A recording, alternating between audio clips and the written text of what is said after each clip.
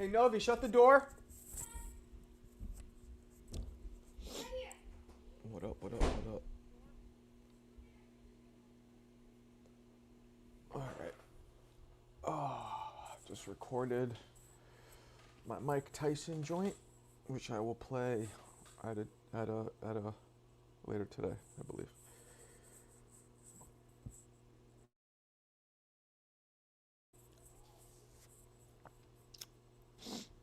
Saludos, Jesús. Saludos. Saludos, Jesús, mi gentes. Sí, claro, señor. Sí, sí, sí, sí, sí. ¿Qué pasó, mi gente? What the deal? Remington Steel. Alright, gotta erase that. What's the deal?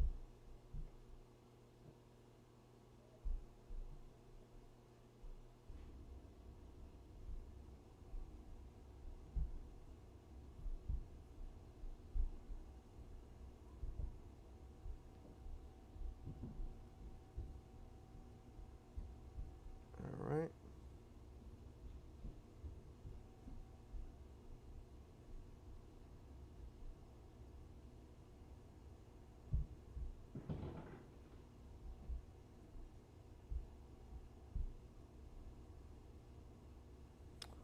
Hold on, sorry, I'm looking for something here.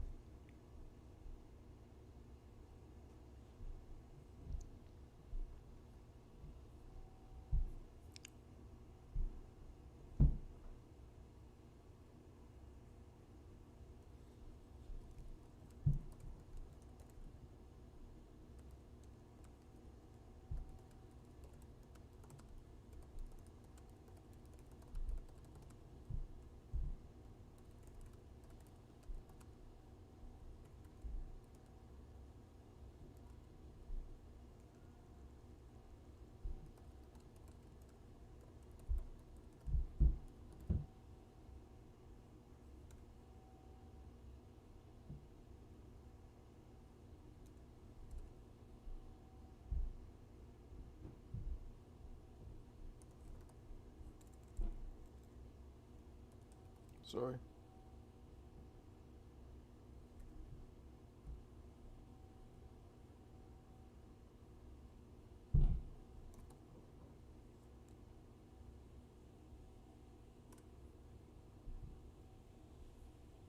Alright. What's going on? Sorry, guys.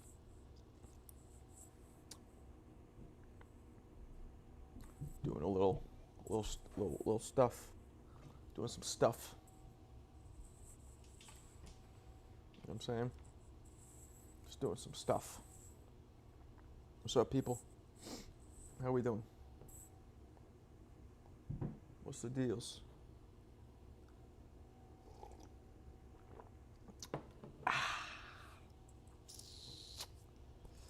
Man.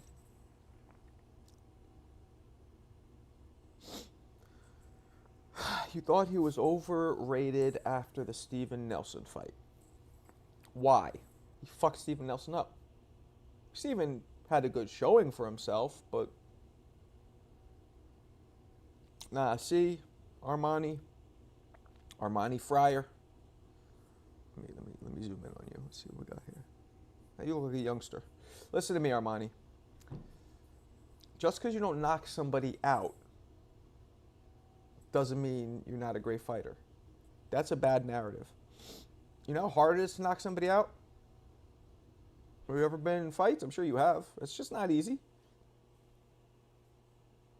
Especially a trained, experienced professional. It's not easy. Where's everybody at? Did he? Okay. Well, you might have a point there. But you could also argue that maybe Pacheco, you know what I'm saying, primed him up, marinated his ass for the cooking that came later. But you could be right. Who beat him in one round? Even Nelson, box rec. Who beat him? He lost to Reiko Santana. When was that? September 13th. And Reiko Santana is not a very not even a hard puncher. Let's see this. Reiko Santana versus Steven. I never even seen that fight. Armani, you putting me up on game, sucker. All right, let's see it. Let's see it. Right, here we go. Let's see. And since I am a partner of the zone, they shouldn't flag me for this, but we'll see. Show me something, Steve. Nelson got to make it a... Santana was taking the measure.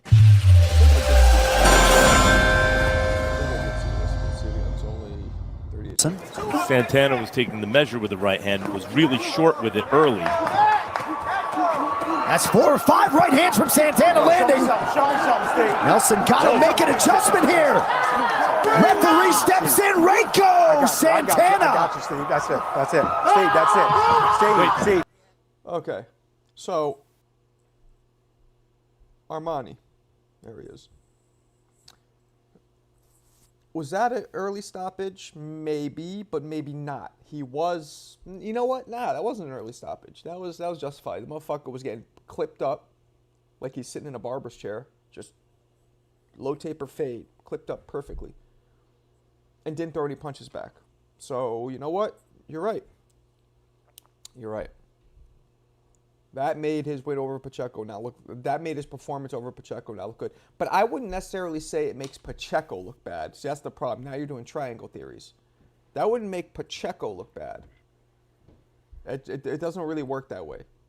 So don't shit on him. He still won. I would, if he lost to Nelson, and then Nelson comes back and gets put in the frying pan by this Cuban dude, then I get what you're saying. But he still won. Win's a win. Win's a win. What's up, OG? OG and Anobi? What's going on? What's up, man? Can you hear me? Mm-hmm. Check this out. Can you hear me? Yeah, I hear you. My wife made this at a pottery class. Huh? My wife made this mug at a pottery class. Kind of dope, right? Yeah, That's fire. Yeah. Oh, you made that? Who made that? That's my wife made it. Who made it? My wife. Oh, she's artiste. She's artistically inclined. Oh, she's a great artist, yeah. Beautiful. It's a little morbid, but it's dope. What's up, Blind Faith? What's up, brother? How you doing today, man? Oh, all right. Got a headache. The sinus infection shit's fucking with me every day, but I'm dealing with it until the surgery. When is that? Other than that, you're good. I'm hoping next week. I'm begging my surgeon. I'm like, yo, I want to have a good Christmas with my family. Can you just knock this shit out? Like, I can't sleep that well. I'm getting constant. Like, it's just like it's. Look, I'm not dying, and it's bearable, but it's like a. It's annoying. But when it gets bad, it's like a 7 or an 8 in like pain and uncomfortability. Like it's just like your head is like everything's about to. It feels like you got the worst cold in the world. Yeah, pressure sinus headache, right? Bad, and then I start getting hot. Yes, sinus headache. Yeah, those are vicious. Bad, not just the headache. Those are vicious, big dog. The pressure. You start feeling like you have a fever, even though you don't. Like I don't actually have a fever, but you start feeling all like, yeah, it's fucked up. So. Yeah, so hopefully that'll be next week. I'm praying. I'm begging this motherfucker. I'm like, yo, I've been on the medication for a month. It's not working. So whose background is that? That background is crazy. That's Shelton. Who do you think? That's me getting. There, I just muted him.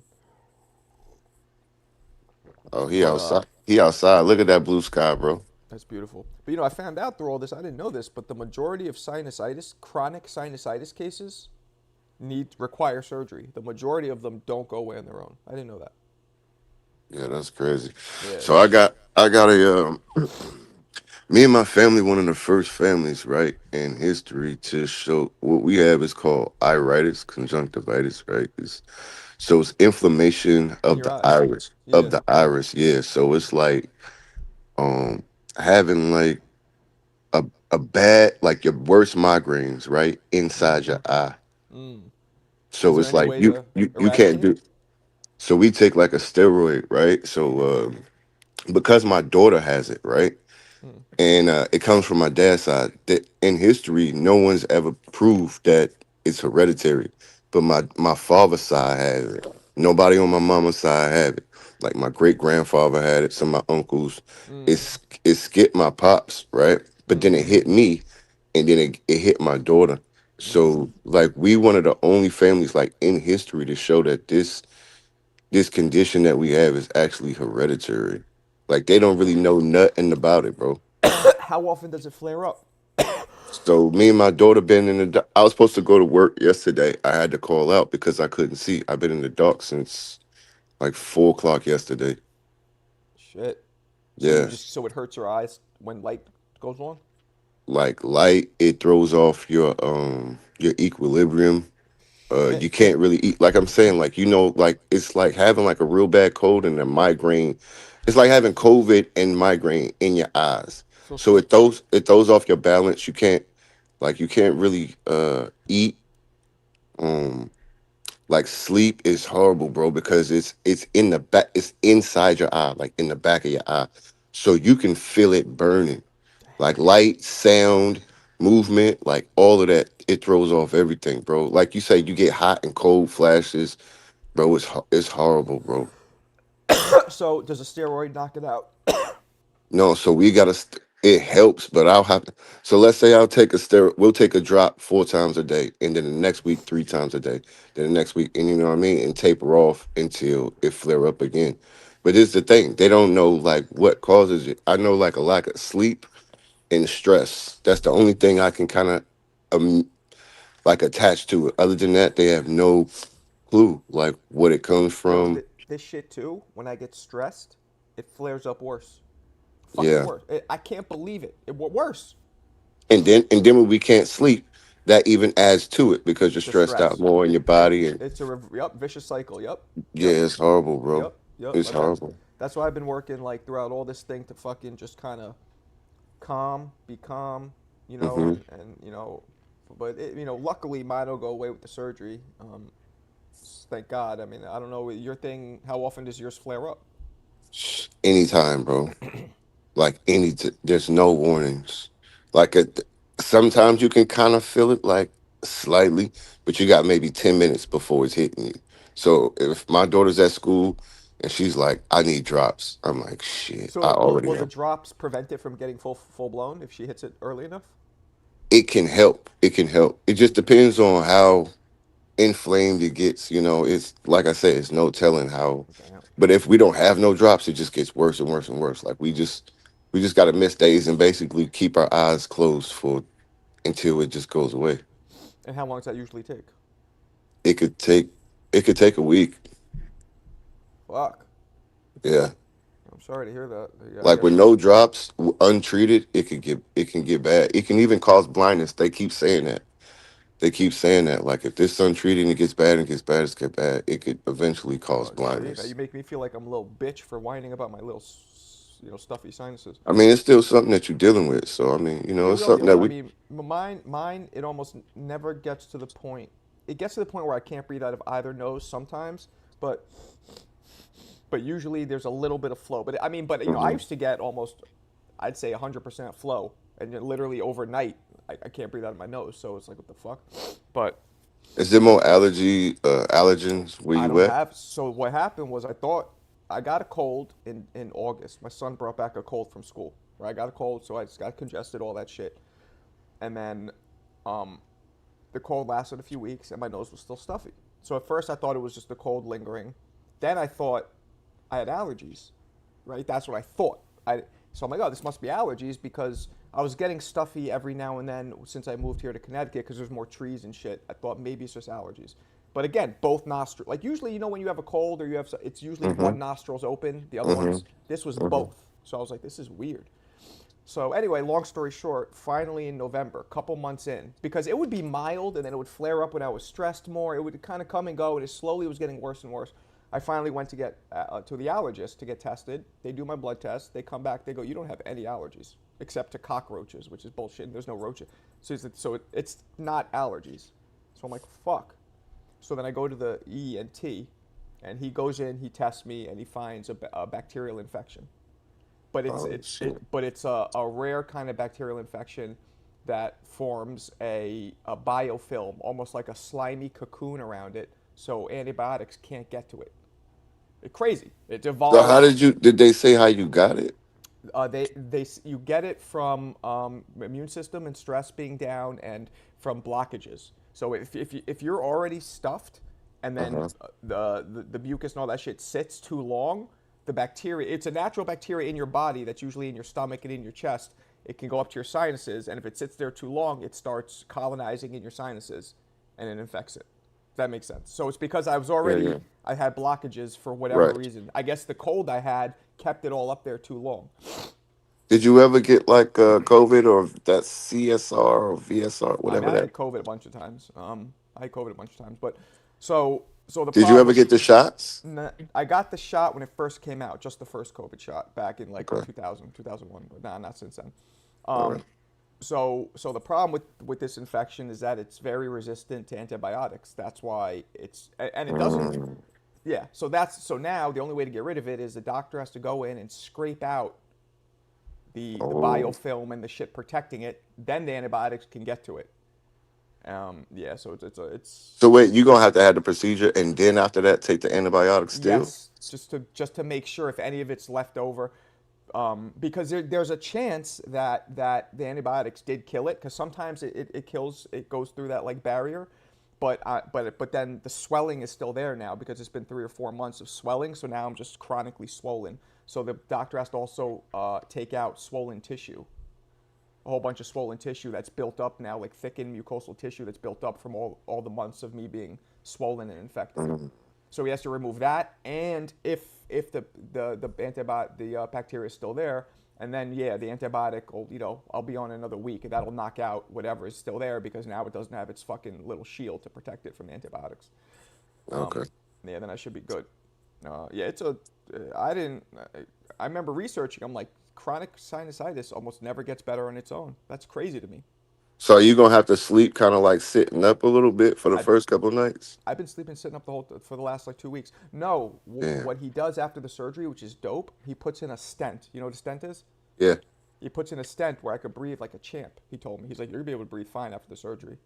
He's like, I put in it's a dissolvable stent, so it helps heal. It Oh, okay. keeps. It's a dissolvable. Yep. Dope. So they don't have to remove it or nothing. It naturally comes out. And the stent has, this is a dope, it's like a new discovery. The stent has steroids in it, so it's also unleashing medicine to reduce Yeah. swelling in your nose. Yeah. Yeah. Yeah. Yeah, Yeah. so I should be Yeah. able to breathe like dope. Yeah, I don't think it'll be a problem. He said it's pretty smooth recovery. So, but I don't give They a gonna fuck. give you a couple pain meds or whatever. I don't. I'd probably not, because you know how they are these days with pain meds. I mean, they might give you damn, a couple or something. Like at least like I don't damn, know if it's gonna hurt. maybe muscle relaxer, just to keep you He told me, eased the the first doctor told nights. me that the pain is pretty minimal from this. That's what he told me. So, So I he's think had it. He's had it. I don't think he's had it done, but he's done over 1,000 of them. So he hears people's feedback. So I guess he just knows that most people don't complain about pain. That's what's up. You're gonna get some amazing sleep, bro. I mean, I've been like mind over matter. Like lately, I've been getting my 8 hours. Even with this, it's just mind over matter. One of my noses, when I go to sleep, one of them is usually open, so that's all I need. Now, Hmm.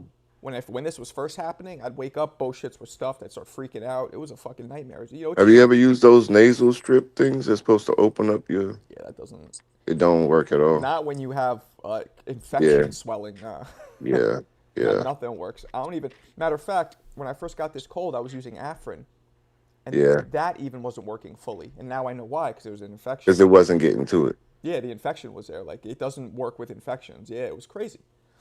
So, Dang. yeah, man, yeah, I can't wait. Like, I can't fucking. I'm literally gonna throw a party after that surgery. This shit has been so fucking annoying.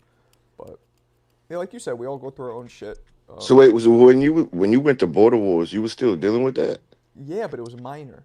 It was minor. It was like, yeah, it was. I thought it was allergies though. I thought it was just allergies. So I was like, it was like, yeah, it was maybe 50% as bad as it got. Funny enough, when I got back from Border Wars is when it got a little worse. But you flew, right? You Yeah, flew? I flew. Mm-hmm. That probably made it worse right there because You you know what? didn't In the know. plane, it didn't bother me. I remember thinking, because the plane sometimes the pressure, it didn't bother me. Maybe it did make it worse, but on the plane itself, I didn't feel it get worse. But yeah, I was at Border Wars with that. It was, it makes you feel, because when you have an infection in you, it kind of makes you feel a little like, oh. Yeah. But yeah, and it got a little worse. Yeah, I was dealing with it then, but I thought it was just fucking allergies. I'll be honest, I'm glad it's not allergies. Like, that would suck having to live your whole life, like, always having, because allergies, there's nothing you could do for it, I don't think there's anything you could do. I mean, they say remove your tonsils and do this and blah, blah, but, I mean. That would suck, though. Picture, like, Yeah, that always. sucks, bro. Yeah. I love boxing. Sorry, guys, we went on a little medical side note, but, this channel isn't just boxing, it's boxing Yeah. in life. It's life, man. Talk. Sometimes you just got to get out some of your stuff, some of the thoughts in your head, so you can think clearly and process the rest of the day, bro.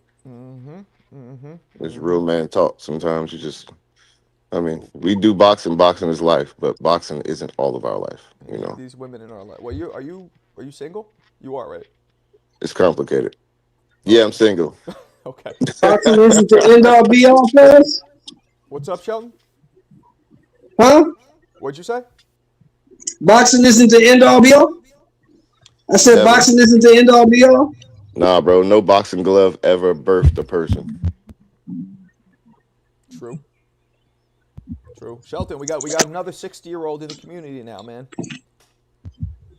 Who's that? Ruben? Yeah, the Puerto Rican dude. Well, Deep Woods. Deep Woods. Yo, that was so dope what he said about his memorabilia and all of that, bro. That was amazing, bro. Yep. We got to see who's older. We got to see who's the real OG in the community. We got to see who's older, Deep Woods or Shelton. I don't know. I think they're both 60. So, where's Deep Woods? I saw your I know thumbnail he said there. Where's the Deep Woods at? Where's he at? He's in New England, in like Vermont or some shit. What's up, Shelton? I saw your thumbnail there, Marco. I saw your thumbnail.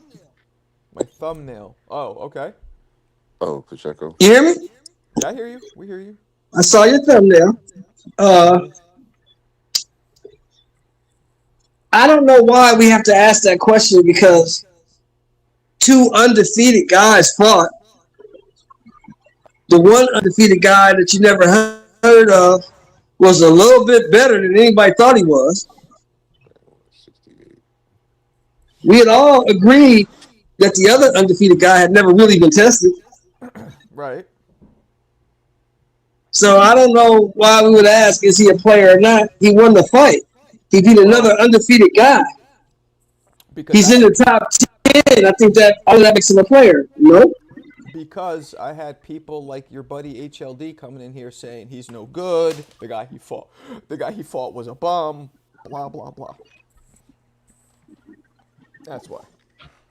What'd you think about the fight, Marco? Well, I thought he looked good. I thought he hits hard. I thought he looked good. I thought he showed good range. I thought he showed good punch resistance. Like, he really didn't have any flaws.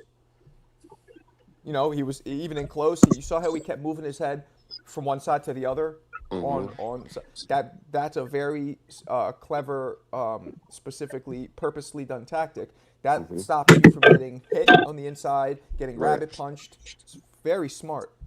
Yeah, he kept his head off the H line. He kept like, when you put your head right here to somebody else, they can't hit you. They could maybe go behind and do it, but nothing of significance can hit you. That's smart. You always want to keep moving your head. Those of you who are fighters or spar, you always want to do that. Keep your head keep almost like your ear touching their ear, and then shift and do the same thing, like that. But what do you think about his opponent? Do I sound really low? My mic? Everybody's saying that. No, you sound all right to me. These guys are saying I sound low. His opponent. Yeah, you sound low, Marco. You're very low. I'm very low. What the fuck? Let me see something.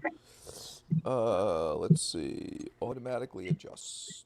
How about everybody else is loud? Is it better? Yeah, the facts. Everybody else seems loud to me, bro. Do I seem loud, Marco? No. Do I seem a little better now? Same shit. You seem the same to me, bro. Like, Shelton's mic is definitely louder than you, though, for sure. everybody else might just be loud. You want to make sure they get their point across. Yeah. See, I think you sound a little bit louder than you do, Marco. Yeah, you Somehow. do. I didn't do anything. I mean, I tried. I don't know. Maybe it's my microphone. It's better when I go close, right? Yeah.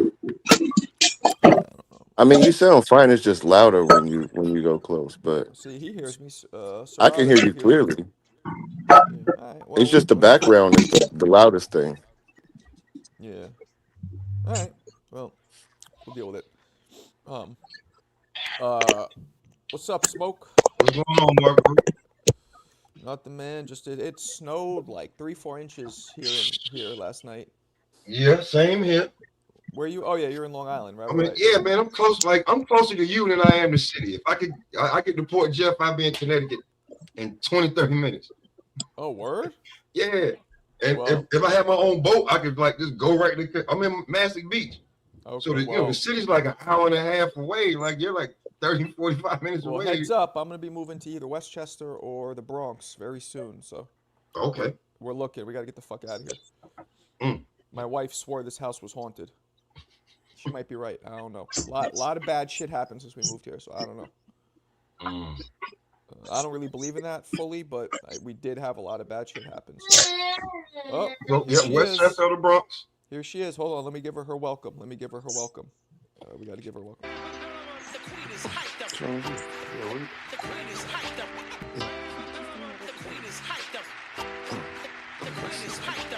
We gotta do something for her. All right. That was her welcome. Welcome, Queen. Salute, Jackie. Please. Some houses are possessed. What you think of the fight, Smoke? Yeah, we all watched it together. You weren't with us bro. last night, Shelton. Hey, You weren't with us. running around doing. I didn't. He's all right, man. Please, I need to go I to. don't know yet. I don't know yet, bro, about Pacheco. Like, I'm not sold on him. He he got all the skills. He got all the talent. I'm just not sold on him yet. I don't know. I don't know.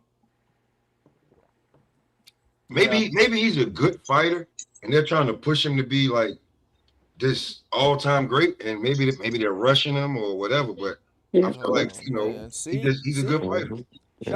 Shelton, you see the screen? This is why I'm asking, is he a player? Because you got people like our buddy E-Rock here. Shout out E-Rock, appreciate you for the extra crispy 5-piece. He says Diego Pacheco is overrated I'm as gonna be fuck. here at 10:30. I think he's rated perfectly. And come on, man. You're supposed to support your fellow Mexicans. What's going on? This fucking guy. She says she's. I mean, he's winning the fights that he's fighting. They keep So saying he should have stayed in the Benavidez camp, but like I don't. Wait, I mean, he was you in can't the say Benavidez that. camp? Yeah, he was in the Benavidez camp, and they saying like he should have stayed. Like I'm just like don't shoot me. I'm just saying what they saying. I wonder how that sparring went with him and Benavidez. I mean, it had to be good. I mean, It's a bunch of them. They black. This should be great work. That should be great work from him. Like Shakur getting great work from Bud. You get a great work from a great champion. Yeah. But what if you up? That's different. What if the chemistry wasn't right there though? Would you stay with a coach in a camp that don't fit what you do? That's not helping you, that's not benefiting you? Would you stay just because of the name? No, that's why Eubanks left Roy Jones and went to Bowman. Because if y'all realize everybody that ever went to Benavidez So why did he left. leave? Outside of David Benavidez and Junior, So none let of the me ask fighters y'all that this. ever went to Benavidez's camp stayed with him. They all left. Everybody. Hold on, CT. Hold on, CT. Let me ask this question. I like this. Do you guys think that he's ready to be a number one guy? Because that's supposedly the reason why he left Benavidez, because he wanted more time spent with him. Am I right? Yo, he looked like he had the whole package. He didn't have the fastest hands, but he still had deep. But everything else looked exceptional. I mean, I could see him giving anybody a run at 68. You know, him and Shiraz should square off. That'd be the Twin Towers, man. They need to face off. Why are people so sold on Shiraz for beating Edgar Berlanga? Why are people so sold on him? Because how hard his punches looked when he did it. You know, now you're right though, because he didn't look that good in the other fight. So No, Carlos Adames messed up the money. yeah. Let me answer this question. My single favorite music artist ever, and now this I'm gonna answer this, and maybe I'll even put up a picture. Not only is Any my genre? Whoa. yeah, I mean, look, I'm a hip hop dude, right? Mm-hmm. So let me see if I could find Is it this. Tupac? But you can't deny what some country artists did, some pop artists, heavy metal, like Right, Ozzy Osbourne is right, respected around my way. So you know what I'm right. saying? You people we be joking, screaming out Oliver, or they just be joking. So that's show you Famous. um, I'm gonna so I'm See, gonna show you guys. now everybody, the man. most you That, said your favorite. My He favorite said your music favorite artist, artist ever. music Yeah. artist, music artist music, ever, any genre. any genre, music. For me, Stevie Wonder. Stevie Wonder. Ooh, That's Wow. okay. you can't lose with that. You can't lose. Only thing you can Boy, say about Stevie boy, wonder. is that he really ain't blind. He been fooling niggas for a long time because every time something happens, Stevie know where the exit is.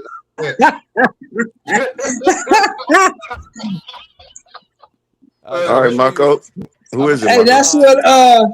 I'm gonna show you mine right that's what now. Charlie Murphy said. Charlie Murphy said that nigga ain't Oh, let blind. me let me read the super Charlie Murphy chats. said that nigga ain't blind, man. Diego Pacheco will duck Shiraz. Original recipe 5-piece. Thank you, sir. Yo, he does not He like hates him. he paying money for us to make sure he know he don't like Here we go. This is my favorite. This is my favorite music artist of all time. I believe he is the greatest in his genre of all time. And friend I of can't mine. hear you, bro. All I hear is background. I ain't gonna lie, bro. All right, hold on. You might, yeah. This is my favorite artist of all time. This is who I think is also the greatest artist of his genre. And friend of mine, he's actually a huge boxing fan. Boom. That's my favorite of all time. Big Daddy Kane. Oh, respect. Big Respect. Daddy Kane. That's my Respect. favorite of all time, right there. The Respect. smoothest lyricist ever, Mr. Big That's Daddy my Kane. Now look, I know guys like Michael Jackson or better, blah blah blah. But for me, like Kane is my shit, and he's a That's huge not what we boxer. asked. He didn't ask to be objective. He said your favorite, and if Right. your favorite Big Daddy Kane, can't nobody deny that. We don't That's get what it is. a lot of rappers if we don't have Big Daddy Kane and Rakim. And It that is. where you come from, and your time, it's either Big Daddy Kane or Rakim. Who the fuck Yo, is Jason Jackie's Derulo? wild. Who is that?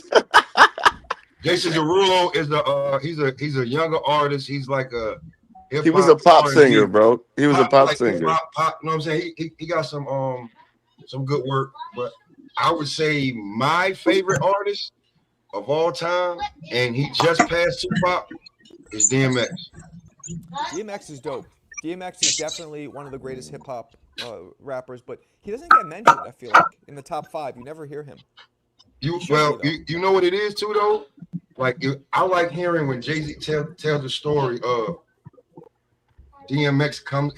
The entrance, he's growling. He drops the song.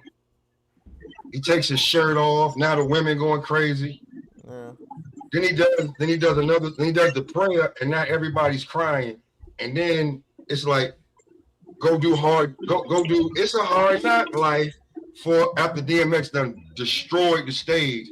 And now it's like, come out there and do this. So Yeah, one of the dopest things I've seen was when DMX did Woodstock '99, and he oh my had God, Marco. 100,000 People people. don't understand the magnitude. They don't even have Woodstock anymore. Yeah. He filled out like, I don't know who's ever been like drove past it, but it take a little while to drive past Woodstock. You just don't go past it. Woodstock was right near Catskill, New York, where Yes. I lived, and was trained by Kevin Rooney. So, yeah, we drove through there a few times. I hate to Bro, live that out there. field, he feel that you could, as people as far as the eye can see, I heard it was 75,000. And that was just estimated. Ooh, Sade. Joaquin, the young buck, talking about Oh Sade is man, dope. nah man. Sade almost messed up Nas like Erykah Badu almost messed up Common and them. Hey, don't do that. Don't do that. Don't do that. Nah, you know I ain't lying. That's why you said don't do that. Hey man, look, it's certain queens No, out here man, that we just can't have a we can't go around. hold on. It's certain queens that just have a certain aura. He also messed with Khalees. Khalees messed him up. Sade elevated him. Wait, Sade dated Nas? Yeah, yeah, No, you yeah, gotta turn that yeah, around. yeah. Nas dated Sade. Yeah, When she was snatched. this? Yeah, She's a she lot snatched older up than the me. No, shot. hold on, both of y'all, hold on. We cannot blame Sade because Nas is tender. We can't That's what blame I Sade for said. that. I said you gotta blame Nas is tender. Khalees. Hold on, but they must be at least 15 years apart, No, no? he's tender. No, Nas is known to be a tender now. He's tender. Hold on. Yeah, Sade is yes, Come on, 59. yes, bro. Now, Tupac had Nas tender, man. Madonna. Go look, man. yeah, Marco. Yo, Tupac they had are Madonna. 14 years. Q-Tip had Janet The one Jackson. thing about Guys, Pac, though, the guys, one they're thing No, to say about 14 Pac, years apart hold in on, Pac hold was on, age. hold tender. on, Hold on. Was not Go tender. ahead, Marco. 14 years apart in age. That's weird. She, But hey, Marco, Marco, come on now. Marco. What? Listen, it's only internet now. They've been playing Cougar for a long time. You act like you don't know that. I didn't know that. No, I didn't know he fucked with Sade. I had no Yeah, idea. yeah. And then he had his baby mama. That's when he had the Jay-Z drama. Then he got with Khalees. She tried to spend all his money, Well, and Khalees now he didn't good Khalees now. allege that he used to like slap her up? Who? No, like every time a woman is not winning, she say he hit me. I'll be real with y'all. I don't watch TV like that. I watch every body cam, and when the stories don't work, and the police be like, "Nah, it's not working." Well, he hit me yesterday. He hit me yesterday. What you Well, mean? look, first of all, let me ask Marco a question. Marco, you heard the term tender, right? You know what that means, don't you? Of course. You know what that term means, right? Yes. Okay. Well, that's Nas's fault that he tender like that. You know what I mean? One thing about Pac, we can say a lot of things about Tupac, but Tupac wasn't tender. He wasn't tender like that. He can rap, Mr. Shelton. Tupac hit him and move on. Nas can rap. Nas top 2, top 3 lyricists ever. Don't you He's be still talking about tender. What that got to do with him being tender? What that got to do with him being tender, man? nothing. He can rap though, and you leave him alone. Just like Beyonce told me to leave Sade alone, you leave Nas alone. And that's wild, Shelton, because you know if you had Sade in front of you staring with those mesmeric eyes, bro, you wouldn't even know what to say. You gotta relax. Listen, blind faith. Let me tell you something that I have learned, brother. Let me tell you something that I've learned, brother. At 60 years old. Now, y'all need to listen to this and listen good. At 60 years old, I've learned this. Once you hit them, they all the same. The chase is the most important part. Come on, Once you catch them, Shelton, I get that, but you're talking Sade, bro. You not just walking up to Sade, snapping your fingers, and she's coming. Come on, don't play that. Blind faith, I'm telling you this. no, I ain't saying that. I'm not saying snapping my fingers. I'm not saying that. You just heard me say the chase is the most exhilarating, the most exciting part. But once you hit, they come with the same problems. I need this. I want this. Why you ain't talking to me? They all do the same thing. They get on your motherfucking nerves. You gotta really like them. You gotta really like a woman to be with a woman long term. Y'all gotta be compatible. Y'all gotta have things in common because you gonna like a whole lot of chicks, but after you hit them and they get to talking, you probably not gonna like them no more. You be like, why am I here? I'm just telling you the truth. Here's the thing with Sade and Erykah Badu. They get into your soul first. That's the problem. So they get in your soul and your spirit and your spirit and your mind. What you got to do with them women is you can't be around them. Whenever they show up, you got to bounce like Scrappy did when Bambi show up on Love Hip Hop. You got to be like, hey, man, I'm out. You hit the deuces. I don't care how much fun you was having. It's time to go. Time to go. If you look at her and she start talking, everything you said went out the window. And here's the other part that you guys ain't looking at. Here's the other part you guys ain't looking at. She may not have liked him like that. She may be like, yeah, okay. Okay, time to go. She may not have liked him like that. No, I'm just saying, when you wake up in the morning, you be like, God damn it, what I did.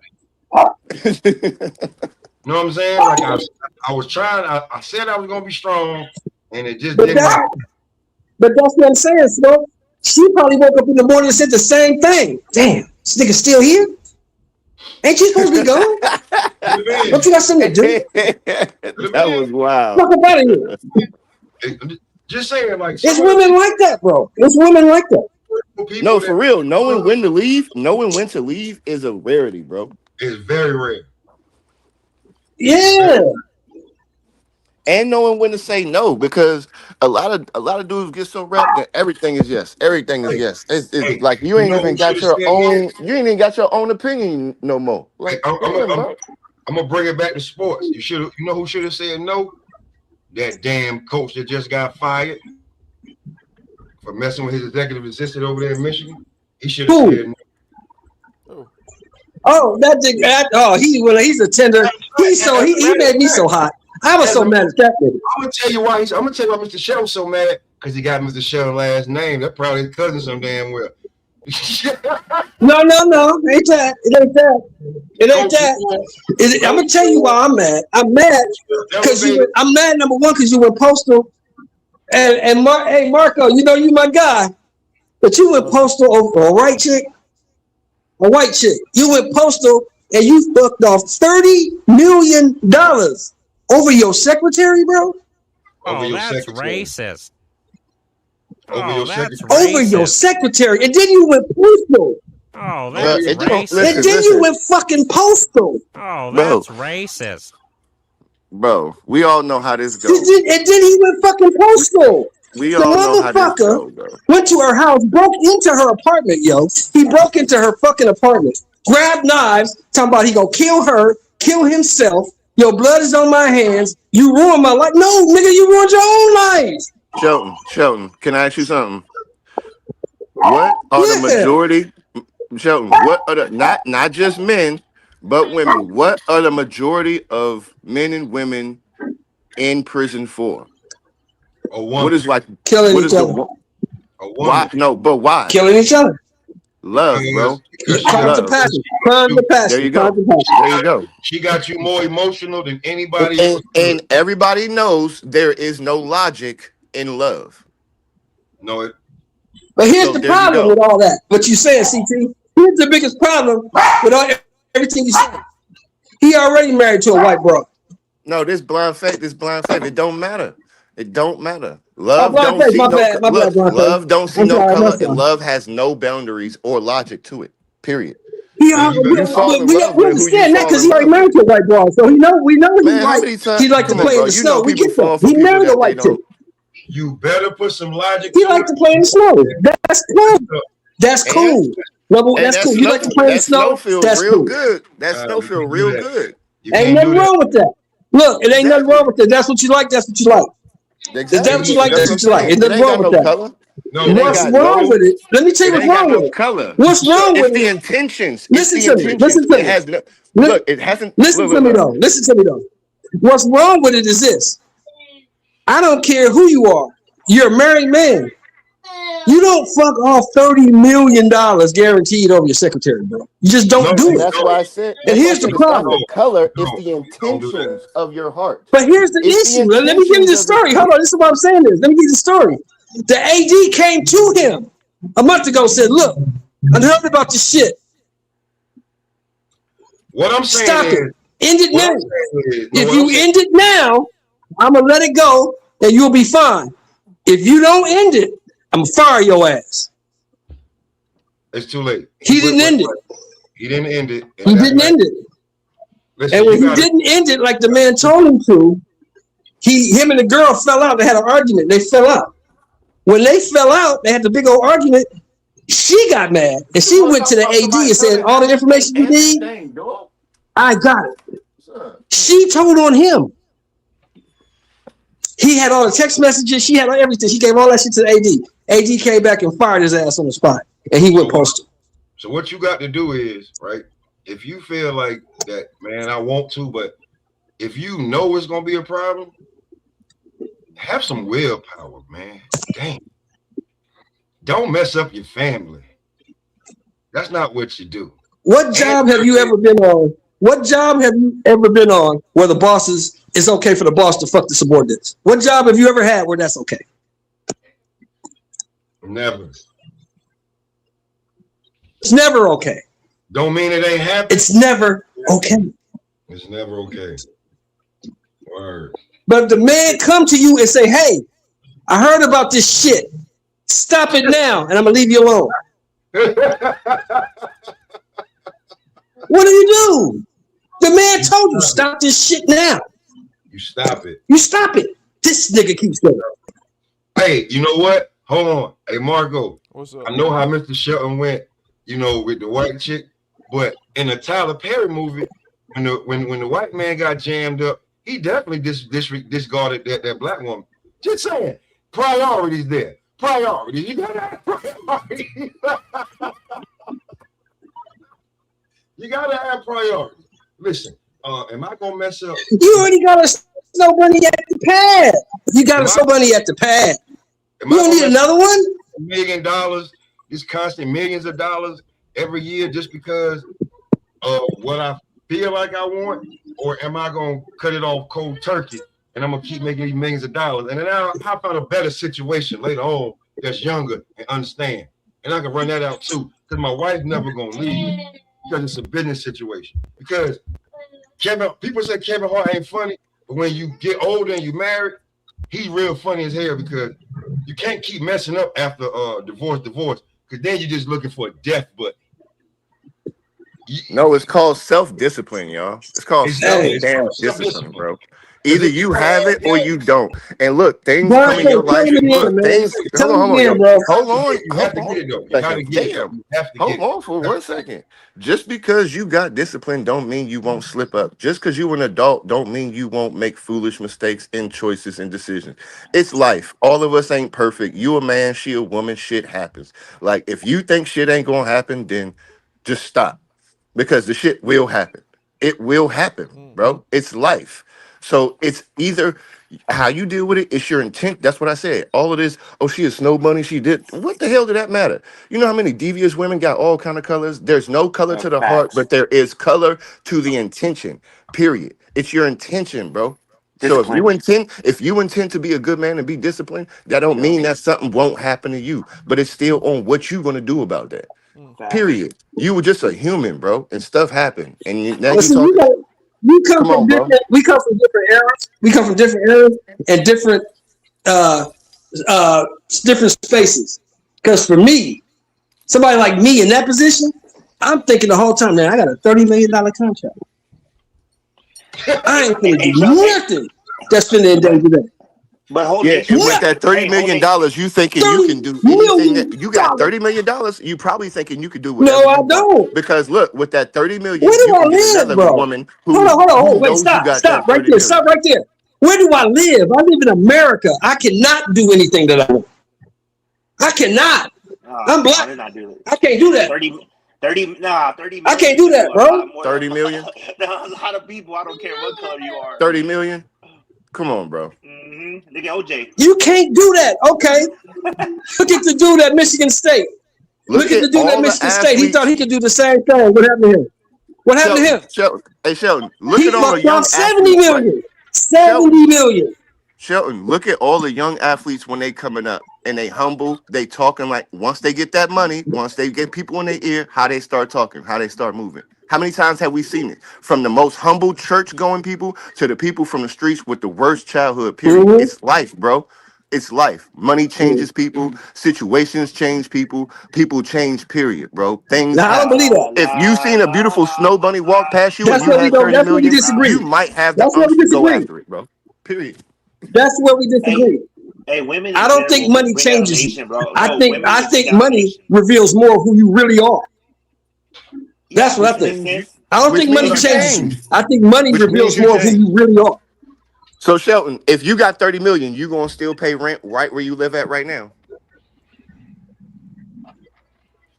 Nah, probably not. If you Sheldon, if you got $30 million tomorrow, are you gonna stay living where you're at right now and do the same job? He's a ratchet cook. Oh, well, right now, hold on, wait, stop.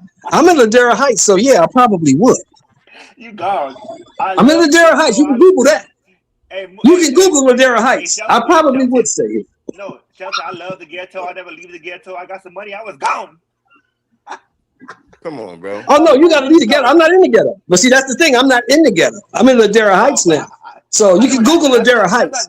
I probably would stay here. That's middle class. But That's middle class. That's not ghetto. It's not middle. It's middle yeah, class. y'all probably would stay here. And one huge but thing the you hood, forgetting, no, I'm Sheldon. out. Hey, Sheldon, one thing, even if one thing that you forgetting is a lot of people when you get money, it ain't always you that change. It's the people around you. Oh, now that I agree with. That I agree with. That I wholeheartedly agree with. Who's to say Medusa didn't You gotta come into move. his You right. life and You gotta seduce him? move. You gotta move to get away from these motherfuckers. You gotta get away from these motherfuckers. You right. You gotta get away from them. Yeah, look at Samson. They You cut Samson's whole hair off and shit because of a woman, bro. Everything will fall, bro. You gotta be careful and pick the right one, bro. That's it. Yeah, you get 30 That's even million. with your friends. You That's with your friends, your associates, your co-workers, anything. If you happen to get, you got to watch anybody, bro. You could just be somebody who has good energy, and people will come around and just try to take your energy because they know you got good energy. True. You know, you gotta do. People wonder why. People wonder why Snoop and Dre and all these dudes had such longevity. You know why they still around? Because they left. They got the fuck on. Hey, people always say, why are people hating on me? Why are people hating on me? I said they hated on Jesus, bro. So it's all right. Man, if they ain't that's fact. you ain't got 3 haters a day, you ain't doing enough. You supposed to have at least 3 haters a day, bro. Yeah, you ain't doing something right. You ain't got no hater, man. If you ain't got no haters, you ain't doing something right. No, but you know, like you said earlier, you're absolutely right. If you get $30 million, now you got to move around with other motherfuckers with $30 million. Yeah, you got to move over there where they at. You can't stay with you. No, not necessarily. You just got to watch the intentions of who you have around. Nah, hey, listen, I'll tell y'all this, man, because y'all talking about this. I'm a country boy. I tell y'all this. I'm about to buy about 5 acres. I'm about to build me a compound around my house. Oh, that's cool. And I don't need nobody near me. That's why I'm going to do my damn $30 million. If you come to my spot, I invited you. Hey, pull up. I told you to pull up because I can see you from down the road. And I'm going back to North Carolina. And, hey, I'm going to that car, and I don't know you. Gotta know everybody. Hey man, you're gonna feel some rounds gonna go through that windshield. You not supposed to be on this property. Hey, somebody said they're gonna move to Carmel, California. You can be there with Clint Eastwood. Clint Eastwood is the president over there. I'm just saying, man. Like different strokes for different folks. Like if Marky get $30 million, ain't no telling what Marky gonna move. What he gonna do? I know I'm going back down south. I'm gonna get me about 5 to 10 acres. It's gonna be mine. I'm building a compound around it. And if I do not know you, you're not supposed to be on this property. You will be shot. Damn. Hey, $30 million. I'm gonna be like Eddie from Coming to America. I'm gonna have people throwing rose petals and shit. I ain't gonna do that, man. But I'm just saying, like, I make it on some Brock Lesnar shit. Like, I'm my own. I don't need you around. And when I see you, I see you. I keep my own counsel. I'm good with that. I don't need everybody. Hey, look at me. I got 30 mil, and you just gonna turn you gonna hang around me long enough to chip it down to 20, and then you gonna be like, all right, he broke. Then here come another set. Nah, I don't need none of y'all. And what do you want me to do? Sit on the TV? Whatever. Hey, I'm gonna give you an example. I know it's a harsh one, but it's real. That Nipsey tried to stay. You see what happened to him, right? Ow. Who? Oh, Nipsey. Yeah, didn't end up well for Nipsey, unfortunately. Yeah, Nipsey tried to stay. You can't stay, man. You gotta go. He tried, man. What up, Low? Yeah. Wait. What was that about Nipsey? What was that about Nipsey, bro? What up, Marco? Nipsey Hussle tried to stay. He tried to stay in the hood. Big level. He bought businesses in the hood. He bought a corner in the hood. He tried to stay in the hood. You can't stay. You gotta go. That's deeper than that, bro. Don't do that. Yeah, bro. I go deeper. No, but he tried to help his people though, bro, in the hood and wrong people and it's about keeping people. If he would have left, yeah. If he would have left and been away from there, it never would have happened. He wouldn't have been there. He got to get out of the hood. You can't stay connected. Look, you can't. You know this. In order to reach the youth, they have to see you. They have to be able to touch you. They have to. To know the youth. Hold on 1 second. Hold on, because what he was doing was turning negative into positive, and now we know the history. Just not in the black communities. We know the history of when you doing something good, when you doing something they don't want you to know, when you showing, oh, you don't got to go to the doctors, when you doing something positive for the people, for anybody. I ain't gonna just say the hood, for anybody, you get certain eyes on you. You get certain eyes on you. Certain people don't want prosperity, bro. Certain people don't want the best. There's a lot of people out here who perpetuate the But you worst gotta, and but what you negativity gotta remember so is that this this: stuff can keep Snoop, spinning. Dre, all these other dudes did the same thing. They're gone. They all did the same thing he did, but they did it from a distance. Do you He not stayed in remember the murder hood. was the case? You Do you can't not stay. remember murder was the case? They tried to do the same thing with Snoop. He You got can't lucky. stay. And what did he do? And what did he do? And what did he do? He boned out. He got away from here. You have to get away. You have to get away, bro. You can't stay. You can't have money like that and stay in the hood. You can't, because the hood don't love you like that. I don't care what nobody say. The hood don't love you like that. You make a conscientious decision to stay there, and you're gonna be murdered, or you're gonna ride it out. Whatever happens. I'll say this. I'll say this. Just like y'all talking about that over there on the West Coast, bro. It's so many East Coast rappers that was about to pop that didn't move. Pop like, Smoke, bro, man. R.I.P. like, him too. I mean, I'll take it back to Stack Bundles. Oh, Stack Bundles, yeah, I remember that. Stack Bundles was still living in an apartment, bro. That's like when they got your routine, bro, from all over. Mo3, bro. When you don't leave, it's something like that, bro. Or if you ain't gotta leave the whole state, but you gotta move far away enough that niggas can't get to you. They ain't never move in silence, man. Move in silence, bro. You pop out when you can. Yes, it's the way you move, yeah. But you just can't have them like knowing where you at and you move in a certain type of way. You gotta start knowing who you are as a person. That Pop Smoke one hit me hard, man. I mean, but look. I know we talk about the hood, but what I'm saying is it go deeper than that, because they do whatever you about to say, they clip that. What we talking about, man? We're talking about Benavidez beating the shit out of Bud. Let's set that up. That fight's never gonna happen, man. No, we ain't talking about no dumb shit like that. We talking about when you get some money, you get real money. No, you gotta leave the hood. You gotta get away. Once you start coming up and making it, you can't stay in the hood because motherfuckers gonna get at you. Bud don't want no smoke with Benavidez.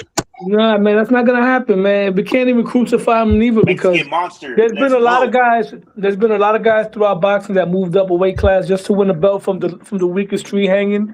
Not that I'm saying Canelo's the weakest tree hanging, but there's been a lot of guys that moved up, took a belt, and then went back down.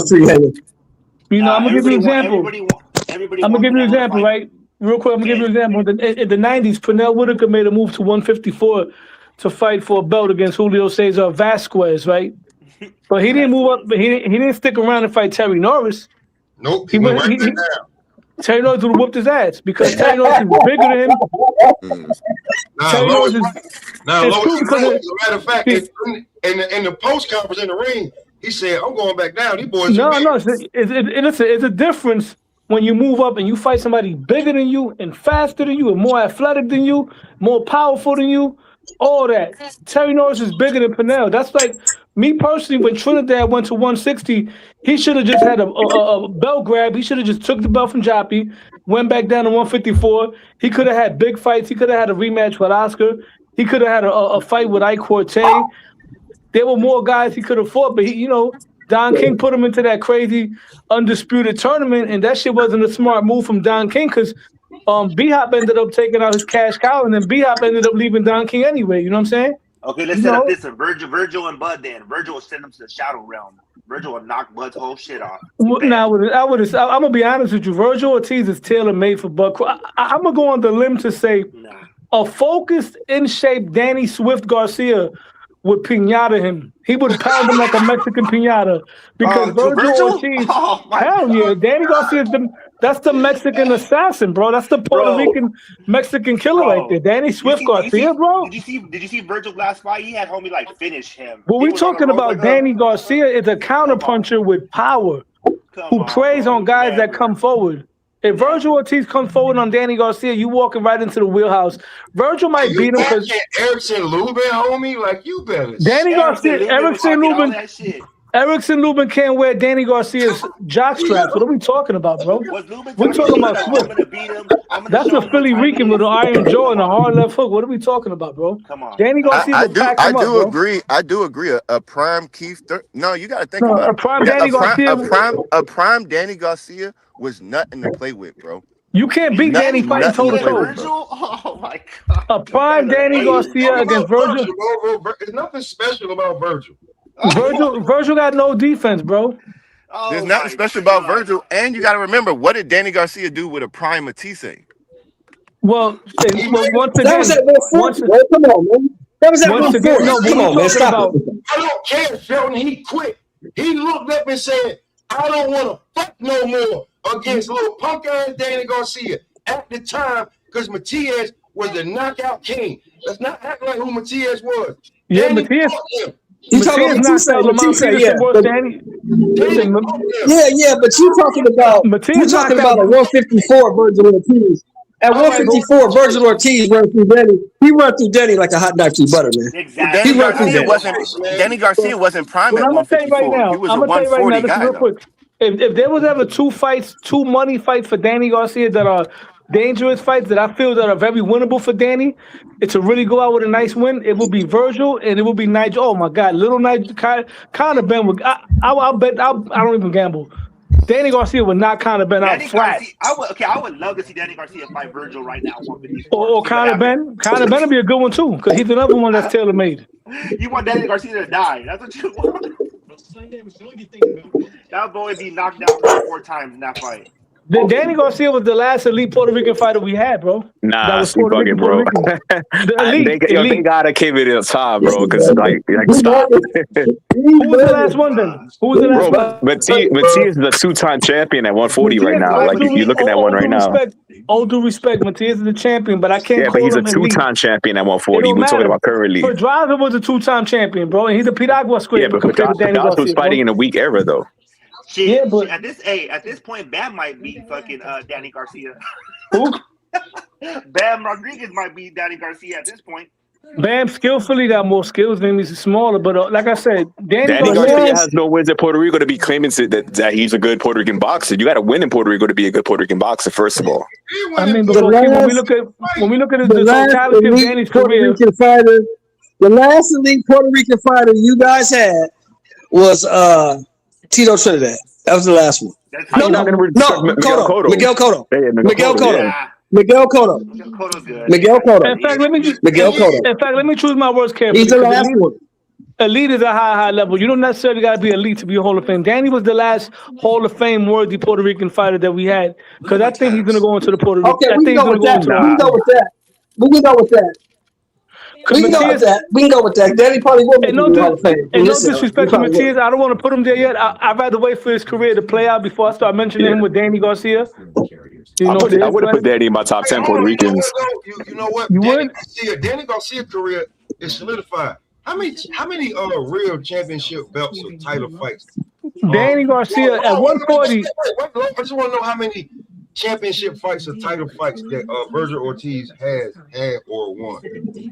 I mean, once again, we can't compare Virgil's career with Danny's career as far as the career wise. I'm just talking about fighting, like right now. Fuck all that. Man, Danny Garcia in shape, focused, in my opinion, would be Virgil Ortiz.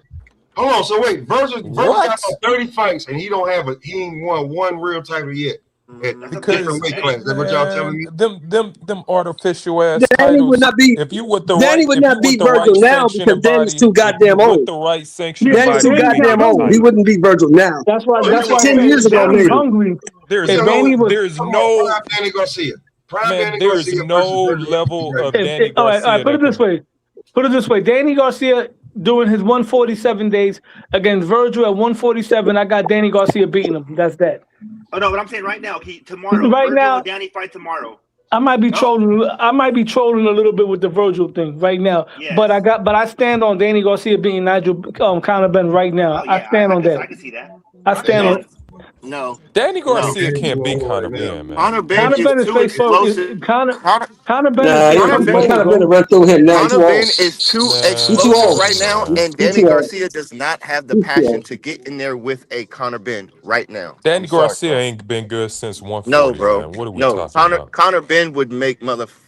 Menudo. He's too old now. He would make Menudo out of Danny Garcia.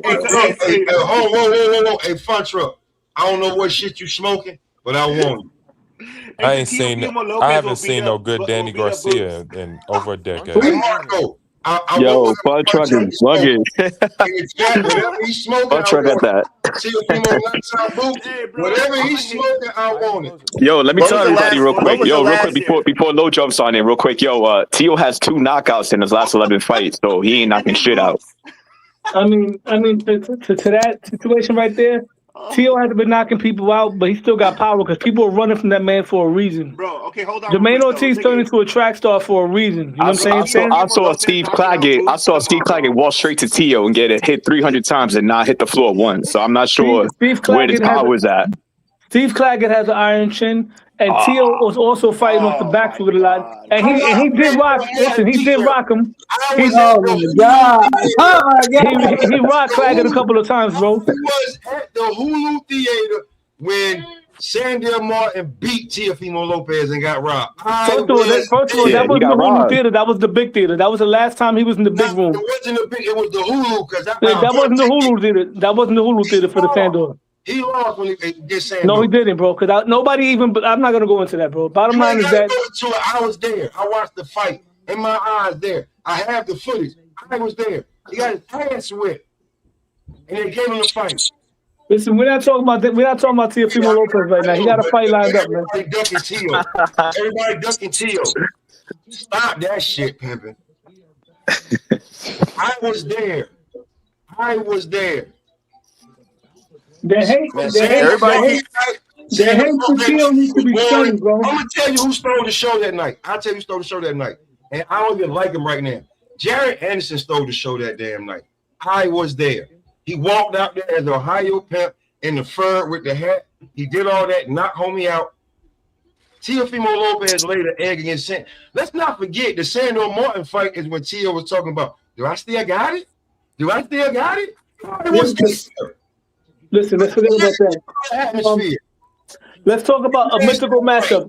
Who wins? Listen, who wins? Don't tell me Tio got he the boogeyman. Listen, Prime ain't ducking Tio. Okay, I got a question. Prime for Prime at 140. Prime for Prime 140. Josh Taylor in his prime that became undisputed against Danny Garcia. That's a good one. Danny Garcia. Danny knocks him out. I think Josh Taylor is one of the most overrated 140s of all time. You guys think about it. Hey, Koki, a no-look left hook puts Josh Taylor on the damn canvas for the 10th count. I think Sandor Martin hurts Taylor too. Man, I don't know, man. The way Danny looked against Herrera, I don't know, man.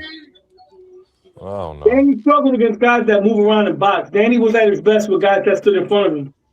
Yeah, Josh Taylor wasn't gonna stand in front of him. So Earl Spence stood right in front of him. How did that go? Koki, what about this one? Danny Garcia at 140 versus Tio at 140. Without being Puerto Rican bias. Keep it real. I think Tio would have fucked Danny Garcia. I think Tio got too much speed. He got too much speed.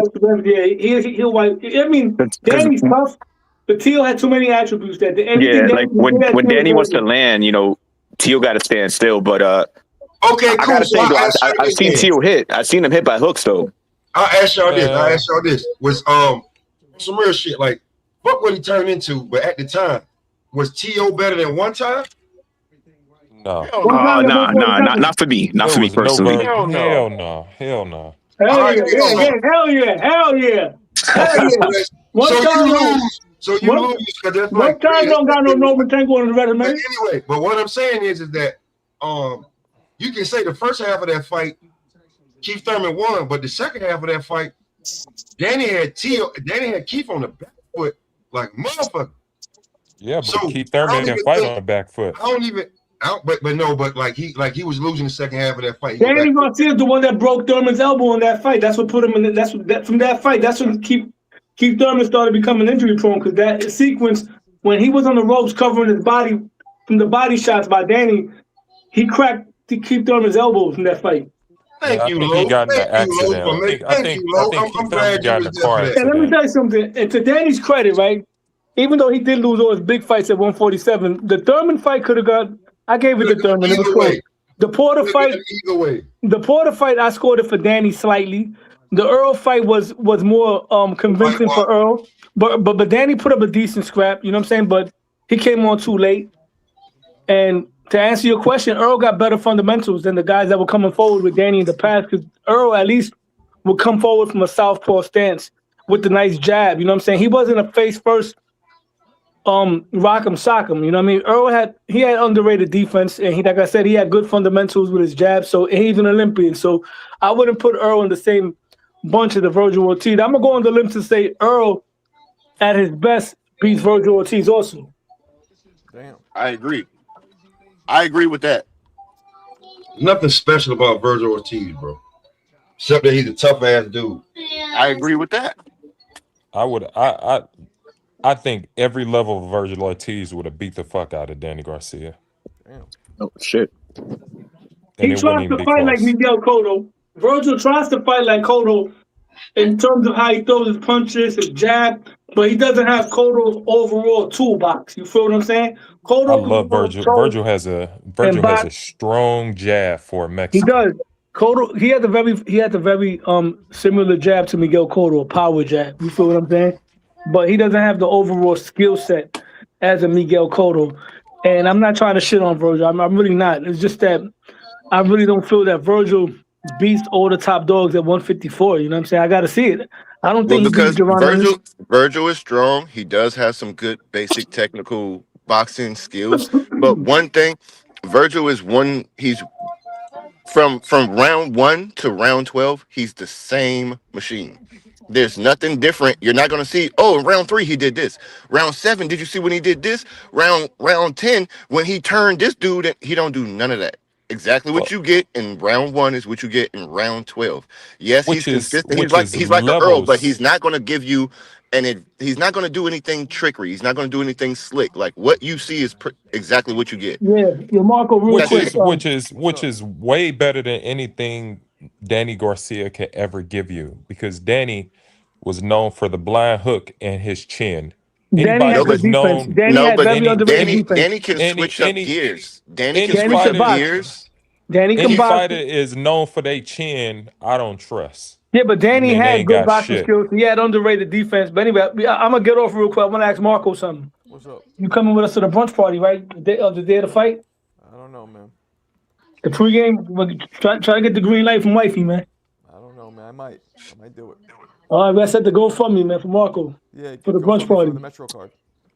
Let's go. Yo, you have a good one. Lo, try to get HLD in there so we can jump him. HLD. I don't even know what he looks like yet, man. Nah, don't tell him I'm coming though. Just tell him that was the all TO party. That's my crazy uncle. And actually, not everybody there is gonna be a TO guy. You know what I'm saying? He's a mixed crowd. There's a lot of Shakur fans out there. Yeah, we got my boy, what's his name? Star Chaser is the Devin Haney guy, you know what I mean? Two Tone is anybody guy, you know what I'm saying? And, you know, I'm a T.O. guy. There's going to be a few of us there, so it's going to be a mixed crowd as far as... Yo, Lo, the vibe I'm getting around New York is like it's split between T.O. and it's split between Shakur. Well, I doubt it because we've seen Shakur get booed in arenas before. We've never seen that happen to T.O. T.O.'s hate usually comes from YouTubers, you know what I'm saying, from the YouTube community. But if you ever go to the fights, he doesn't get booed until he says something stupid. Like after he lost to Kambosos, he talked crazy. After he lost to after he had that fight with what's his name, Jermaine Ortiz, he started talking crazy. Other than that, in the ring, he gets cheered all the time, bro. This is not people want to see action and skills at the end of the day. My gym is split up with him though. Like our guys picking T.O., guys picking Shakur. It's all good, man. Like I said, it's gonna be a great event. How y'all feel about that though? T.O. versus, because to me personally, I feel like T.O. has won the first round, but when it comes to boxing, he won the press conference, even though it's kind of cringy, and he smoked Shakur in the interview with Mr. Versace. Well, I don't really put too much emphasis on stuff like that because I've seen a lot of guys not look good. And like 90% mental though, Lo. Boxing is 90% mental. Huh? That's true. I'm gonna give you. I'm gonna give you an example. Marco, boxing is 90% mental. That's what they say, right? Yeah, okay. But once the bell rings, already in his head telling Shakur that he's slow mentally. And a lot of people, but what Shakur keeps saying to that, bro, your pop can't fight with you. Those words can't fight with you. That ref, that commentary, that reporter, none of them going to fight for you. It's me and you in that ring. And that's one thing Shakur keeps saying. That's one thing he keeps saying. You cannot tag Keyshawn in, Blackface. This is not wrestling. You cannot tag Keyshawn in. You cannot tag Bud in either. Exactly. Badass Billy Gunn. He didn't bring up Keyshawn. He didn't bring up Bud. He said, "I'm here by myself." I'm gonna tell you this right now. Keyshawn was standing right behind T.O. Keyshawn was right behind T.O. Yeah. In that interview, Keyshawn was standing right behind T.O. So listen to what you're saying. Where is Keyshawn standing behind? Who? He was standing behind him doesn't mean he was room for T.O. He was in the room. No, this is your point. Why Who's he standing behind? No, I'm using your point. Who is Keyshawn standing behind? He's not trying to be the backup. He's just there. Of course, they got people there, but he's saying, "I'm here by myself." You got your pop talking. You got these. Nah, bro. Listen, all I'm trying to tell you is what Shakur is saying. All of this talk. Listen. I'm not saying you wrong. All I'm saying is the one thing Shakur keeps saying is they can't fight for you. We're gonna get in the ring, and I'm gonna show you. Period. So yeah, they can win press conferences and you can show up with a book and you can say all of this weird shit. Cool, great. You saved the press conference. What's going to happen in the ring? None of that shit matters. All of that shit going to go to air once I beat your ass. That's what he's saying. Salute to Eric Gomez in the chat. I agree. Mr. Versace, that little short dude, I think he's cringe also, but that's his platform. So, That's his platform. At the end of the day, both of those guys know what they're facing. Both of those fighters respect each other's skill set. They're not acting like the way trolls are on YouTube. They're not diminishing each other. They're not saying, "Oh, Cambosa's this and all that." Right. Shakur knows that wasn't T.O. in the ring that night. And T.O. knows that Shakur is a great fighter himself. These guys respect each other. They don't put each other down. They know they're in there with the truth. So we got to stop diminishing fighters because when our favorite fighters win and we keep diminishing the other guy, then you're opening the door for somebody to take away credit. You know what I'm saying? Let's stop calling them bums. No, Lo. What I'm saying is that I don't think this fight is going to go how a lot of people think, and it's going to be a way better fight. But here is the thing about boxing. They're not fighting in the Hulu this time. Y'all do know that, right? MSG. They fighting in the big room. The big room is 19 to 30,000. So you're gonna have to do more than just be in the ring doing it. You're gonna have to sell this fight, bro. Because I'll be real with you, I go out in the world, and when I ask people about, you know that T.O. and Shakur getting ready to fight, they asking me who the hell is that? Bruh, the fight just got announced like a week ago. What are we doing? Bro, when I just say T.O. and Shakur, you should already know those guys. Hey, but this is the thing. That's not on us. We the ones. I live in New York. It don't. It's 100 million people live in New York. Like, of course, like you don't even need, bro. You talking about 30,000 people to fill out a room when it's 100 million people. And listen, boxing is a niche sport. Let's be realistic. There's not that many big stars right now anymore like that. You know what I mean? This is not. You don't even. Bro, I'm telling you right now, it's gonna be hard for them to sell 19,000 out of. No, it's not, man. Not in New York. What are we talking about? All right, cool. Do you live in Get New York? That shit out of here, man. There's people who are flying spend enough time in New York. New York. Do you live here? I don't care, man. I know the population. The numbers is the numbers. It don't matter if I live there. It don't matter. The numbers are the numbers. How I'm gonna tell you about where you live, and I ain't never lived there. I'm telling you because the numbers say the numbers. I don't give a fuck where you live at. It don't matter where you live, brother. Do you live here? It don't matter where you live. Do you live here? Are you a statistician? I'm asking you. Are you a mathematician? I'm asking you, do you live here?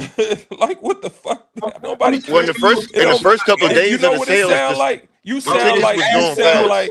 Do you live here? You sound like one of them game blangers who claim the block, who own the home on the block. Do you live here? It don't matter where you live at. It don't matter where you live. All right, cool. That's how you. You know what I'm saying? You got to understand. I'm telling you, it's gonna your be perspective. Your perspective only represents your neighborhood. As a matter of fact, the numbers show it's gonna be rough for them to sell. The numbers. Who numbers? Who numbers? The numbers on your block. What numbers? The numbers that they do is gonna be hard for them too. What numbers are you talking about? Where's your They never did bigger than the Hulu theater. Where you getting your information from? They've never did bigger than a Hulu Theater headline. So what? No, Teal. Hold on. Teal's headlined the big. People keep getting it wrong. Teal did headline the big room one time when he fought Sandor. That was the big room, and then the other time, yes, it was, bro. I was there, bro. No, listen, look it up. Why don't you just look it up while we here? No. Bro, why don't we just look it up instead of arguing? Just look it up right now. Being that you buy a computer, bro, look it up. I can tell you 1,000% I was there as well. That was the big room. Listen to me. He fought Josh Taylor in the small room. He fought Sandor in the big room. And then the other time he was in the big room was on a Bud Crawford Amir Khan card where Shakur fought as well. The Teal versus Sandor. In fact, I'll look it up for you, being that you don't want to do it. And I'll read it to you, all right? Go ahead, bro. I got you. Wait, Teal was on that card that Bud did in the big room? Yeah. I mean, T.O., right? T.O. was in there? He was on two Bud cards. He was with Bud Crawford when he fought Amir Khan. T.O. fought a guy. He knocked him out with a body shot, and Shakur fought a Puerto Rican guy named Christopher Diaz. And then the second time he was with Bud, I was there live. That's when Bud fought Evis Kavalaskas, and T.O. beat Richard Comey. That was in the big room. And then T.O. also headlined the big room with Sandor. Let me look it up real quick, though. Yeah, I guarantee that fight sell out. Well, one thing I just want to say right quick, I'm not arguing with nobody, so don't take this person. I just want to put out there, this fight was announced real late. So for them to push the fight and make it big, they only got so much time. In the fight at the end of January? That's not a lot of time. That is what are you talking about? I don't think y'all understand what time we live in. This is not 20 years ago. Word. You know what I'm saying? Branding a fight don't take that long. You can brand a fight in 2 or 3 weeks. You don't need that long nowadays. Y'all got to get out the olden days. Those times to build the fight of this magnitude. You don't have to build this fight. This fight should be big. This is not a fight that you don't have to build this. The fight is the fight, man. Yeah, it is. But again, hold on. Again, because we follow boxing, but we're talking about the casuals. The casuals don't know about this fight. Bro, you don't need 2 months to brand no fight, man. No, the casuals do not know that this fight is happening. Why do I gotta come on the panel to correct? Yo, listen real quick. Teal's 10th time. Hold on, man. No, this is gonna be Teal's 10th time fighting in the Madison Square Garden. Now you're talking about they gotta push. It was the big room. I am talking. Answer the question though. Was it the big room? No, shut the fuck up and let me talk. Yo, don't gotta curse. Now the bottom line is, you talking about HLD, don't come in here like that, bro. You gotta say you gotta do all this damn pushing. Yet in just 2 days, 60% of the tickets are already sold. There's no ringside tickets in this fight.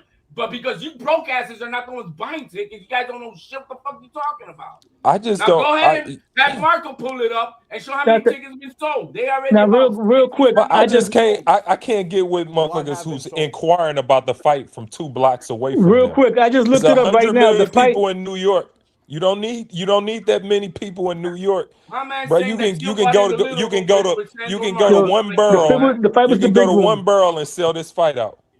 Real quick, I just looked it up right now. On these panels. It's so easy if you just pay attention and you just fucking go back to what they're saying and you cook them because you know they. Listen, the Sandor Martin fight wasn't the big room. I just read it right now. It is. We know that. Yeah. Thank you. I told you that. I was there. That's not the big room. The big room, yeah, not the Hulu theater. The other guy said the Hulu. It was the big room. No, I said it was the Hulu. I said it was not the big room. It's not MSG. It wasn't MSG. It was MSG. It was.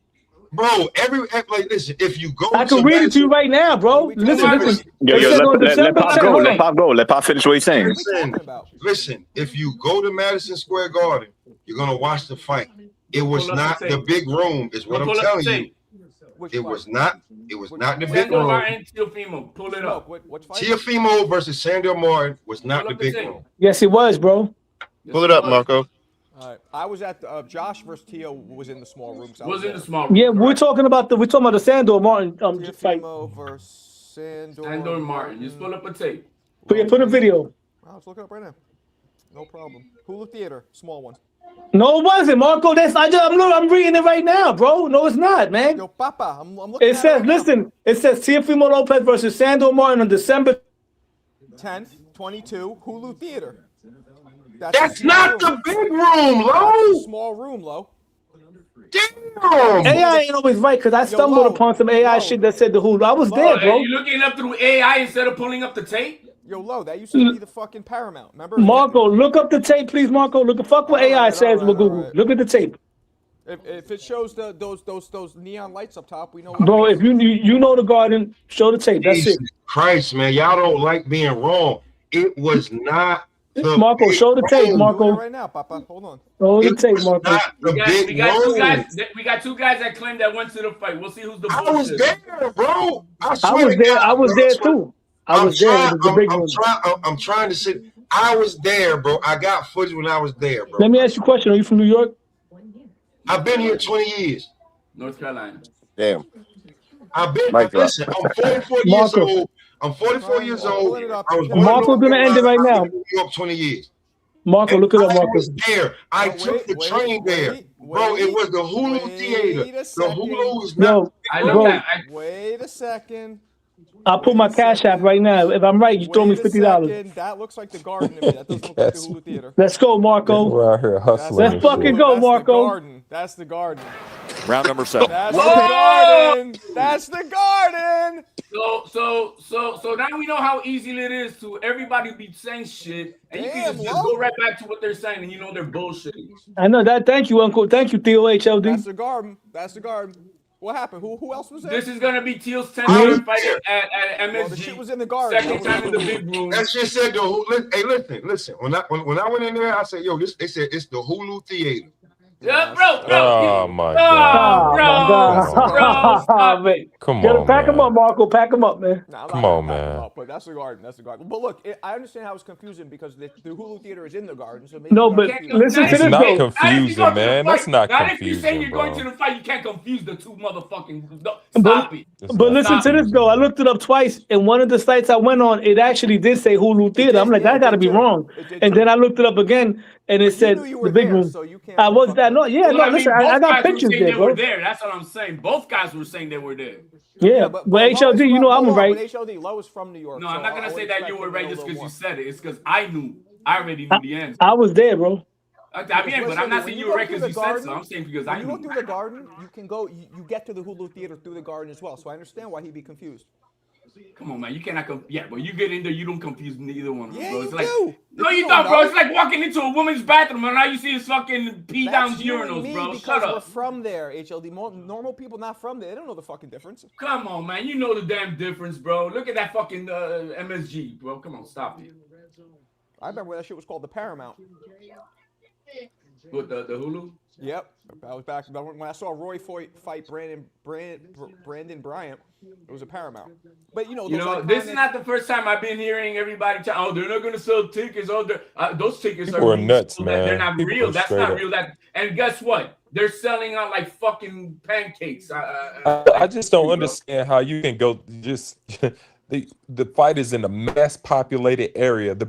The people that's promoting the fight is not from New York. To ask somebody, are you from New York, and suggesting if this fight is going to sell is insane. It's absolutely insane, man. People just, bro, it makes no sense, man. It's an easy fight to sell. It makes no sense. I don't know if they're gonna sell 20 grand, bro. I don't know if they're gonna sell 20 grand. Bro, they already have over 60% sold, bro. Stop hating, bro.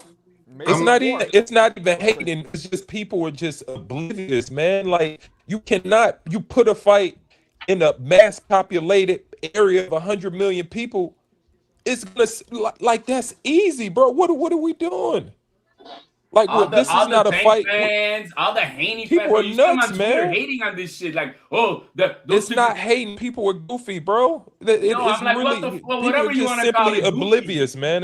That's all it is. I'm like, what the fuck? Oblivious. They mad that they selling tickets. I'm like, what the fuck is that? Like the fight is easy as shit to sell. I don't know. They both do pretty well selling by themselves. Here we go. I'm trying to tell you, bro. So them together, they should sell. They should sell big. That's even more sold now. Look at that. That's even more. Yeah, that's crazy. It ain't selling. It ain't selling. Don't. It ain't selling. They ain't gonna sell out. Don't worry about it. Don't show them. Don't forget. I mean, because this is one of those fights that we actually asked for, and this is one of the fights that should sell. Hey, the whole floor is gone, but don't show them nothing, Marco. Hey, don't show them that. I was number 16,000 something waiting in line online just to get tickets, bro. That's about a quarter left, maybe, right? About a quarter left. No, don't show him. Let him believe that, Marco. Let him believe that. Let him hold on to that. About a quarter, between quarter and third. Keep these guys confident, man. Damn. Yo, man, the tickets on the secondary market are selling crazy numbers, bro. It's making me think selling mine, bro. The whole floor missing. The whole floor missing. On the secondary market, my tickets, I could probably make like $20,000. Hey, I'm not from New York, Marco. I've never been there. It's a million people live in New York. Don't worry about it. Can I ask y'all something right quick? You never been, Alan? I according to this guy, I've never been there. I don't know what's going on. Have you been? Man, can I spend most of my holidays in New York. No, Alan, that's not what I asked you though. Don't worry about it, man. No, you got it, man. You got it. You got it. No, bro. What I asked you, I said, do you live here? It doesn't matter. Why do I have to live there? That's not what I asked you. And then you went. I said, do you live here? You didn't. You could have been like yes or no.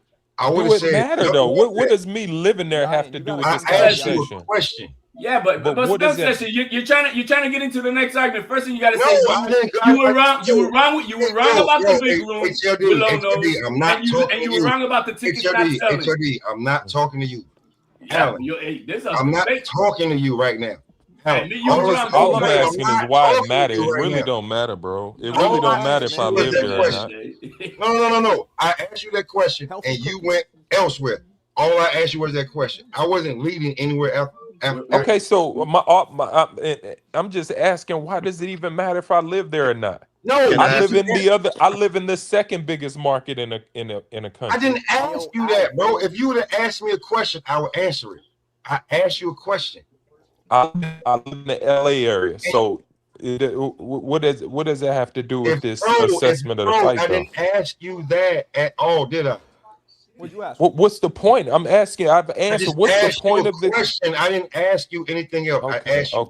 Okay. Well, listen, bro. Marco just showed us the fight ain't selling accordingly to you, so we'll just stick to the narrative. I don't know if it's gonna sell out in the big room. Okay. Well, it's just hold on to that. Just hold. Can I ask a question?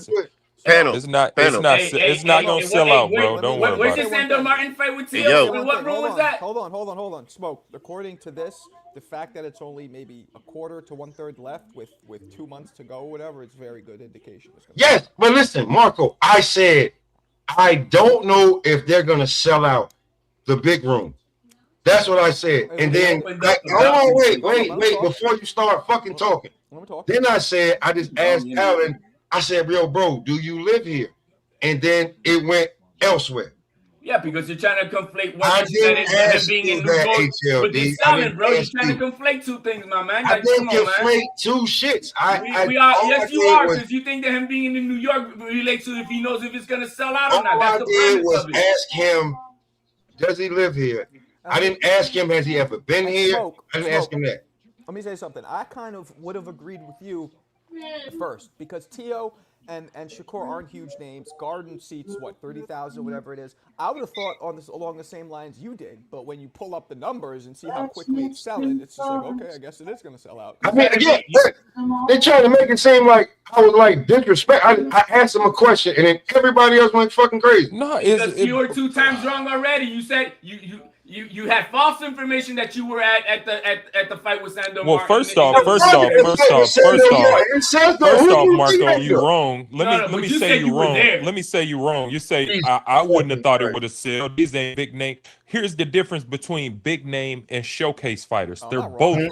You're wrong. They're both showcase fighters, and and what people need to understand that it takes 2 fighters to make a fight. So you put 2 showcase fighters together, you're gonna sell no matter what. Not really. Okay. Really. Hold on, Alan. Look at it this way. One of those fighters could probably sell out the Hulu Theater by themselves, right? 5,000 seats. 2 of them, 10,000 seats. That's 30,000 seats. It's a lot. So I wouldn't have thought that, but obviously. So now, what I'm saying is, Alan, I can admit I'm wrong on them not selling. Me not being at the fucking Sandor Martin fight, I was definitely there, bro. You just, and I'm telling you, Smoke. Hey, hold on, wait. It's normal. Everybody, no, misunderstand where you were. It's not a big deal. Don't let these guys. No. But you said it said it was at the Hulu Theater, right? No, it was at the big room. It was at the big one. But the Hulu Theater is there. When you go into the garden, Smoke, there's a little area where you go up the escalator where it says Hulu Theater. And you could have easily saw that and kind of thought that's where you. It's not that hard to. Bro, man, that's like saying I walked into the women's bathroom and I didn't realize I was in there, bro. No, it's not actually because he doesn't know the difference. Like you and me, we've probably been to these theaters a bunch of times. No, but he said he's been in New York for 24 years, something like that. He knows what's up. And goes to different fucking arenas all the time. Which is totally different. I don't know, man. Matter of fact, a lot of people don't even know the Hulu Theater is in the Garden. A lot of people think it's a separate. Who hasn't been there? They think it's a separate, location somewhere. Anyway, this all started first when you guys were talking. I heard Lono was talking about fucking Swift Garcia whooping on Virgil Ortiz. And I said I was at the Hulu when Sandor whooped on Tio. He didn't whoop him though. He whooped on Tio. Even Bill Haney said that motherfucker was running. Twice. What are we talking about? Even Bill Haney was like, that motherfucker was running from Tio's power all night. Is that the one where he said, "Do I still got it"? Yes. Yeah, because the performance of the showcase of the performance was not good. It wasn't a good fight. I think he won the fight, but he didn't look good. No, because the fight was shitty. I mean, come on, man. You got a motherfucker running all around, not doing nothing. This is trash. It's not good. Twice. I don't see how you get dropped twice. You didn't get dropped twice. You got dropped once on the check left hook for jumping forward like he always does with that bullshit. The second one was a slip because they tripped over each other's foot. But the first one was because Teal jumped. He does that jumping, trying to leap into it and shit. And hey, he caught him flying in, topped him on the top of his head, and that was all he took. I don't know why my mic is so. My mic is that much lower than you guys. Yeah, your mic is mad low, bro. Yeah, man. Like, but I'll take that over that other loudmouth motherfucker, the one that coming in with like that. Shelton was a 10 and you was like a 1. Yeah. I don't really know. Like I'm hitting all these buttons here. Adjust here. How about look? Now I have it all the way up. Does it do anything? Oh, I heard something. Talk again. Is it louder now? Nah, same shit. So yeah, you your can go into the mouthpiece is too settings. far away. Your mouthpiece too far away. Maybe that headset. Always is is far. Yeah, away. there it is. Yeah, put it right next to your mouth. Right here, it's better. Perfect. Yeah, you gotta like clip that shit on your cheek or something. There you go. Oh, you got to do it. Hey, we can hear you though.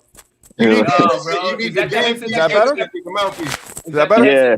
There we go. There we go. Is that the headset that came with that iPhone shit? Nah, this is these are JBLs, man. These are good fucking mics. I don't know. And this is the one I've been using the whole time. Why did it suddenly get low?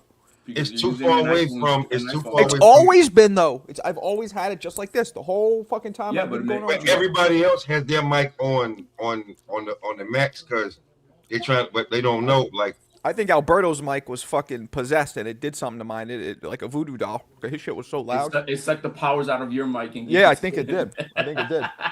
Weird. But but Marco, yours is adjusted on because you got it set up how you got it set up. So if it's not directly right there, you're gonna sound low than everybody else. You think I should get one of those mics that like, you know what I'm saying, one of those professional shits that are nice and clear? Hold on, Marco. Like I don't use it as much, but yeah, I do have one. Okay, is that good? Does that? Yeah, it's masterful. Yeah, okay. Real talk. And then when you use like the Vimo on the phone, it looks so crystal clear. Like, yeah. Maybe I'll get one of those. I don't know, but I'm about to. You might as well, man. You on every day. What was Lono's argument earlier? You were talking about Swift Garcia and Virgil Ortiz.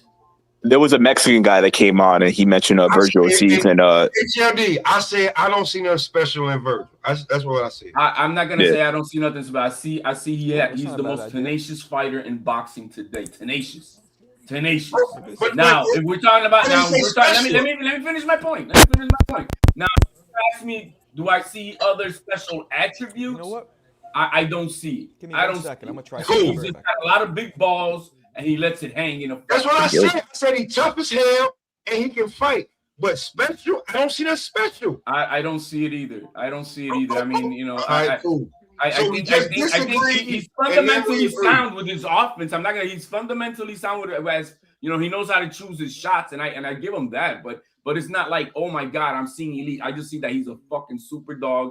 But he makes an average C or B fighter. He makes him look like an elite fighter because he always makes it a war, and it just that's what he does.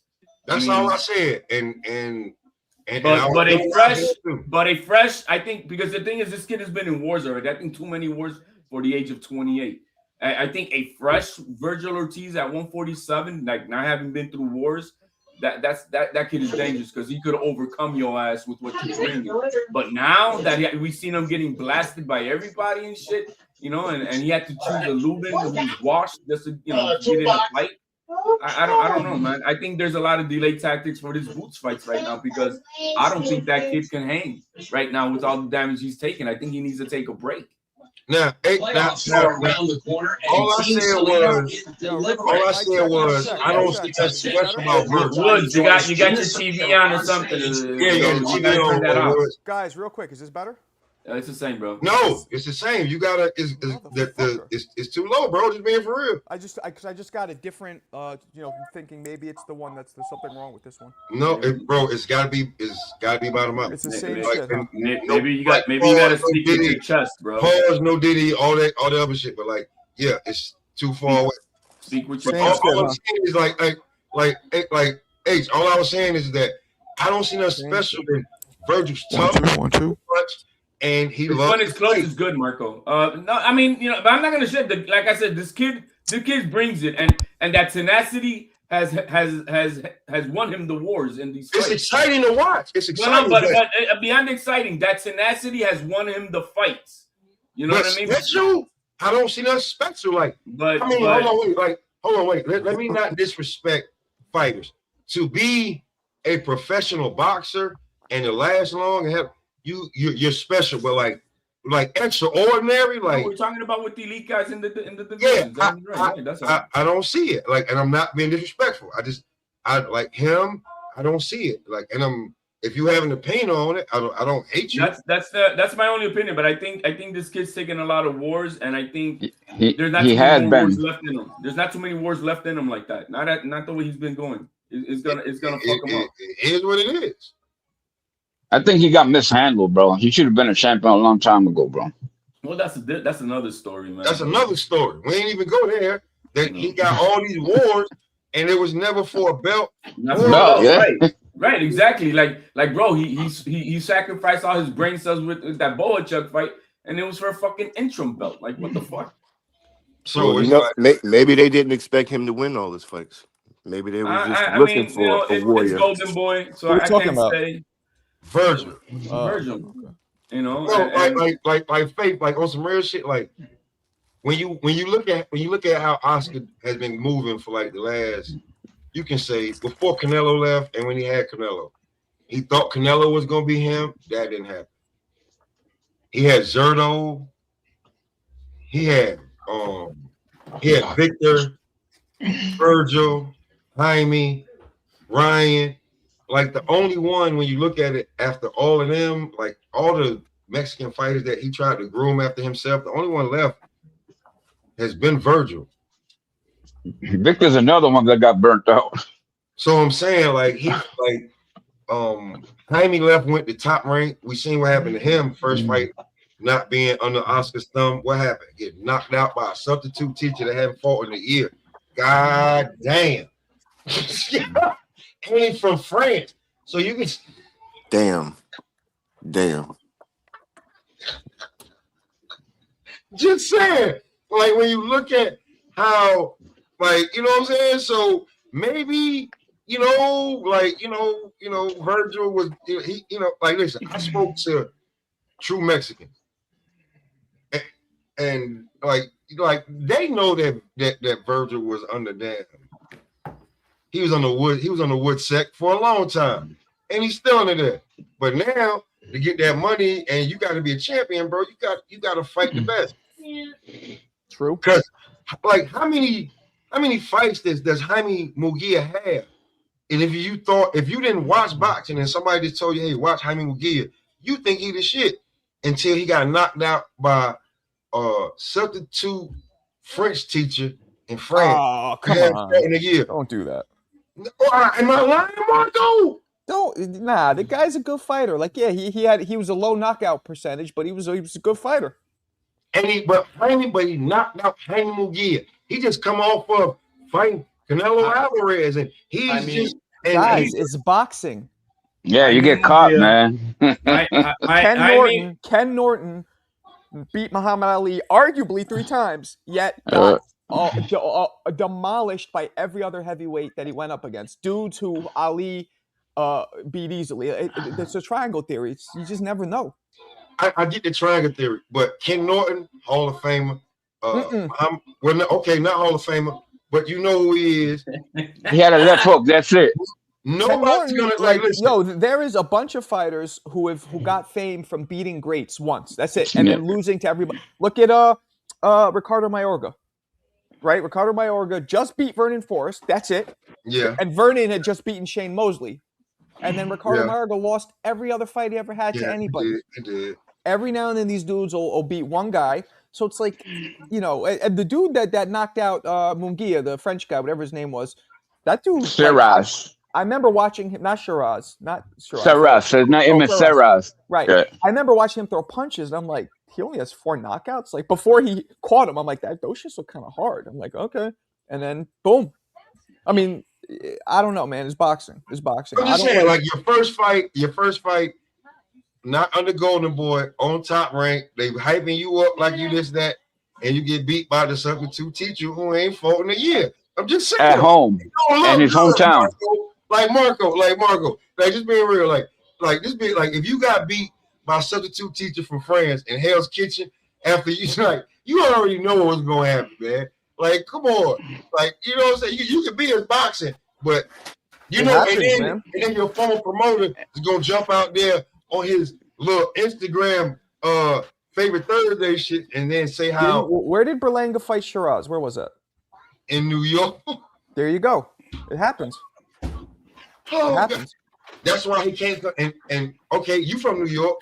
Do you think that Edgar Berlanga can fight in New York I don't think Edgar Berlanga has always been overrated. Yeah. I think he was overrated. But again, back to the question though. What do you mean can he fight in New York? I'm just asking you, like, do you think you mean can he fill the stadium? Yeah, can he fill the stadium He was doing decently on the rise. Yeah, he wouldn't fill the Garden by himself. Nah. The theater, maybe. He couldn't even do that. He couldn't even do that Royal Corral right now. Who are we talking about, guys? Berlanga. Berlanga? Yeah. No, not after all the shit he did, bro. He lucky to have a corner fight store at the bodega, bro. But you can't just say can Berlanga sell. It's gonna depend on who he's fighting. So Berlanga versus who? Berlanga versus who? So we need to stop doing that because one guy don't sell no stadium. That's what I'm saying. But I don't think he's gonna get one. I don't think he's gonna get it on that one. Their individual selling power. That's what we're trying to do for now. Berlanga versus Munguia today in New York would sell. Yeah, but I think that'll sell. And there's Berlanga got one more left in him, and then if he loses again, we need to stop that. He got more than one left in him. No, one more meaning to get people to come out. He got one more. I think a Jaime Munguia versus Berlanga in New York would sell, or in Texas or whatever, because either way, it's gonna. I think Texas is definitely gonna sell. He's gonna sell. Listen, Berlanga comes out and get blasted again. That's it, bro. It's done. That's what I just said. No matter what anybody say, biggest rivalry in all of boxing is Puerto Rico versus Mexico, and that's gonna sell. See, I'm just saying, like when it comes to certain fighters, man, the culture be like, yo, you like, man, listen, you got one more, man, and like. Well, I mean, if he gets flatlined or something, right? If he gets flatlined in a juju fight around here, you know what I mean? Then yeah, he's gonna his star power go. We watch Arturo Gotti get beat from pillar to post, fight after he's fight. Different. He's different, man. He was different, man. He would get up and do the same thing to the other guy, bro. You know what I mean? He was different. Gotti's different, bro. Hey, and still lose. Italiano, man. You know, Italiano.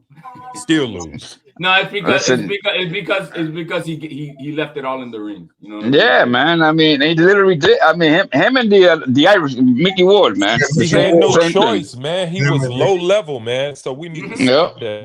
Some guys are low level. Yeah, he was exciting, but when you're low level. But he made $3 million from the last 3 fights with Gotti for a reason, right? He was a Paul When you're low level, you have no choice. He was a Paul Malignaggi. He's a low level fighter, man.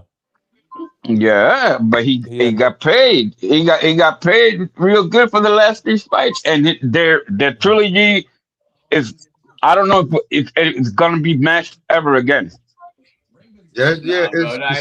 There's always gonna be a next one, bro. But Well, it hasn't been yet though, right? I'm just saying, like Al, I'm just saying, I don't think that Berlanga is on the level of type of love and like the sellability right about now when it come to him. Like you do know Fat Joe, like I'm just joking, but you do know. No, I'm not. You do know they took that Terror Squad chain back though. I know even Marcus. Nah, I don't feel like that. You bet like that. I don't get into that type of stuff about the sport. No, listen. Another fighter sell right now. I'm just joking, bro. Here's a fight will sell right now in New York is Berlanga versus Berlanga versus Montrello will sell right now in New York. Jamal Charlo versus Berlanga will sell right now. But it won't be because of Berlanga though. It'll be it will. Texas. It will be because of matchmaking. See, I'm old enough to remember that matchmaking sold fights. That's like gonna be at the Barclays. That's gonna be at the Barclays. Yeah, I don't think they got him. I don't think they got him, man. That'd be a good one at the Barclays because Charlo, even though whatever you say about him, whatever, he did good numbers at the Barclays, and Edgar he's screaming that that's where he's it's from. Not about where he did numbers. It's good matchmaking at the Barclays, but even after that fight, he gets Alan. That's not what we're saying. What we're saying is if he gets sparked after this whatever one last fight, he's gonna be ugly for him. No, it's not. Yeah,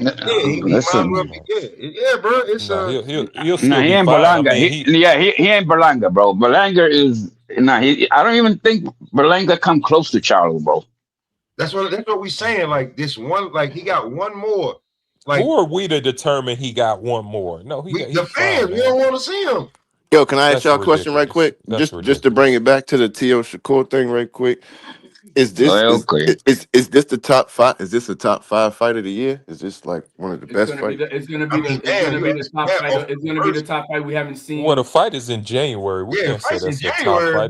That's the first quarter. What the hell? True. It's gonna be on the first quarter. I mean, hold on.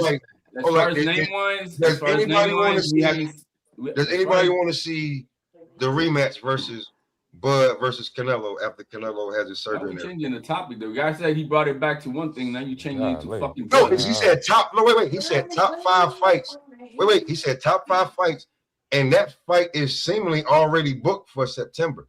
So well, you almost got to separate one thing, that top 5 fights versus one of the top events. Now, Canelo versus Bud may not be, for a hardcore perspective, a top 5 fight, but it would be a top 3 event, and that's one thing that we got to consider in boxing. Gate-wise, yeah. But as far as the gate is just it's an event. That's an event.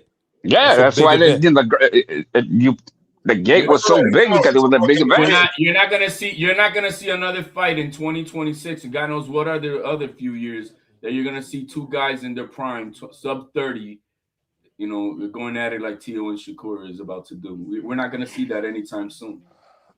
At all. I mean, it's some fights out there. I mean, I still think that Virgil versus Boots is a big fight. You know what?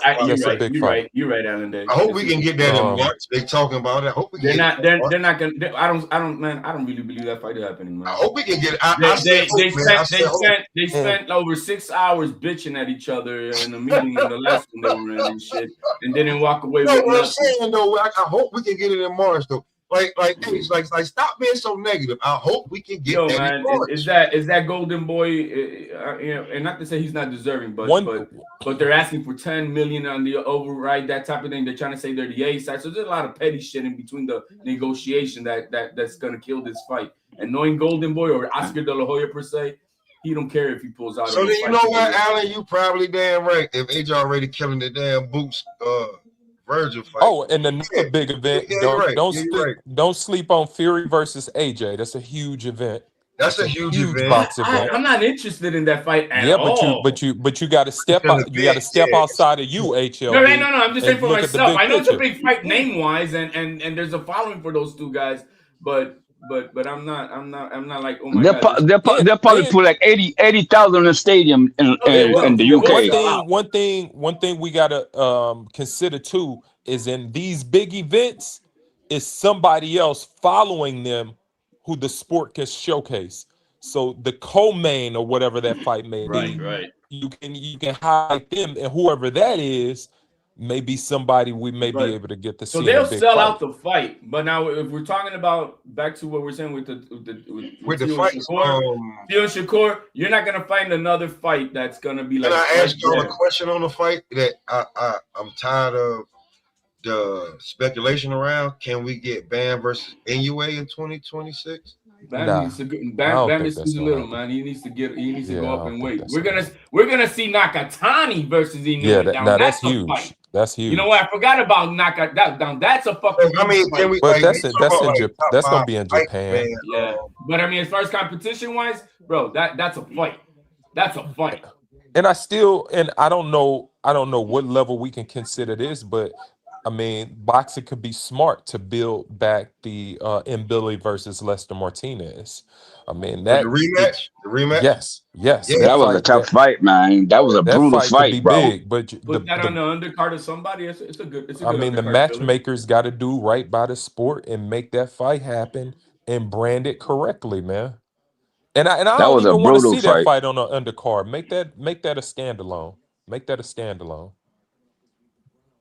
standalone. I appreciate Turkey Al-Sheikh making these big cars for us, but at the same time, when you put all these fights on fights, then you got to think that we're losing out on some big fights down the road also. Yeah, you know what I mean? Because how many big fights do how many supplies do we have? So if I could relay anything to Turkey Al-Sheikh, let's kind of trim it down to maybe two big fights on a card. And so that we can spread out the year a little bit better. I mean, that's what they used to do in the old days. Yeah, it's good nostalgia. I like the nostalgia, but now now we're asking that question at the end of the year: how many big fights we have in 2026? I don't know, because shit, if Turkey stack a card, we may be looking at maybe one or two. But Alan, they going to your article, right? So everybody want to be bitching about them trying to come into box, blah blah blah. But who's the only one making these fights happen, man? You see, like it's like we want to have our cake and eat it too. Many of the fans, and the thing is, there's two. Look, man, there's nothing perfect. There's not a perfect of a system.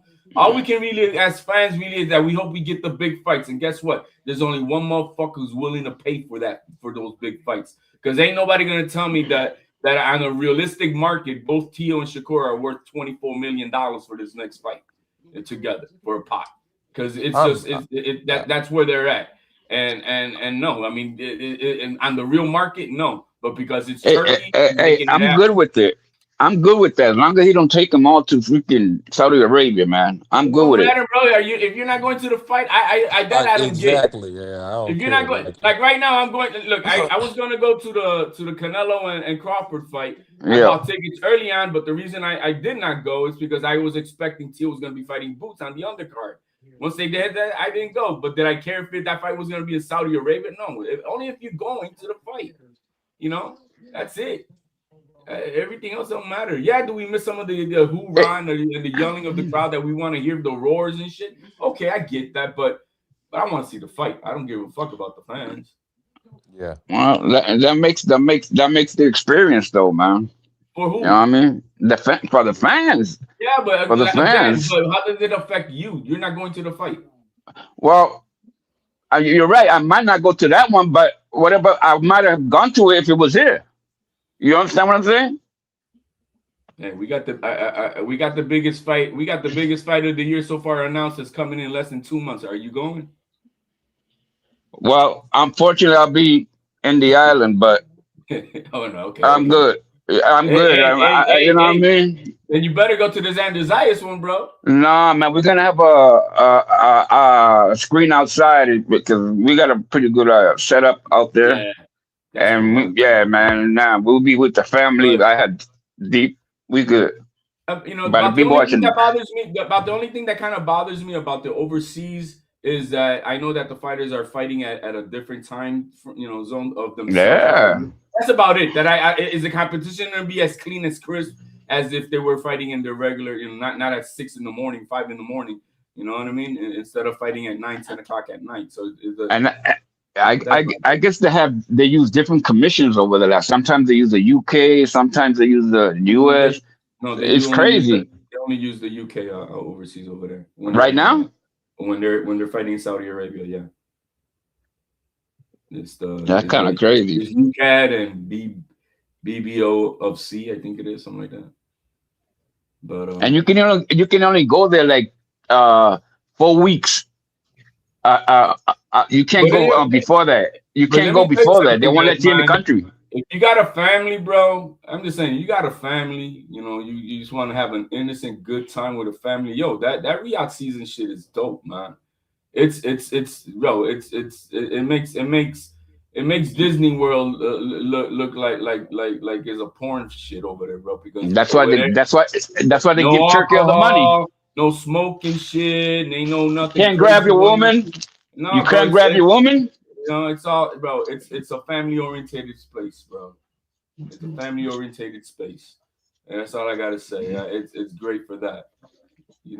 So to each his own. But I'm saying, if you got a family, it's a great spot. I wouldn't mind taking my son over there.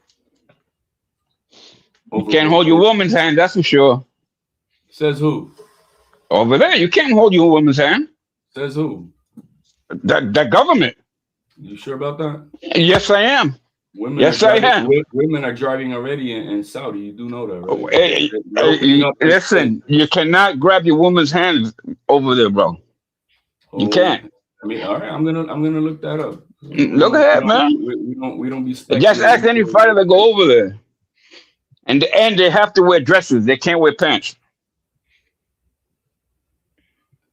All right, so it's holding hands in public is generally discouraged as a public display of affection, even for America, though it's becoming slightly more common in very modern areas. So if you're going to go to Riyadh season, they're going to do shit because that's what. Yeah.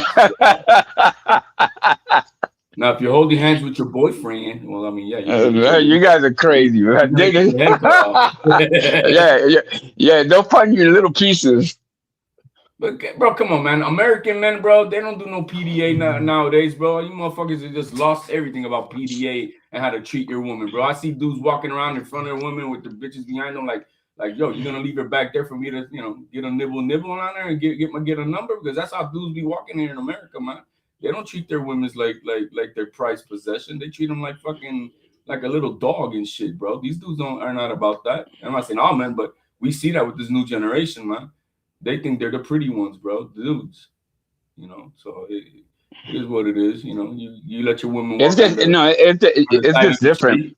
Yeah, it's different over there. It's different over there, and I have fighters say it too, man. I mean, they're the pay, the money's good, but there's a lot of things they're like, I don't know if I want to. Oh, Bronco Adames, he's like, I'd rather take less money here than go back over there. And he got paid real good over there. That's fine, man. There's a lot of things here that we have in our country that suck ass, man. I mean, don't we see how we're leaving all these fucking fags going to no, man. We're not perfect at all. I think we're the worst. We got these parades that are supposed to be about rights, and it's all about degeneracy, bro. I think we're the worst country when it comes to that stuff. But that's what I'm just saying, like the over here, the freedom you got to do all kinds of stuff, you don't get it over there, bro. It don't kill me, man. If I'm gonna go for 2 weeks to have a good family time and I don't gotta hold my wife's hand during that time, I'm okay.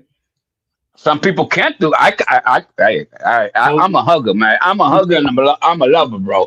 I cannot be there. Put your child in between, and she holds your child's hand, you hold his hand, right? And that's it. Keep it going. I mean, I think it's a how do you call that, a bucket list, maybe? It's bucket list thing, but It is a bucket nothing. list. They opened up a Mr. Beast theme park over there, bro. That looks bad as fuck. I like it, man. I like it. I may take my shorty out that way. Like 18 hours flight. You good, bro? We're good. Hey, man.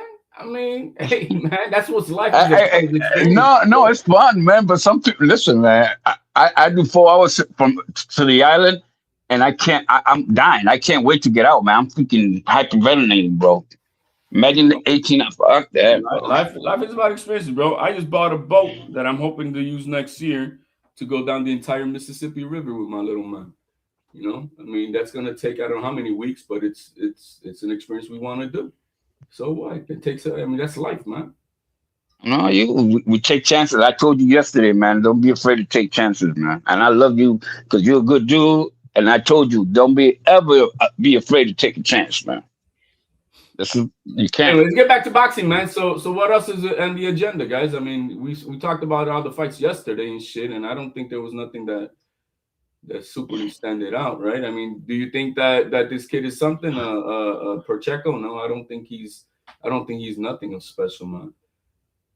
At all. I don't think Pacheco is a special fighter. I think he's a good fighter, but he's not a special fighter. He let this guy beat his ass half the fight. So I don't see where his future's at. I just think he's even though he's tall, he's real slim. He's slimmer than Shiraz, bro. Shiraz got big shoulders and Shiraz like big feet, big. Yeah, he was huge, bro. Now at 68, he's gonna fill out even more because he's gonna be able to control the weight off season to cut weight properly. But I wouldn't mind seeing Pacheco and Berlanga. That's a yeah. You know what? That's a measuring stick for you. Yeah. That's a good fight. Yeah. That's a measuring stick for him. That's a good fight. Name wise, they can make it happen. Popularity, and then if he knocks him out, well, I don't know if he's knocking anybody out. That kid, I don't think that kid got power, man. I don't think. But he knows that he got a little ring championship though, man. Like when he's on tight, he moves his head back side to side, and that's the best way to when you're fighting little dudes not to get popped. With a bolo punch and stuff like that. So when you move your head and keep busy left, when you're in tight, that's good. He does that a lot. What you guys think about this Tito Mercado? You guys saw him yesterday, man. He hasn't fought though in a while, right? He fought last night. He fought last night. The last time he fought was in January. And that's what I'm saying. He don't fight as often enough for me to really. Because he's a top ring fighter, and so top ring hasn't had any. And so they. I don't understand that, bro. Fuck that, man. Top Rank don't have a network. That's why. Rent me. Dude, go to Pro Box. Go to freaking somewhere else. It's you can't just go wherever you want when you're under a banner. You gotta, it's not like I can go wherever I want. If he's got to sign contract with Top Rank, Top Rank's got to prove. But Top Rank just did that though. Top Rank rented the fighters to Pro Box and shit like that. But it's not like it's not as easy as you saying no. Go over there. They got to work out a deal, and that's just the. But he fought last night. He knocked out. He knocked out the guy. Moran, that Moran dude. But Moran, I don't know. I mean, he's a C-class fighter. Moran, I think he's lost like 7 straight though, man. 6 straight, something like that, man. Yeah. The kid's got legit power. That I can say. The kid's got legit power, but we don't know how good he is because all he's been fighting is, who had he fought? Come up fighters. So, where's everybody at? I don't know. Everybody's quiet, man. There's not a topic on the table, man. That's the problem. Yeah, Pacheco. Me and my little man over here going at it.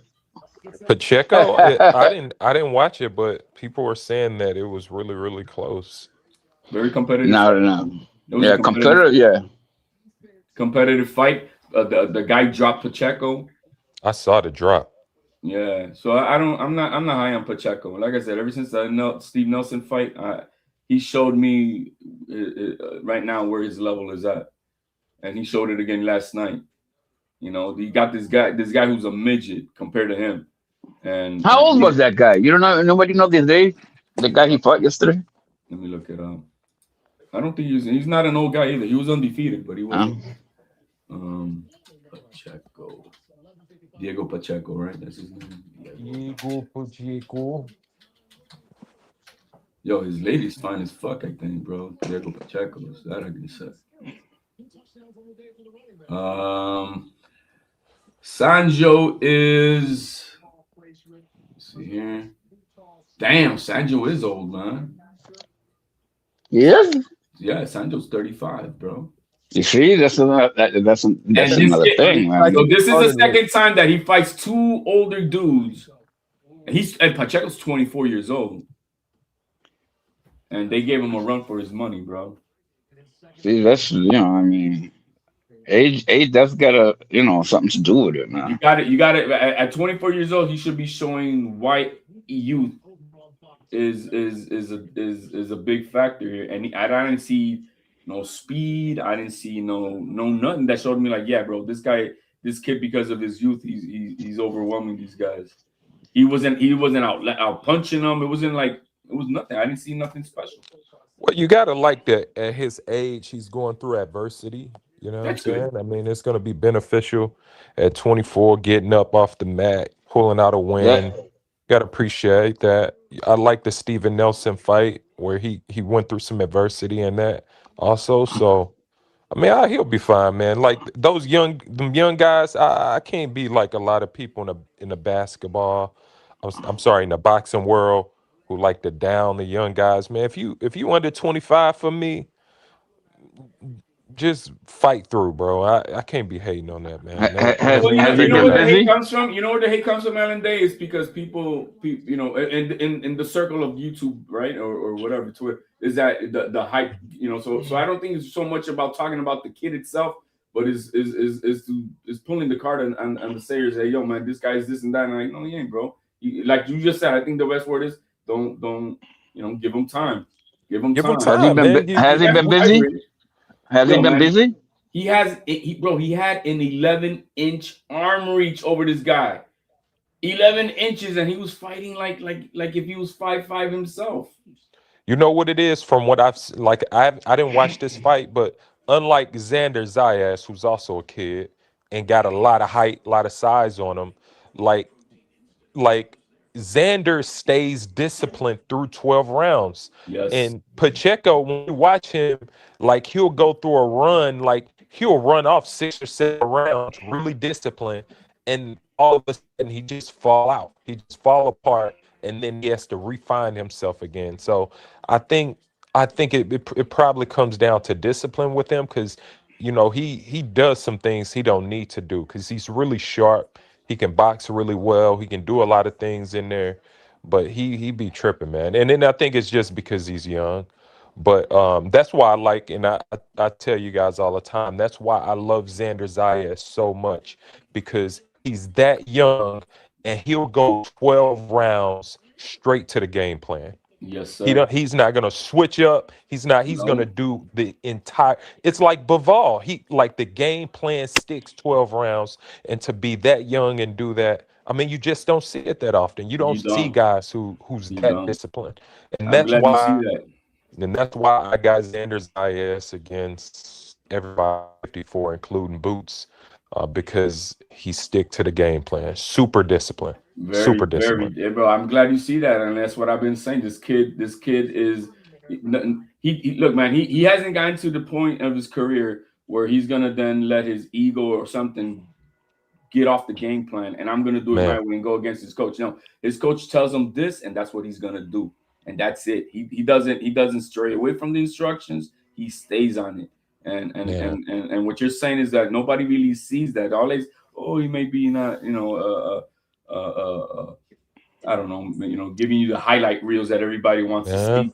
But bro, the kid is disciplined throughout the entire fight, and he has got a lot of tools. How old is he now? How old is Xander? 22. 22 years. Marco, Xander Zayas, 22 years old, fighting at the high level, disciplined through 12 rounds. Who in the sport right now that's doing that right now? 22 years old, 12 rounds of discipline at the elite level. I'm not big on Zayas. I don't know. It's all good. You gotta, like, big or not. I mean, he's doing his thing. He's doing his thing. You gotta stick out. If you jump out of your bias, jump out of that KO ratio that you may have against showcase bouts. We ain't talking about Xander and showcase. I'm talking about guys who got this this 90% knockout ratio that you like to talk about in showcase bouts. Xander Zayas is in real fights, sharp 12 rounds. Now, if he was in showcase bouts every fight, he would have that 90% knockout ratio that you look for, that's why I don't care about that 90% knockout ratio. Yo, nobody walks away from a Xander Zayas fight without being all busted up. Not one. I know you love your tanks and all that, but them dudes, 90% knockout ratio, 90% in showcase bouts. Now, the only thing I won't do for Xander, I'm not crowning him anything. You got to earn it in the ring. So everything that Alan Day has just said is exactly why I'm high on the young man. So I am. So am I, man. Fucks with Xander and not only that, like he's bro. Like I told my son like that. I think he's gonna get better. That's how a man behaves. That's how a man conducts himself. Like that. He's gonna be a lot better too. He makes me cry like a Boricua, bro. I mean, I can only say that. What you're gonna start seeing from Xander as he get into his man strength, and he's gonna start knocking guys out. You know what I mean? Stopping them bad. Right. Xander's big, bro. You ever seen that dude in person, man? Yeah, that dude is big. He's big. Not big, man. I don't even know how he makes 154, bro. You know, at 19 years old is when they decided, you know what, man, because he was at 147, and at 19 they said, no, we're gonna move you up. We're not gonna stunt your growth. You know, for your physical, biological growth, training like they've been doing with Virgil Ortiz or Boots or whatever. You know, they moved him up to 154. He's been at 154 for several years now. Yeah, he won't be there long. That could be the problem too, because he definitely shouldn't be. He definitely needs to keep moving, keep going up. I think they got him for 154 this next year, and then he'll be up at 160. I hope I wouldn't even look at the year. I would look at the fights. Right after that. I would give him one, maybe two more at 54 and just move up. If he unifies on the 31st and he can get another unification belt fight with either Fundora or Bakram, whoever the two wants to step up, you know, and then move up to 160. I think he should, man. Listen. If the fight is there, it's there. Don't chase it. Don't wait. You're too young. And so no weight clause, though. No weight clause. No weight clause like Fundora tried to do. Fundora tried to give up. Fundora 6'6" wanted to put a weight clause on Xander Zayas. That's crazy, man. Anyway, man, but I look forward. And the thing is that 160 is now open because the thing is he's the WBO the champion, and so now that's right. Vacated now by Janabek. I forgot about that, man. I forgot about that Janabek dude. That's a perfect slide in to go to 160 and fight for that vacant belt. I see that happening. Damn, I forgot about that Janabek dude. You're right. Diego Pacheco 6'4" and Xander's 5'10". In my mind, I thought they were around the same height. You know what? I think that hasn't been updated, bro. That's what it is. Because he's like 6 feet, man. Yeah, that's 5'10". That's when he was like 19. You know what I mean? Yeah, because I'm 5'10" and he like dwarfs. He's way bigger than me. He was way bigger than that. Xander went to Fundora's last fight because I'm your mandatory. So he made sure he pulled up on him on that fight. Because he was expecting, we're gonna fight until he ducked them, but they did a face off, and then one thing that Xander Zayas said, bro, yo man, he didn't look tall, he didn't look as tall as they thought he was gonna be. Yeah, motherfuckers, because you grown and you just don't know what you at or what, you know. But when they did the face off, Fundora didn't look that much taller than Xander. He did it. So I'm happy for the young man, and But this next fight, bro, it's a tough fight. Okay, so I'm looking at the ring, and they said that Diego Pacheco called out Jaime Munguia for a fight in L.A. Hearn said it'll fill up stadium in L.A. So it looks like They got that, and they also said the Riyadh season is interested in him versus Shiraz. that's where I was mistaken. See, I used to think Xander was from L.A. It's Pacheco that's from L.A. Yeah, no, Xander is our island boy. No, he transplanted to Florida though, man. It's true. He is a island boy. He grew up there to like 14. Bro, he grew up in Puerto Rico, bro. Yeah, up to 14 years old. Yeah. He grew up in Puerto And then he Rico. went. Yeah. And actually, one of the worst parts too. He's not a no Sabo Rican. He's a Boricua. Yeah. All right, so I'm looking at the boxing rec for Diego Pacheco. So he did right. So he went from Steven Nelson, Trevor McCumbee to this Kevin, whoever he is. I think he did right. He did right. I guess it was a soft touch that kind of going around getting dropped, but he's probably time for another big fight. But that's a nice run though. For he 24 from he beat Steven Nelson cleanly. And then I didn't see the Trevor McCumbee fight, but you're lucky. It wasn't a good fight at all. Damn. But hey, he got some good names on his resume so far. McCumbee, all he gave was Plant a fight, and look what Plant been after that. You understand? So you can't judge it, man. Well, and Plant got some skills, but he's not the same guy though. After Benavidez, man, woo, that dude's not the same guy, bro. Alan Day off topic. Real quick, how long you have your little man in piano lessons? 3 years. 3 years now. Yeah. And how's that going so far? It's really good, man. He's it's starting to sound like music, so that's the best thing. That's the best thing I can tell you. No, but I love it, bro. I started my man and this summer on guitar lessons, you know, and we're messing with that. Even though I love the piano. I think the piano is the most complete instrument that you can just but a guitar, you know, you can just easily take it anywhere and you get him to fall in love with music and instruments, the rest will come, bro. He'll get him. The rest will come. I started him off with piano, but like every Christmas I get him an instrument. So he had a drum the first year, and then last year I got him a guitar. So he has a guitar, and my dad plays lead and bass, and so they kind of jam out a little bit together. But you know, I think it'll be a nice bridge from piano to guitar at some point. We'll see. Yeah, right now, man, bro, we're now all in. You know, me and my we're watching this. All the headlines with this 3-eye Atlas comet and shit. Bro, oh yeah, man. I've been with that bro. So for Christmas, that's when I'm right, bro. Man, it's an expensive hobby, bro. It ain't no joke, bro. But that's when I'm getting him a telescope. Oh, that's funny. How old is he?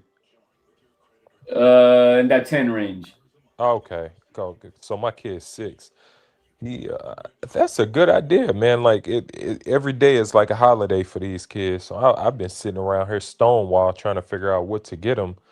But damn, telescope may be a good idea. I mean, you got your basic ones, right? Don't get me wrong. You got some decent, you know, $5,000 to $1,000 range telescopes. But then because I know it's gonna be hot because I'm into it too. So I'm looking at this one telescope is about $4,400. And it's a badass dot. It's called a dot. Has a large aperture, and so I'm learning all this new shit, bro. So it got a large aperture mirror and all this shit, and I'm like, bro, man, it looks badass. We can take this, you know, put it in the camper and just head out to these spots because they got these twilight parties or gatherings where people go to these, you know, very remote areas where there's no light, no light pollution, and then everybody's, you know, checking out whatever the fuck is going on right at the moment in the stars. I think it's really if you invest and you use it, and knowledge is free, right? So you can get any knowledge you want from that thing. You're good, bro, and your kids even gonna be even better. No, no hesitant. Like I said, we're that's what I'm doing. If you're interested, it's knowledge for you, bro. If you're looking into it, then you're interested in it. Bro, it's an expensive. Look, the telescope itself is that much. If you want to buy a badass digital camera to hook up to it, bro, you're spending another 5-6 G's on a badass camera. And then if you're gonna get the programs and everything else that you want with it, so you can hook up to this telescope, so you can then search the whatever area you're looking for, bro. It's a lot of money. So that's just a startup then. Yeah, the telescope's just the basic, bro. You got shit. Then you got Damn. Then you got different lenses and this and that and what the fuck, bro. I'm like, damn. But you can get a basic one, and I'm not saying that's because it's me. I'm gonna get into it, but for a child or anything, if it's just for him to have one in the backyard, you could get a decent telescope for between $500 and $600 that he could hook up to his laptop or something like that. So, anyways. But no, that's how I was interested in him. We just started piano lessons this year. I mean, guitar lessons. Yeah. And music brings joy to everybody, bro. Oh, I like it, bro, man. I call a guy who bring a guitar anywhere, bro. He's a Baja Panti, bro. It's easy. It's easy. You bring a guitar, bro. He's anywhere you go, man. Yeah, man. You get a voice to go with that too? Be good about it. No, if you don't have a voice, just play the guitar, man. That's all good. No, but I'm just saying, if you got a voice to go with it, you can forget about it. So what else we got on the topic, bro? Because we're running out of topics here, man. Create our own engagement, bro. I mean, we ran off the false information dudes, bro. That's what I got in there. Like, bro, where do you get that information from, bro? Like, can you just, why are you gonna say these things are not selling? Why are you gonna say you've been somewhere obviously you weren't, and Marco's trying to protect them? Yeah, man. Clarissa, you're more than welcome to join the party. Yo, it was an easy bash because, like, listen, like. The fights in New York, like you can walk, bro. You can walk Times Square for a week and sell a fight. What the hell? What are we talking about? Yeah, with social network too, it's so much easy. It's so easy to just put a poster up and get that, bro. Right. The secondary market for my tickets are going crazy, man. I'm like, bro, do I want to go? I want to sell my tickets, bro. I'm like, damn, this is crazy money. All you need is a training camp to sell the fight. Depends on Michael. How long are your other training camps now? I remember it was like 7 weeks, the most. The most. What are the training camps? Out 8 to 12. Sometimes like 8. They should be about 8, but sometimes people do 4 weeks. A month. Yeah, that's what I'm saying. Because I've been around training camp. Well, you're right. It used to be 8 to 12, but now it's like they use 6 weeks, the most. What I've been seeing. So, but training, the revenue, I mean, it's been changed so much. Like they don't know a lot of road work. They do, quick work. They don't kill their bodies like they used to. I think the fighters have gotten smarter. I think that way too. So. Not that much sparring either. Look at these fools, bro. Man, y'all love talking about it. I don't ever pay attention to these comments, bro. I'm looking at them now. What are they saying? I don't know. HLD was born yelling at the doctor. This guy's crazy. HLD, you're crazy. That's funny, bro. Rich says HLD yells in his sleep. Hey, I tell you what. I tell you one thing. I like you better when you're laughing, bro. A lot. I'm always laughing, bro. Laughing. But after you rip, which is cool. Yeah, I wait till you finish ripping, and then I can laugh with you. No, because they were trying to play Alan Day earlier, man. I'm like, come on, man, let's stop the bullshit, bro. Alan Day is cool dude too, man. Anybody that that's mellow and wants to do good for the young ones, bro, I'm in. Hey, I could say this a lot, man. That I'm cool with everybody pretty much on the panel, except for one or two knuckleheads. But overall, like people that I think that I would hang out with and break bread like on a everyday basis is I would say Alan Day would be one of those gentlemen. Another one would be Jersey Bob, and the other one would be CT. I think we have the same. I believe we have the same linear style of thinking in life and how we carry ourselves in things. Yeah, I'm loud on here and all this shit, but in life and what we do and our responsibilities and how we take care of business like a man, I think these are gentlemen that I respect utmost here. Damn, why are you ignoring me? That's fucked up. Because I'm not a bitch like you, bro. That's why. The age gap too, man. You know, if you're around the same age, you can relate. Like the age, man. It's not even about the age, man.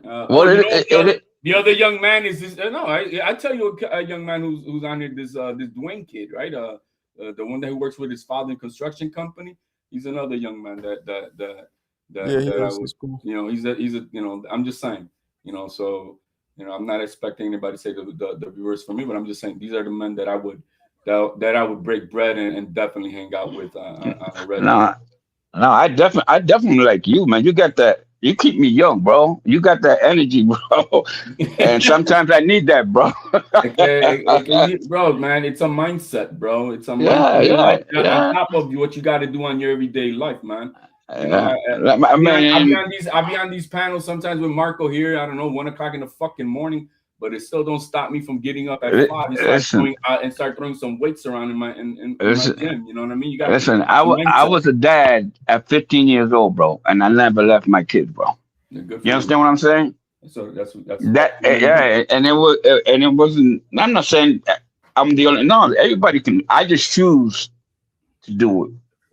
Well, and and now I got 8 grandkids, right? That I'm starting over, and I love them. I can't. I got to be with all of them at one time. If I could, I'd be with all of them.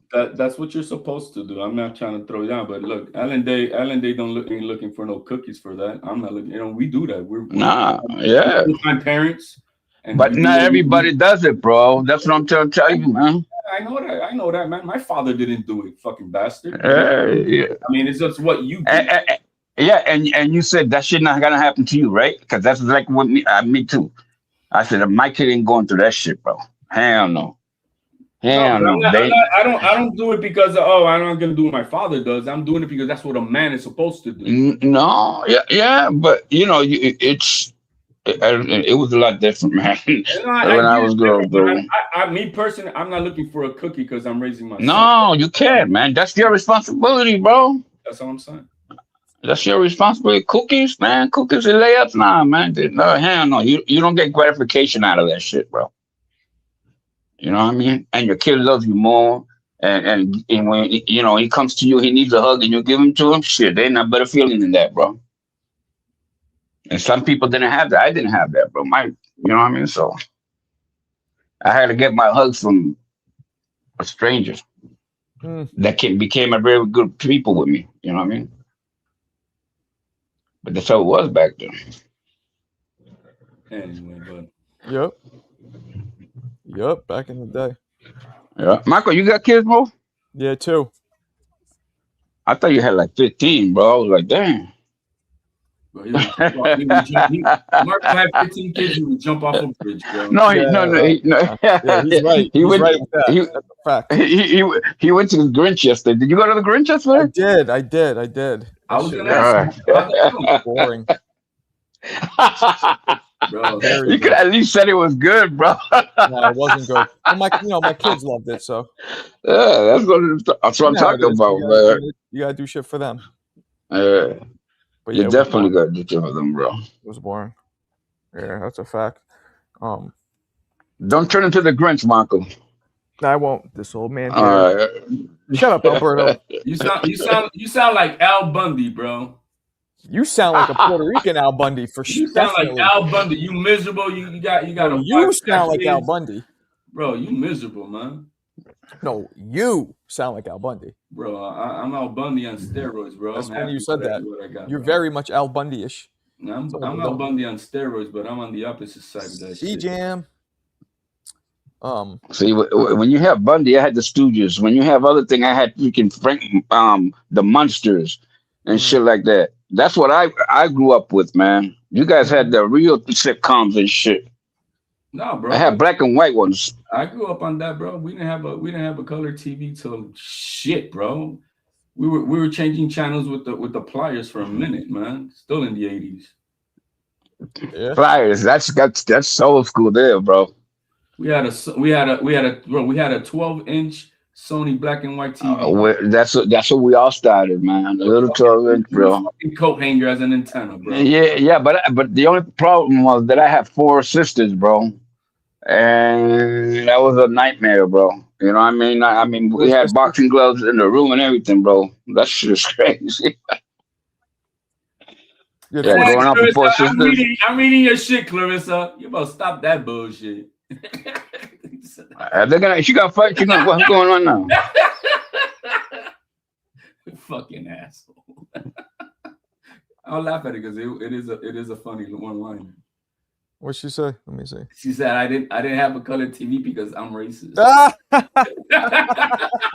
You gotta laugh at it. That shit is crazy, bro. Funny, bro. Yo, she's funny. She is funny. She's got a good sense of humor, that's for sure, and that's what counts, bro. I'll be right back. Yeah, she does. No, she lucky I got a sense of humor because I don't cook her. You have to, bro. We have to. When you're on here like that, we have to, bro. You'll be miserable if you don't, bro. Nah, man. I've been doing this shit on this YouTube shit 20 years. Don't let anybody fuck with me. No, I'm just saying in general, man. If you don't get something that you can giggle yourself at, you'll be miserable, man, forever, bro. And that's not a good way to go through life, bro. Let me get off this chat. When I'm on a panel, I never be looking at these. So you're looking at the chat right now? Yeah, I really don't pay attention to the chats. And now you're realizing all the shit they're talking about? And then but I'm just saying, because what's the point? I mean, the interaction is with the people on the panel. You know what I mean? Yeah. If anybody want to join the panel, hey, man, then we can have an interaction. Simple as that. They won't do it though. Because it's like paper. They can put all the shit they want on there, and several years and keep it moving. Years, not 20 years. Damn, I don't think I was on YouTube when that shit came out. Anyway, well, guys, man, I'm gonna head out, man. I got other. So am I, man. Hey, much love. Hey, HLD, be good, man, and be safe, man. Love you guys, man. Be good. Let me get Marco back. Yeah. All right, man.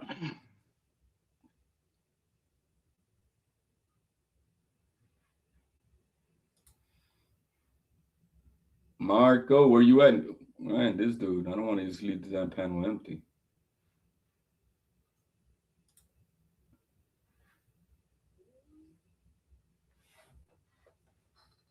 Clarissa, put in the chat how old you are. My bad. Yo, man. Yeah, I mean, people are falling off because they. Yeah, let's get this cracking again. First of all, CJ, come in. So let's do this. Favorite fighters of all time? No, favorite fighter of all time. Let's start with. I want to hear. Hey, Marco, why you on your own live, but while you're on the Boxing Voice, bro? What's that? You left your own panel live to go on the Boxing Voice. What you mean? Right now, you were gone for like 20 minutes, bro. You were on the Boxing Voice. 20 minutes? Nah. All right, let's do favorite fighter of all time. Oh, Yayan. What up, Yayan? What's it do? I want to hear. I know yours. Yours is Broner, right? No. Your favorite? What, Hagler? No. He top 2. Who? Who's your favorite fighter of all time? Dude in my picture. Floyd. Okay. Easy. Matter of fact, let's do this. And I want to hear everybody's top 3 favorite fighters of all time. People, I want to hear HLD. Personal favorite? And Yayan, and then everybody in the chat. Top 3, you could write it or jump in and tell me. So what are your top 3, Yayan? A personal favorite though? Personal, yeah. Not who you think is the best, who your favorite fighters of all time are. I'm gonna just say Floyd Hagler and I'll probably say Andre Ward. Okay. What about you, HLE? I'm gonna start with Duran. Then I'm gonna go to Tito Trinidad, and then maybe I'm gonna go with. Damn, bro, that third one's hard because we only got three. I don't know if we go with Benitez or. All Hispanic fighters. I think Clarissa was right about the color TV. I was just about to say that. Yeah, well, I mean, my man just chose all three black fighters. Like, hey, man, we the best in the sport though, so yeah, it makes sense. but there's a lot more black fighters than Hispanic fighters. So probability wise, he's more likely to choose them, even if he's not racist.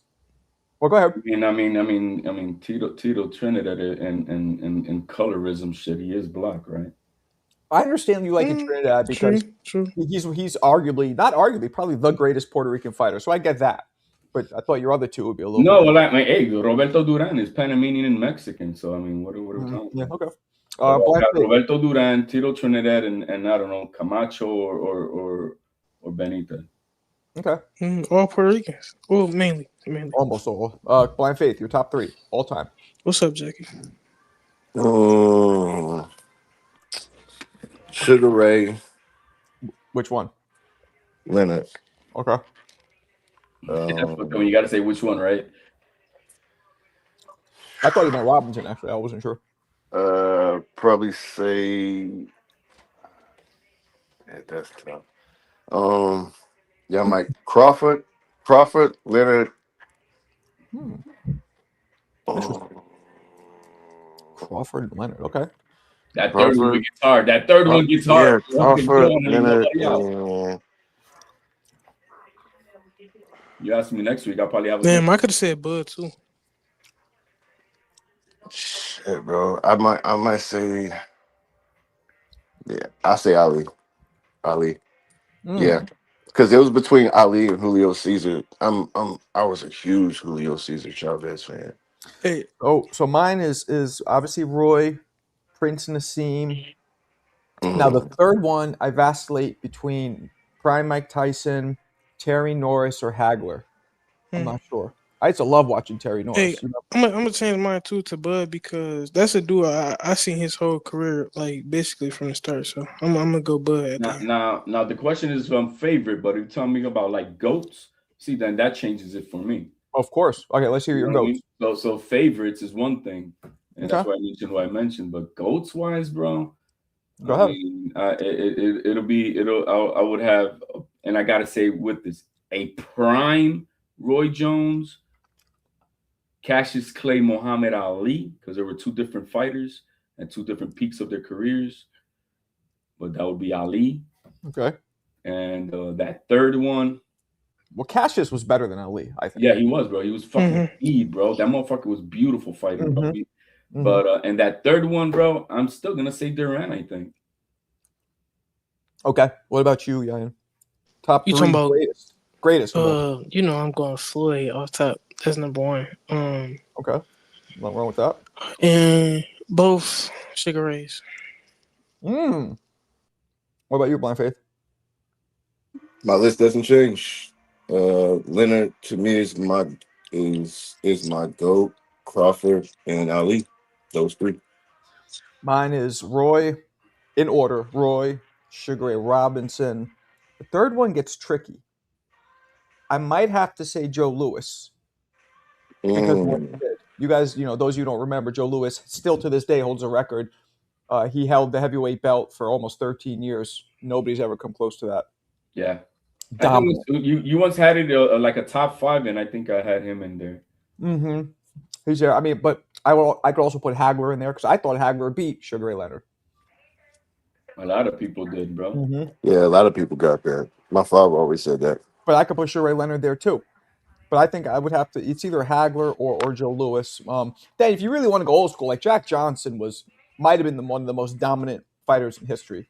Like no other fighter literally held dudes up when they're about to go down, so he could keep beating on them. Like nobody did that. I mean, in that case, then you got to say the GOAT Sugar Ray. Like I'm not putting pretty much nobody above him, but because I didn't get to watch him and some of the, I just put the ones that I was able to witness live. Isn't it weird? None of us mentioned the undefeated guy. Well, Floyd. But besides Floyd, nobody mentions Ricardo Lopez, Joe Calzaghe, Andre Ward. Nobody mentions. I did say, bro. I don't know how. No, Ward is right there for me too. Anything, bro. I'm sorry. I don't know how the fuck Andre Ward is. I knew Lowe would come in. I knew when we start talking about this shit, Lowe would jump right back in. Go ahead, Lowe. What are we talking about? I just got on, just check right now, and I see y'all still talking. What y'all talking about? I don't know what the fuck you just said. We're just talking about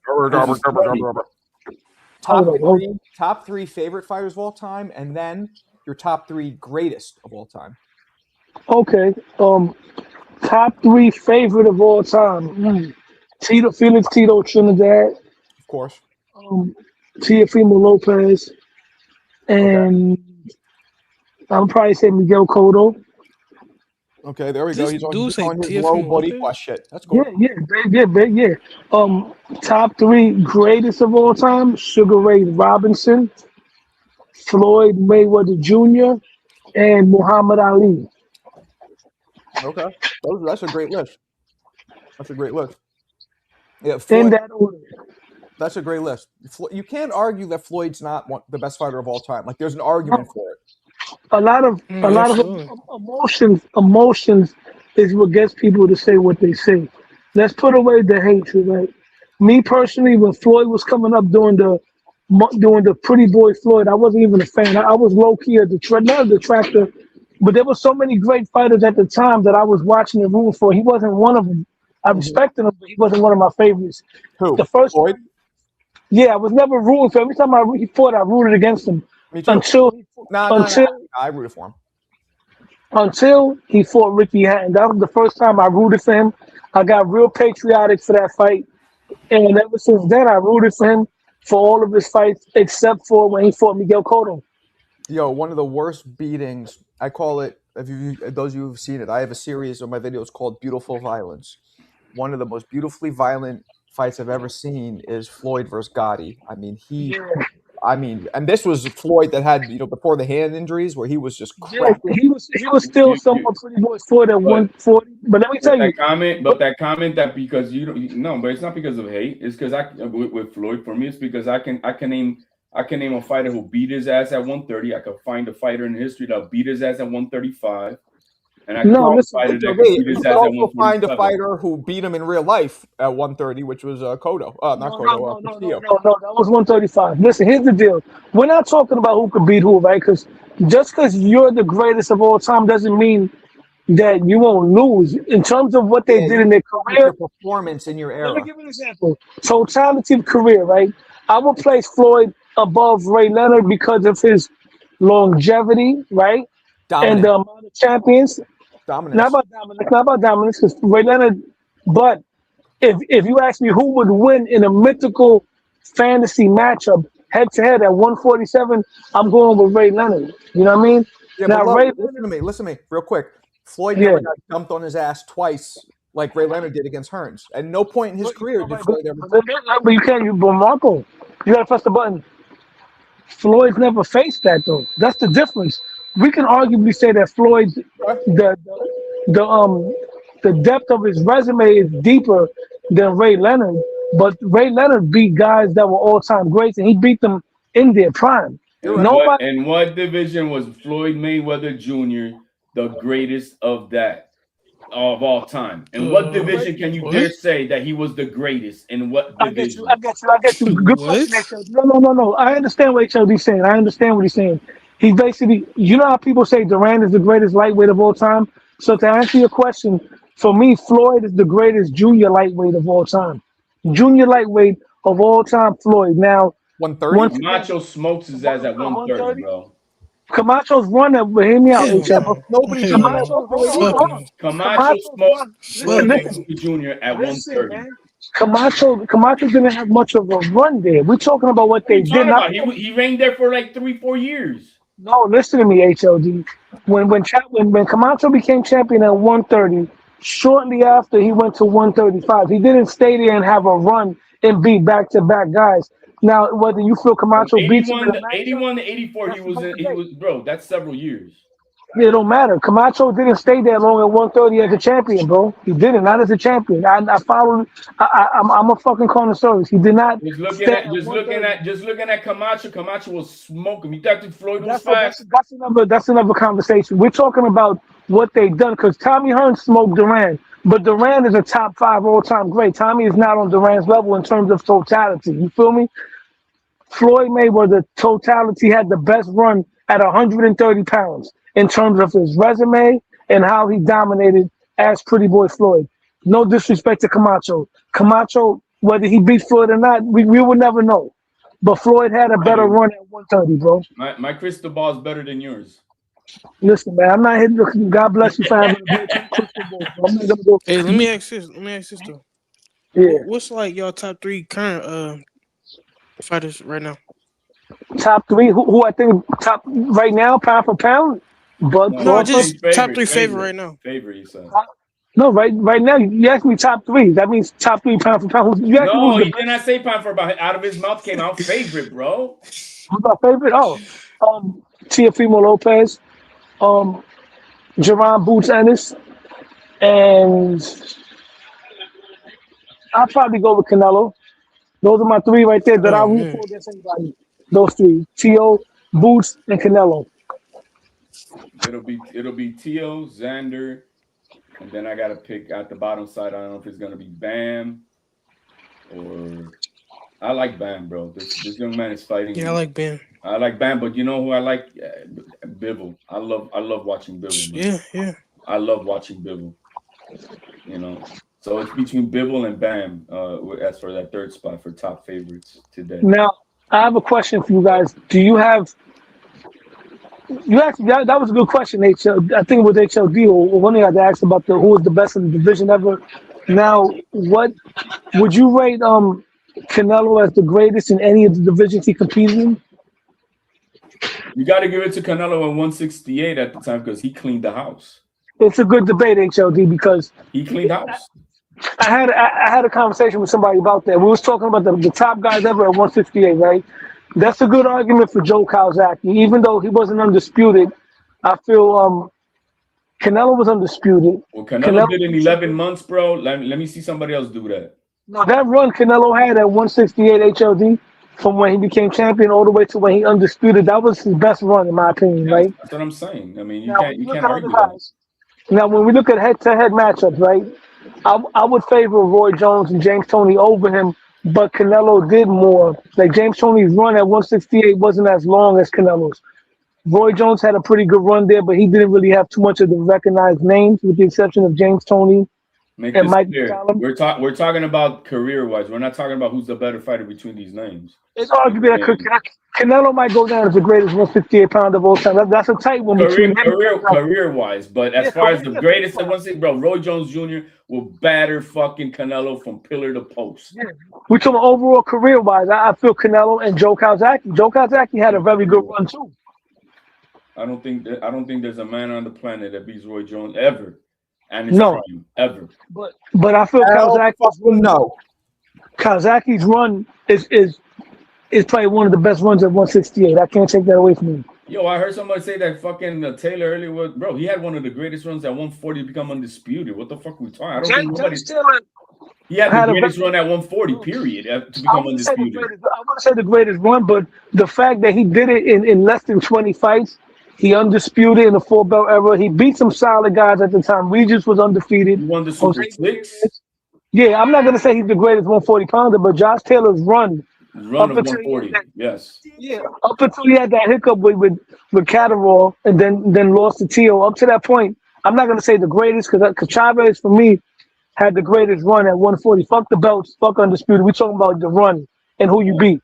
Well, no, we're talking about become undisputed. Yeah. No, even in recent memory. This doesn't really, because everybody was undisputed in the 70s because there was only one belt. 60s, 50s. Put it this way. You could put Josh Taylor probably in the top 15 all-time greats at 140, probably. I'll have to think about the list, but you can mention him up there along with Danny Garcia. You know what I'm saying? Buck Crawford had a run, but Buck Crawford was in a dead era at the time. For me, Chavez was the greatest. Oh, you Chavez the of those guys, the mofo. greatest 140 challenger. You the mofo who brought up the look, man. A fresh 147. I'm talking about a fresh, not a war-beaten Virgil Ortiz, but a fresh Virgil Ortiz at 147. He's giving Swift Garcia a hell of a fucking fight, bro. Yeah, no, it'd be a great fight, but I would favor Danny. Like Danny from the Thurman Porter from that little run at 140 when he beat Robert Guerrero against Virgil Ortiz at 147. I'm going with Swift. First of all, stylistically, he was a nightmare for the Mexican style fighters because for one, you're not gonna out Mexican his chin. Because Danny Garcia arguably had probably the greatest chin I've ever seen a Puerto Rican fighter have. Because a lot of Puerto Rican fighters have been buzzed, been dropped before. Not a knock on us, but Danny Garcia got hit and he just walked right through it like Hey, nothing, Puerto bro. Rican, bro. Just say it, bro. I keep it real. That's all. I'm Puerto Rican, bro. Say it. Benitez beats the hell out of a prime Virgil Ortiz. Fresh Virgil, all of that. Well, Benitez, that's a whole different class. And we're talking about an all-time great. Benitez is one of the slickest boxers of all time, bro. Hands down. But now if you're talking about like today, this war-beaten Virgil Ortiz, I got question marks all over him today. I got a whole bunch of question marks over Virgil Ortiz.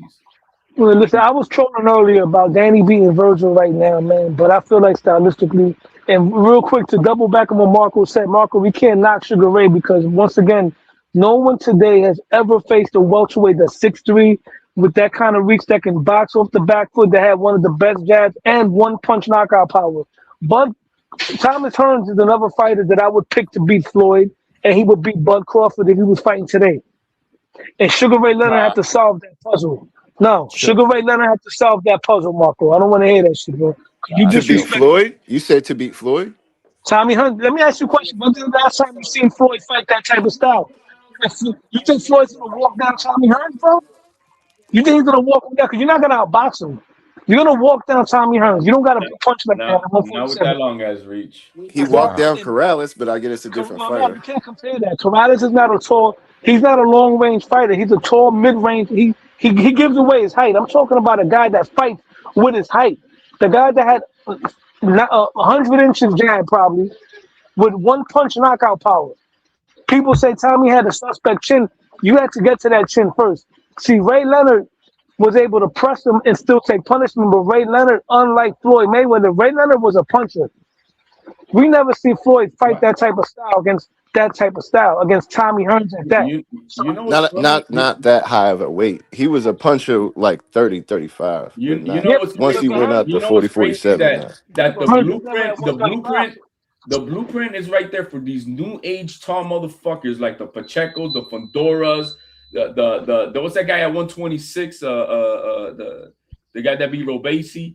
The blueprint is there for these tall motherfuckers to learn how to use their length and to beat the shit out of these small guys, and that turns, and they don't use it. Like, bro, why are you fighting like you're 5'5"? Just like Fundora, you have to, another tall guy that took away his own reach. Guys, he used it a couple times. What's up? I want to play this for you. This is fresh out. I didn't even release this yet. Tell me what you guys think. I don't think anybody in history can beat this version. I don't think anybody can. You guys tell me what you think. This dude was unstoppable. Anything pre-89, nobody beating Mike Tyson. Why? Then this is why. Here we go. We can't hear it. Raise the volume, Marco. You can't hear it? No, it's very low. Damn, bro. You gotta go to the settings at StreamYard, maybe, bro. I did. You might have to like reset. You might have to default reset your volume. I heard it a little bit, man. I heard it a little bit. You guys can't hear it at all? It sounds like low, you're on point two. Super low. Put your volume up. Yeah, bro. I could barely hear it. Mike comes out dialed up to 10 before swelling up Jesse Ferguson's liver worse than hepatitis B. Tyson then snaps Ferguson's cabbage back like a Pez dispenser. Kid Dynamite slips using his classic peekaboo style as he resumes swelling up Jesse's kidneys like a fifth of Everclear. Tyson then quickly explodes like a virgin on prom night, throwing vicious combinations before ducking with custom-auto precision and making Jesse pay with another midsection mount. Mike then pins Ferguson on the ropes like a pair of wet socks and starts pounding him out like Jenna Jameson on set. But the valiant North Carolina native fires back.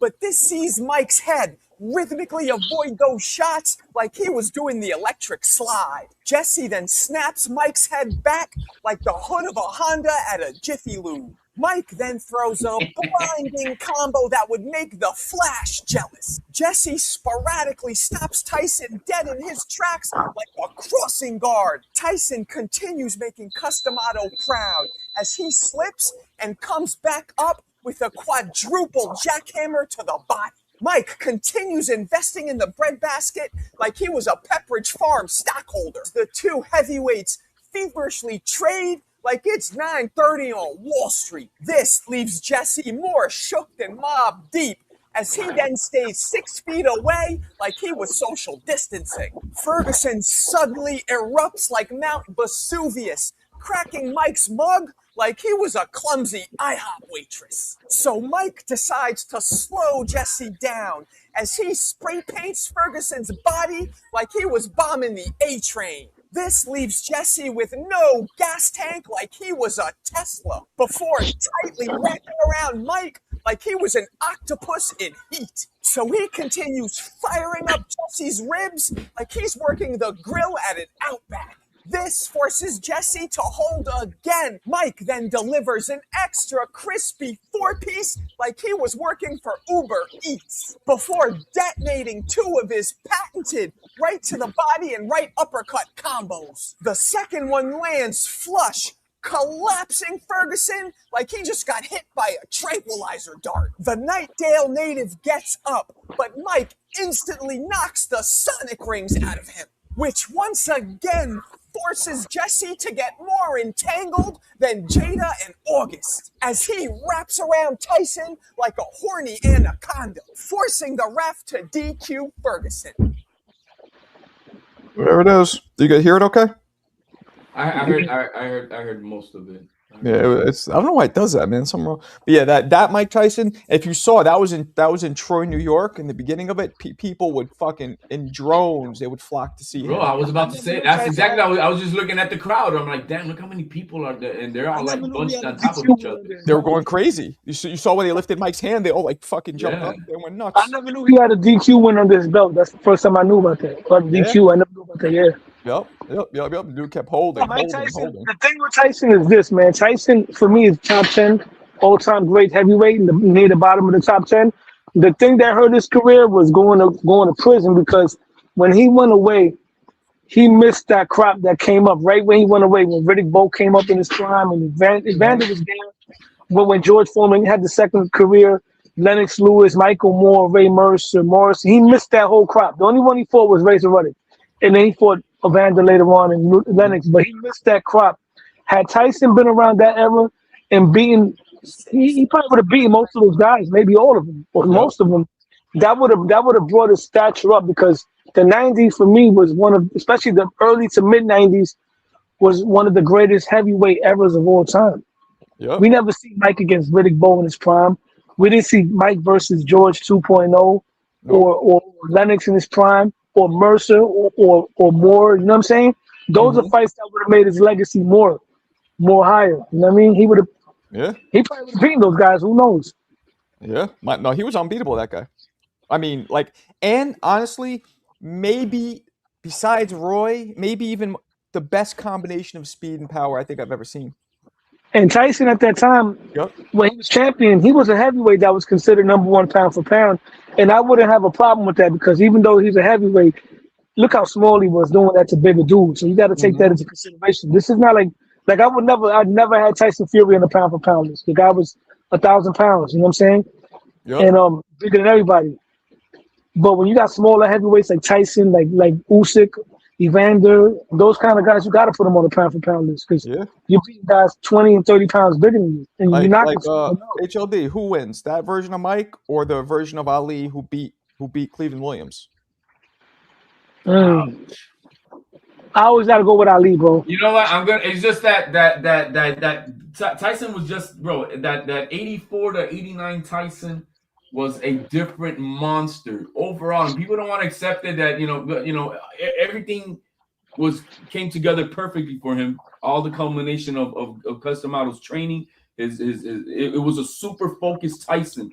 He was just a seek and destroy, conquer of kings, and that's what he was made to be. And so I cannot see another man knowing he's gonna get in that ring and not piss his pants. And the only man that I really don't think that in his prime did not piss his pants wanting to fight him was Larry Holmes. He really didn't care, but he was just old. I think at that time for him to do anything better than what he did. But everybody else who walked in there, they knew they were facing a conqueror of kings. He was Conan the Barbarian, bro. That's what he was. Yeah.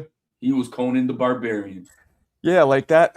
See, and you guys know that, like, I was taught that style, right? The custom auto peekaboo. I was taught by Kevin Rooney. That was my second trainer ever, right? When I was 15, I went up there. So I understand that style. And I understand how Mike did it to perfection. Like, they would teach us that. Like, okay, twist, spin, come up. Tyson, and, you're learning it, but you're like, I can't come up every single time and then throw a punch. Have the physical abilities. And he did it, I mean, perfectly. So for me to know how well, genetics. It was like a machine. It was like genetics. He had the genetics to be able to perform at that exceptional level of what was demanded of him to do, and he did it. It is genetic, right? Bottom line, he had the genetics. The dude was a freak of nature as far as who he was at his size, because he was like an ogre, bro. That's what he was, bro. He was like a fucking ogre. Yeah. And so I mean, the guy's abilities of his physical attributes were next level. He was a next level he was a Bo Jackson. He was a whatever. Ali's clinching would have gave Tyson issues. Nah. I'm a Mike Tyson fan, and personally I'll pick Mike. But let me tell you something. I just did a video. Marco, you say Mike beats Ali? I think so. And let me explain why. You just got to say the 84 to 89 Mike Tyson. Oh, 84 to 89, exactly. That version. Not anything after Frank Bruno doesn't beat Ali. So you're saying that the young Mike versus Cassius or Ali? Oh, versus Cassius. Over Cassius. Wow. Now here, let me play this. This is what makes me think. Hold on. This is what makes me think that because when you mixed. Oh, my bad. This is what makes me think, because when you mix this video I'm about to play along with the Frazier fights. Now, granted, older Ali, but Ali had a big problem fighting dudes who came at him because he would pull his head back. So here, watch this. Tell me what you think. He would pull his head back, and with dudes who were faster than him and got low, he had a problem with. Now watch this fight. Picture if this was Mike with his speed and power doing this. He comes out the gate rhythmically gliding like he's competing on Dancing with the Stars. Floyd then takes advantage of Ali's pullback defense. The Louisville Lip is able to avoid some shots by pulling his head straight back. But this defensive strategy often leaves him off balance and more vulnerable than Shaq at the free throw line. The Brooklyn native then adjusts his timing more eloquently than a Rolex, as he uses the Customato peekaboo to get low like Lil Jon. This gets Ali looking down, enabling Floyd to land 2 cinder blocks up top. Patterson then pump fakes stepping back before suddenly exploding forward. But Ali flips the switch as he begins walking Patterson down, before unloading 13 bricks like he's dropping a delivery for Home Depot. Ali then switches things up like he's Caitlyn Jenner, abandoning his pullback defense and instead dropping low. This perplexes Floyd more than advanced calculus, forcing Patterson to purely box, which leaves Floyd more uncomfortable than a Johnson & Johnson CEO watching the Diddy trial. But Patterson then pins Ali against the ropes with a sharp assault that leaves the Olympic gold medalist frantically covering up like he was getting jumped into the South Side Crips. However, Floyd instantly bounces back like an AOL email as he lands 5 cinder blocks that shake Muhammad like a can of Krylon.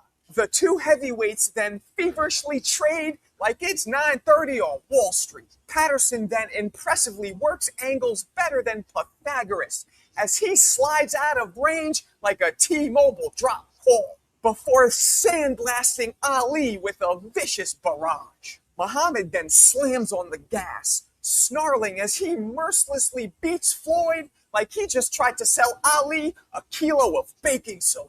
But Patterson spitefully answers right back like he was a hormonal teenager, which sees Ali respond by snapping Floyd's cabbage back like a Pez dispenser, before battering him like a chicken finger with an 11-punch unanswered attack. Muhammad continues pumping out creatively smooth combinations with the artistry of Michelangelo's brush. But Patterson keeps repeatedly cracking Ali's mug like he was a clumsy IHOP waitress. But the fight is suddenly stopped in the 8th round due to Patterson's eye swelling. However, the stoppage was highly criticized as little to no puffiness was visible, and Patterson was ahead on the scorecards at the time of the stoppage. Ouch, bro. I didn't know. That was a robbery, bro. That was a setup robbery, man. I mean, Ali was coming on. He was coming on, but Not to stop the fight in the corner. Come on now. Yeah, he didn't look puffy at all. I don't know, but Ali pulled straight back.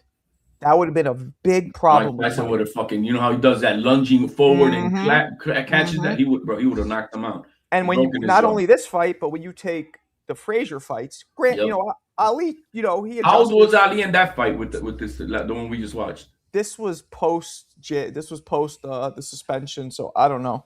74? Yeah, this was in 72, I believe. 72. What I couldn't really help watching that fight is what the hell happened, bro? They had a 2-for-1 special at Woolworths or Sears for the same shorts. Yeah, I don't know. What's going on, Fun Truck? What's going on? Is this Marco's longest live ever?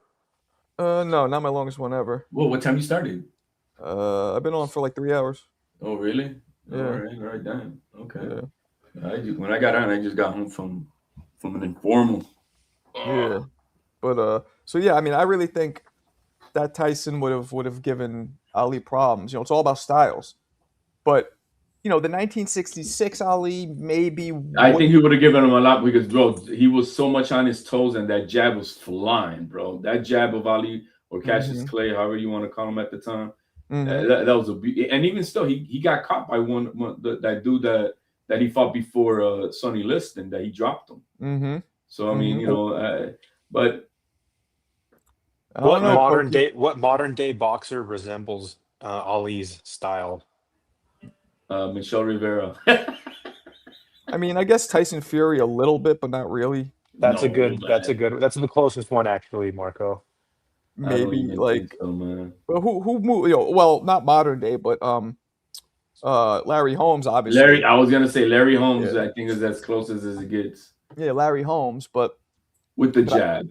But Ali, you know, Ali later in his career, a big part of his defensive strategy was just laying there and letting people pound on him. And exhaust them, and then he takes over.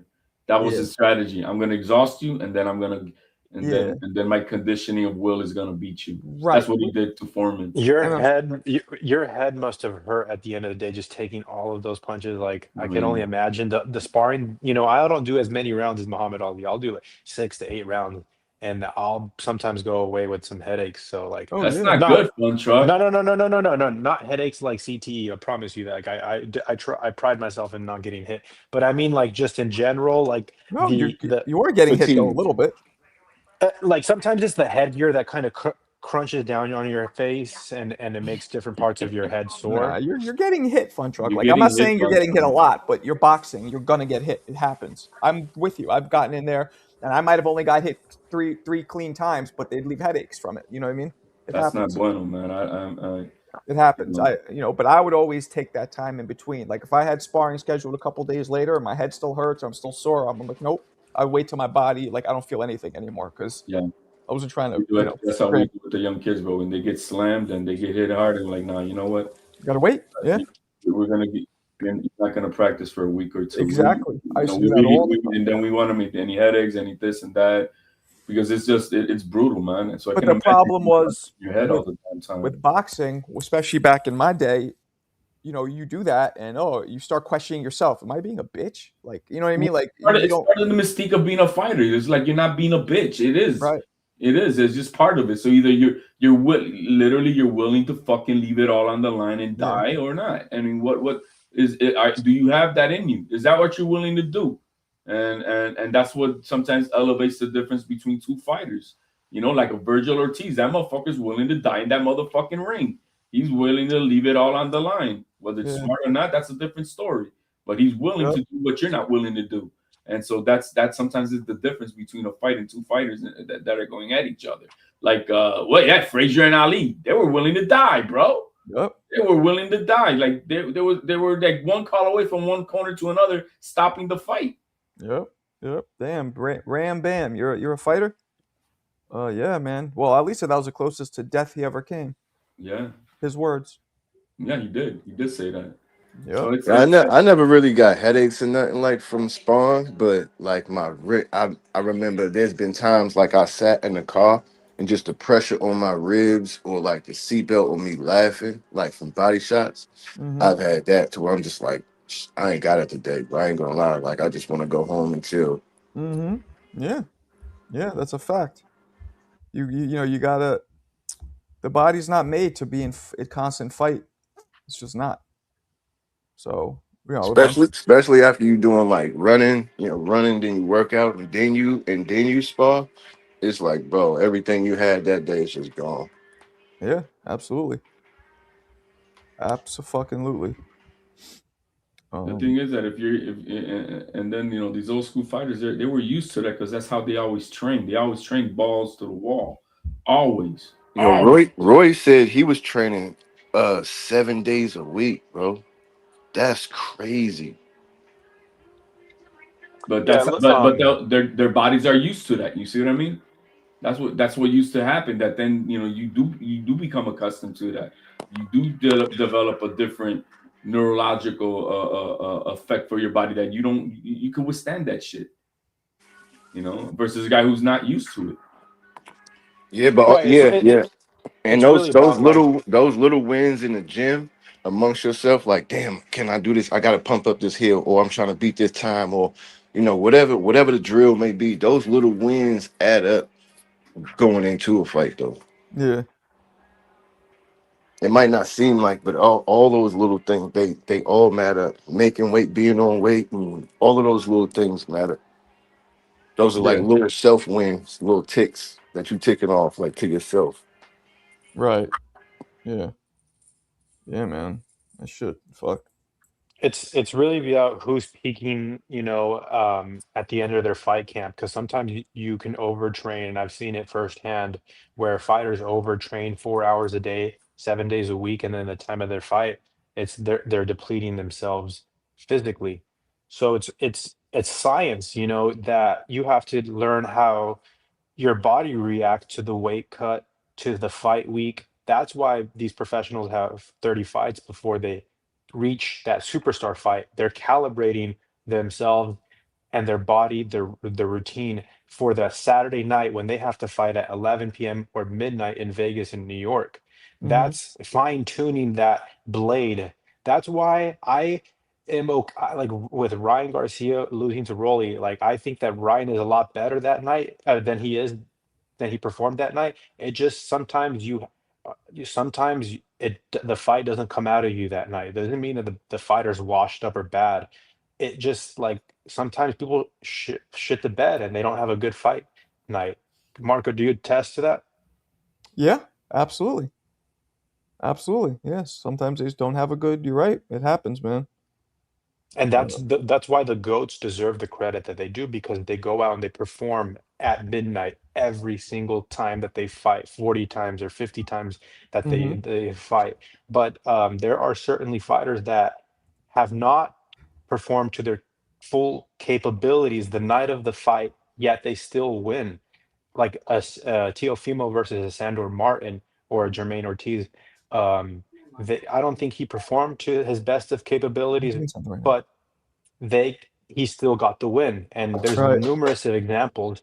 Actually, I'm trying to do a case study right now of all of the fights that high caliber fights where the fighter landed less punches than his opponent and still won the fights, according to BoxRec. Because That was I think Floyd. Say what? Floyd? Did Floyd do that? he's What one he of was? them. Yeah, I feel like Floyd did that in one of his fights.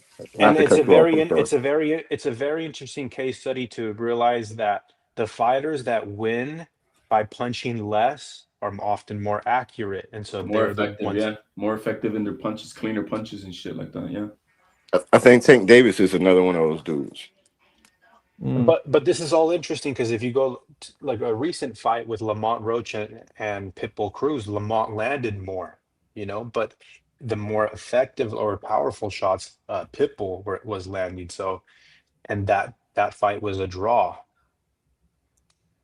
Yeah, exactly. Exactly. It also depends on what the referees and all of that, what you looking at, what you looking for in a fight also depends on what you see. You know, everybody's Right. kind of like subjective when you're watching a fight. So what you looking for, what stands out to you might not be what stands out to somebody else. That's why fights is always like this. It's a draw because you saw this, but I saw this, but you didn't see that, and why he set that up. Like we all looking at different stuff. What I've been doing is watching so much tape on Shakur, man. Man, that's fucking crazy. What having to watch Well, these damn fights. I Like, recently watched T.O. against Josh Taylor, all 12 rounds. And I'll say this, the crowd was reacting, in T.O.'s favor. And I think that certainly plays an effect towards judges in both a positive and negative way. Sometimes when you're cheering for every punch that's almost landing, a judge will sort of not take that into account and be like, I can't let the crowd play into effect. So I'm going to score that round for Josh Taylor, if that makes sense. As wild as that sounds, it sometimes assume may be that. true. I think we assume that to be that these guys are affected. These guys been doing this. I mean, half of the guys that are doing it have been doing this for so fucking long that I don't think that plays much of a fact as if they're being paid off for real. If anything, I don't think the crowd. I would these not guys. be surprised if these judges were getting paid off. Or just don't understand how Adelaide Bird has a job. Do you know what I'm saying? That fucking frustrates me, and I get mad about it some days. But what I've been watching on Shakur, I've been watching his 126 fights. I'm watching his 130 fights. I'm watching his 135 fights, and I do see what Tio's saying. He is not faster today than when he was at 130, 136. I mean, 126. He is not. He is not. And now he's gonna go 140, and you expect him to be even more faster? He ain't. That's why Tio sees what he sees from this young man. That's why he told him to his face, "You were better when you were younger." Interesting. Well, with Josh Taylor and Teofimo Lopez, when I was watching that fight, I couldn't help to think that Josh Taylor has a very similar body size, not speed, nor boxing, any of that, but just his body. Like if you were to take the frame, he's a southpaw, and he looks to be the same size as Shakur because he's like the same No, size he's as huge, Teofimo. man. Josh Taylor weighed in at 170 that night. Okay, even better. Then Tio's been fighting the Southpaws consecutively, i.e. Jermaine Ortiz, Lomachenko, Sandor Martin, all these guys. This is perfect for the lead up to Shakur, in my opinion. Yeah. And they're tough competitions. It wasn't like Absolutely, very tough, very elite fighters. And when you compare those fighters against the ones that Shakur has been fighting, they're not comparable, not even close. Like I was watching the Josh Padley fight, right? Mm-hmm. Because what I'm trying to gauge is what were they able to do? What were they able to get in on Shakur? And Padley at times was getting in some punches. I saw in the Artem fight. Artem was landing some shit on Shakur. Mm-hmm. And so I'm like, all right, and this is Artem. This is Padley. These guys are not a Tio. Yep. So that's why I'm saying the speed that Tio's gonna bring, the explosiveness, his own. I don't give a fuck what anybody said. It's gonna be more than what Shakur's ever handled in his life. And the only way I see him trying to stay there is to do a De Los Santos, is to start doing that jumping back around and going in circles, because I don't see him trying to fight like he fought Conceição. I don't see him trying to fight like he fought Valdez. I don't see He's him. gonna have to though. He's gonna have to HLD. But There's a certain time both in the fighters fight are where gonna have to change and fight like they've never fought before because neither of them have fought this style and this type of Tio, I fight. disagree. I disagree. Tio has fought people that have fought on the back foot. Jermaine Ortiz and Sandor Martin, they're going to fight exactly But like they're not as good Shakur. as the Shakur though. That's what I'm Obviously saying. not, but they're pulling away. You can't fight. You can't punch someone that's pulling away from you. Does that make sense? I understand what you're saying. I'm just saying the elite. I'm saying as far as forget resumes and act and It's not accomplishments, about the accolades. resume. It's just the I'm just saying competition. as far as skill for skill and as far as because what makes this fight is their skill and the styles that they possess. That they've never fought as far as professionally. They never fought a style like they're gonna Tio has fight fought. Tio with has that fought type of that. no Tio with has that fought that. who It's Shakur who hasn't fought somebody like Tio. Never in his career has he fought anybody like Tio. Now, Tio has fought back foot fighters, southpaws, runners. Yes, he has. again, but Counter not on a punchers. Shakur. I'm just saying not on a Shakur But level. okay, that's That's what I'm granted not saying. on the Shakur level, but he's fought that type of competition. But Shakur has never fought somebody faster than him, more explosive than him. He's never fought anybody at that level. You can't say no damn Valdez is a Tio. You can't say Conceição is a And it's Tio. not, like maybe it's the politics of boxing that hasn't allowed that to happen because Shakur has not, had a good professional career. Like Floyd Schofield dropping out sick, and there was another fight that got dropped out like last What is it? minute. Is a Schofield compared to Tio in his It's skills and something, explosiveness? whatever. That maybe would have been the fight that I think it would have catapulted been a him to great the fight. I think it would have been a exact. great fight. I'm so upset that fight didn't happen. I And was too, actually, man. I was looking forward to it. when I think about that, I think about how exciting I was for the first fight of a main card, and that's what boxing is about. It's really about style and matchups. I shouldn't be always looking forward to the main event. Like Shakur and Teal, as good of as a fight as it sounds, it may be a big letdown. I think a lot of people may be let down with the way that the fight turns out. Maybe boring. It can be because I think see what's got Tio in trouble in the past, especially with the Sandor Martin fight, especially with the Jermaine Ortiz fight, is what you guys don't understand. He's the headlining motherfucker. He's the reason why people are there, and he cares about performing for the people. He cares about showing out for them. He loves to entertain the crowd like he did versus Taylor. That's his thing. He loves that. Yeah. And when And that at the Shakur end of the doesn't, fight, when you Shakur- don't do that, he feels the pressure of that. Like, bro, this was a shitty fight. And he knows that all the money Well, is then it spent should on be him for the dude. sure. It should be spread out more. Get some good fights. Get a Keyshawn Davis, a Richardson Hitchinson But on he's the still fight card. he's still the head. He's the reason. He doesn't he's need the to feel seller. that Is what way you guys anymore. know. He's the one. Like right now in this promotion, right now, who's the one carrying the promotion? It ain't Shakur. I think he is. He's doing a good job. He's doing his interviews, and Shakur doesn't need to be over the. Ain't nobody got Listen, quotes on him out HLD. there. Not every promotion needs to have over the top. It's not over the top, but you got to talk, bro. You got to Yo, like do he is something. though. When you look at the numbers, Shakur is getting more views on his interviews than sort of some of Teal's. Yeah. Not on the clips. But it's okay, dude. Like Shakur has also never been to be a good promoter of himself, anyways. That's my point. And so Teal carries this pressure on himself. He literally cares, and that's one thing that he's had to. Yo, you got to stop that. You got to be like Shakur does. I don't care by how I win as long as I win. Fuck the crowd. If you have to fight a boring fight to win, that's what you need to do. See, like the Haneys, the Shakurs, they don't give a fuck about it. Yo, man, I've never seen nobody headline a card in his own town and get booed out of his own fucking stadium. That's Shakur Stevenson, but he won the fight, right? Teal's not like that. Teal can't have that. That's who he is. He carries his emotions on his shoulders, and he cares about giving the people that. And he needs to stop that, especially when he's fighting these top dogs. Like this fight, he really has to not give a fuck about entertaining the crowd. He needs to give a fuck about winning the fight. Period. Fuck the entertainment. That's my opinion on that. And so he knows it too. Yeah. I'm excited for it. We have Jake Paul and Anthony Joshua this week. I can't believe that shit's gonna happen. I heard that the ticket sales were slow. But what I noticed, a lot of people start talking about tickets either to hate on the guy or not. Just like we had Smoke Session earlier, trying to say they ain't gonna sell, And I'm like, dude, it's already like 60-70% sold. So I'm gonna watch it. I know I am. It's on Netflix, so there's no reason not to watch it. I'm gonna watch it.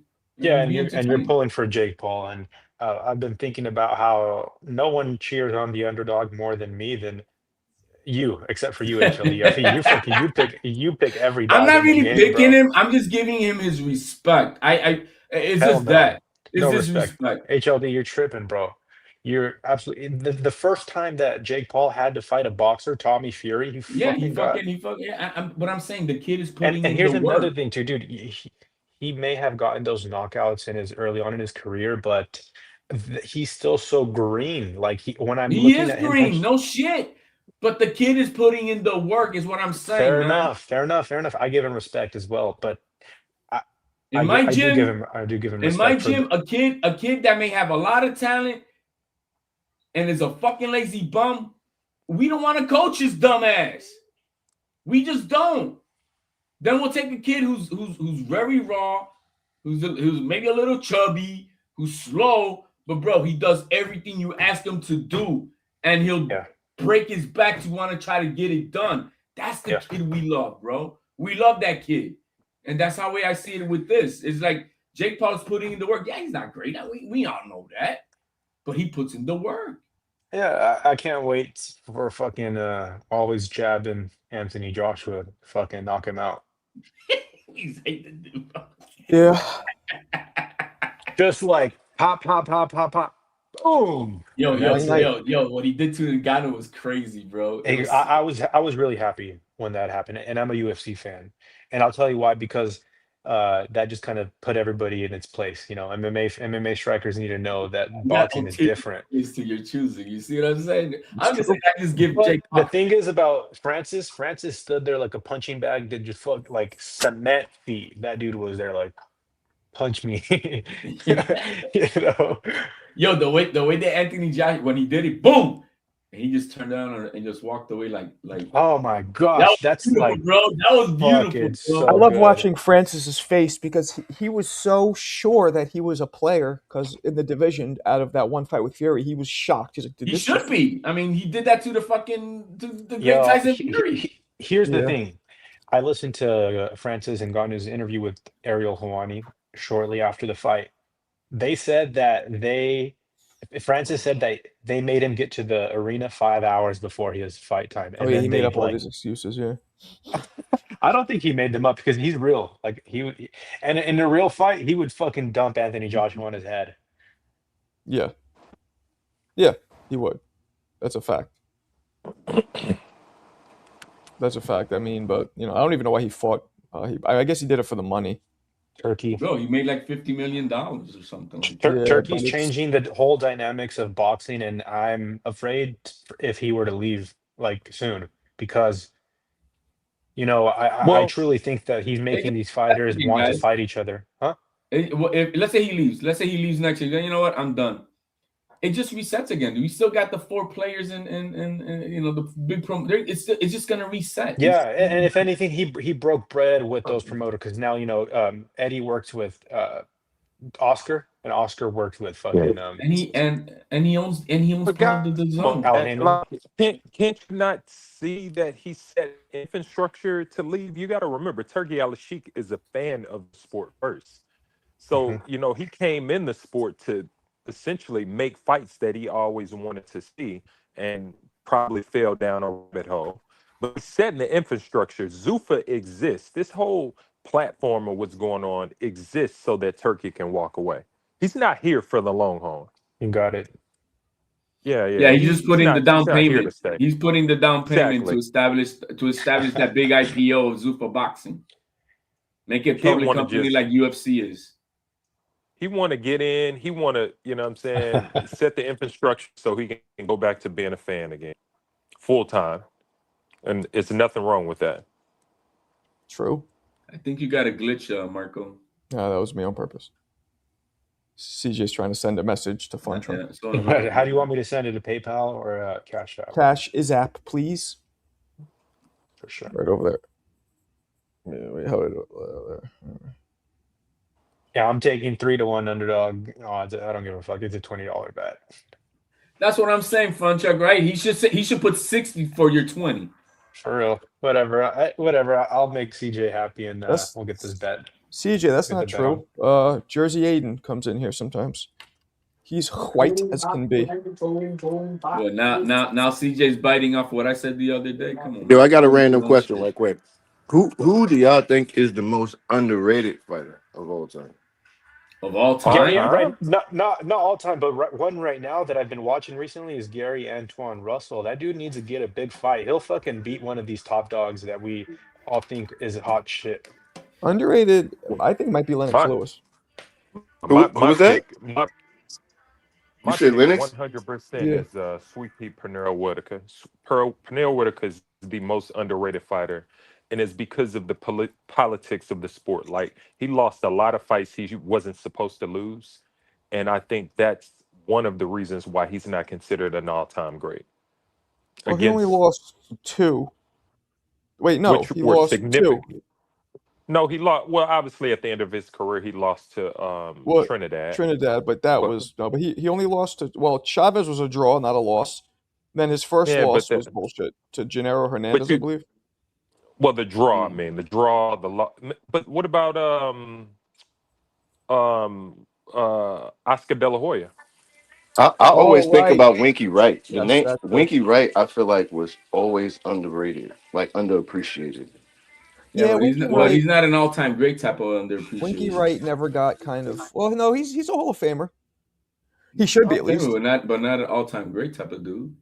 Winky, yeah, it's tough because he was in an era where you had the Floyds and the. I feel more with what Alan Day is saying with Sweet Pea. I do feel that more over Winky. Yeah, Sweet Peas was Chavez. As far as underappreciated is what we're talking about. Chavez and De La Hoya, Sweet Pea, a lot of people believe should have won. Do y'all think Zab is underappreciated? I think he is a little bit. I think he gets forgotten because of the Mayweather effect of I think Zab and Cotto. I think Zab and Cotto. They talk, but I don't think people appreciate Zab and what Zab and Cotto did. I wasn't. I'm gonna tell you what happened to Zab. Zab, that loss to Costa Zoo. That was one of the first viral boxing moments. Yeah. And because Zab, he was known for his mouth. He talked a lot of shit, but he was fun. He was really fun. And when he lost to Costa Zoo like that, I believe that the boxing world didn't allow him to recover. He said it himself, man. It took him a minute. It took him a minute to recover from that fight, man, bro, because he went crazy. He literally went ballistic in his personal life, like recklessly, and had a hatred of going on. You know what I mean? He just couldn't accept it, and it took him a good minute until one of his OGs pulled him to the side and get out of that funk, and pull his chain hard. But he went on a wild rampage on his personal life because of it. But thank God he pulled himself back in. But you're right, Alan Day. That fight did take a lot out of him. It did, mentally, emotionally. It did. It's kind of like what that Ray Leonard fight did for Hagler. Like, it took a lot out of him. Yeah, that kind of broke him. Well, I mean, but it's a little bit different because the Leonard Zab fight was young. for Hagler was like his test. It was like the fight for him. It was his fight. He's been wanting his entire career. The Zab Judah Costa Zoo happened mid range, and Zab was. I would say it was mid tier of his career. It wasn't like his best fight, best opponent situation. Like career defining, I want to say. It wasn't his career defining. Let's not play it off that in the hood. Come on, bro. He lost to a white boy, nasty, and that's that's the fact. I don't think it was that deep because in the moment, remember, Costa Zoo wasn't your typical white dude.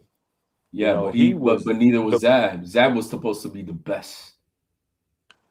I don't even know. I don't know who was the favorite in the fight, but I do remember at the time Costa Zoo was like he was invited to the barbecue. He was like one of those. At least for guys connected to the hood like Zab at the time. Yeah, bro, that affects you. Have to go in your hood with that shit, bro. Come on, I mean, I know he did. I'm not saying it's the only thing, but I think it adds on and it compiles. It compiles. You know, I mean, they Well, he wasn't supposed to get knocked out by Costa. No, not like I'll tell that, you bro. that. And No. he looked and it looked stupid funny. You know what I mean? So it was sure. It was, you know, yeah, you're right. It was a viral moment that looked fucking stupid funny too. I hate to say it, that's my boy, man. Yeah, no, That's my boy Zab, but it was a stupid funny knockout. And so yeah, but he shared that with us. And he said, bro, it took a lot out of him. He talked about that same thing like when Haney got it, you know, face down as Ryan Garcia. Yeah, he was talking about it, saying that, you know, he's like, look, man, he's going through a lot right now. He's going through a lot. And so he explained that side of the coin. And, you know, I gave him 2 points of, you know, another point, you know, 0.2 points of sympathy for Haney for him. So for sure. I mean, like world champion.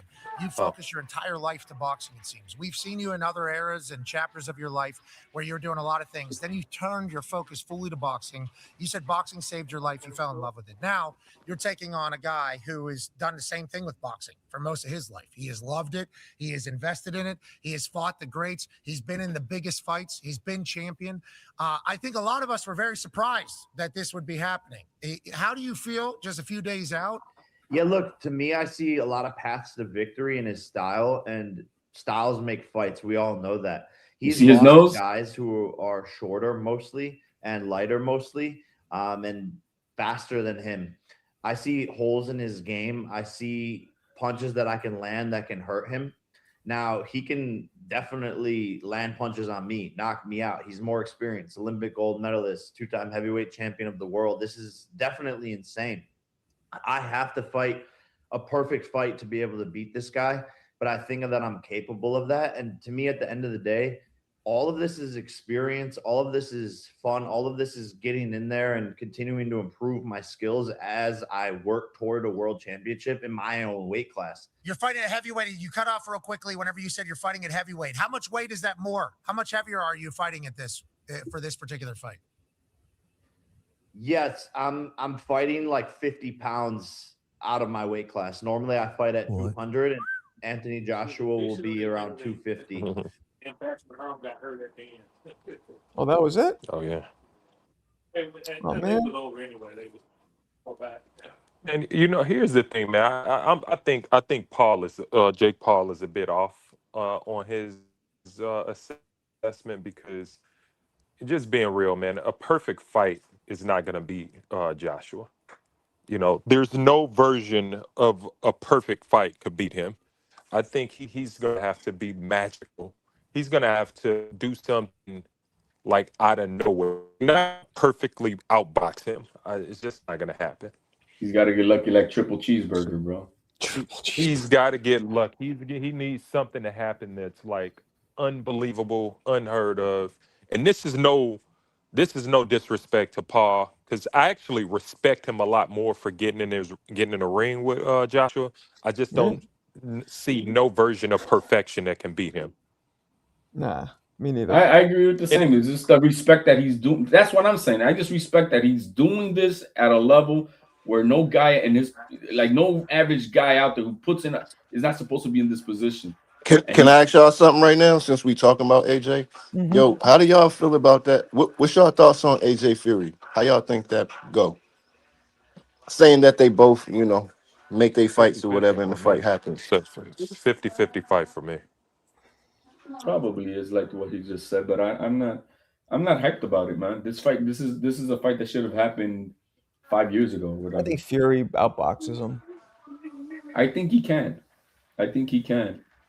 Because Fury's also like, yeah, he lost, but he wasn't flattened like Joshua, so he might not have the same psychological damage.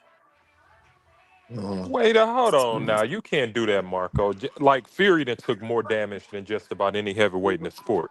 I don't care like how Joshua lost. He's been dropped. He's been damn near halfway dead. But when you're knocked out cold, no, but it's different. He's been knocked out cold and came out the dead. He's got damage. Doesn't matter. It doesn't matter. No. We're not. What we're not gonna do is measure damage. He did not get knocked out. That's psychologically different. Anthony Joshua got stopped, and we can arguably say Usyk could have stopped Fury. We could have, but he didn't. And that doesn't affect the psyche. Oh my. Okay, so it doesn't affect the psyche, but it doesn't still affect that chin. it still affects that punch resistance. Yeah, sure. I'm not saying it doesn't do something, but I think getting knocked out cold a few times is worse. Out cold? When did Joshua get knocked out cold? What am I missing? Just dropped repeatedly. But hasn't Fury's been knocked down repeatedly also? Fury always got up and won. Well, won almost the fights, and with Usyk, no, matter of fact, listen, Tyson Fury were very close. Dude, Tyson Fury didn't got the benefit of the doubt in terms of getting up. I'm just telling you, like as the referee. As a fighter, when you lose and you're counted out, it affects you way worse than if you just go down and get up and win, or go down. I understand what he's saying. Well, I'll credit you from that from a boxing perspective, but I'm just saying, like, we're not gonna. But damage-wise, they both taking the same damage. Bro. I wouldn't even say the same. I feel like they, give or take. I feel like I don't know who has the better punch resistance.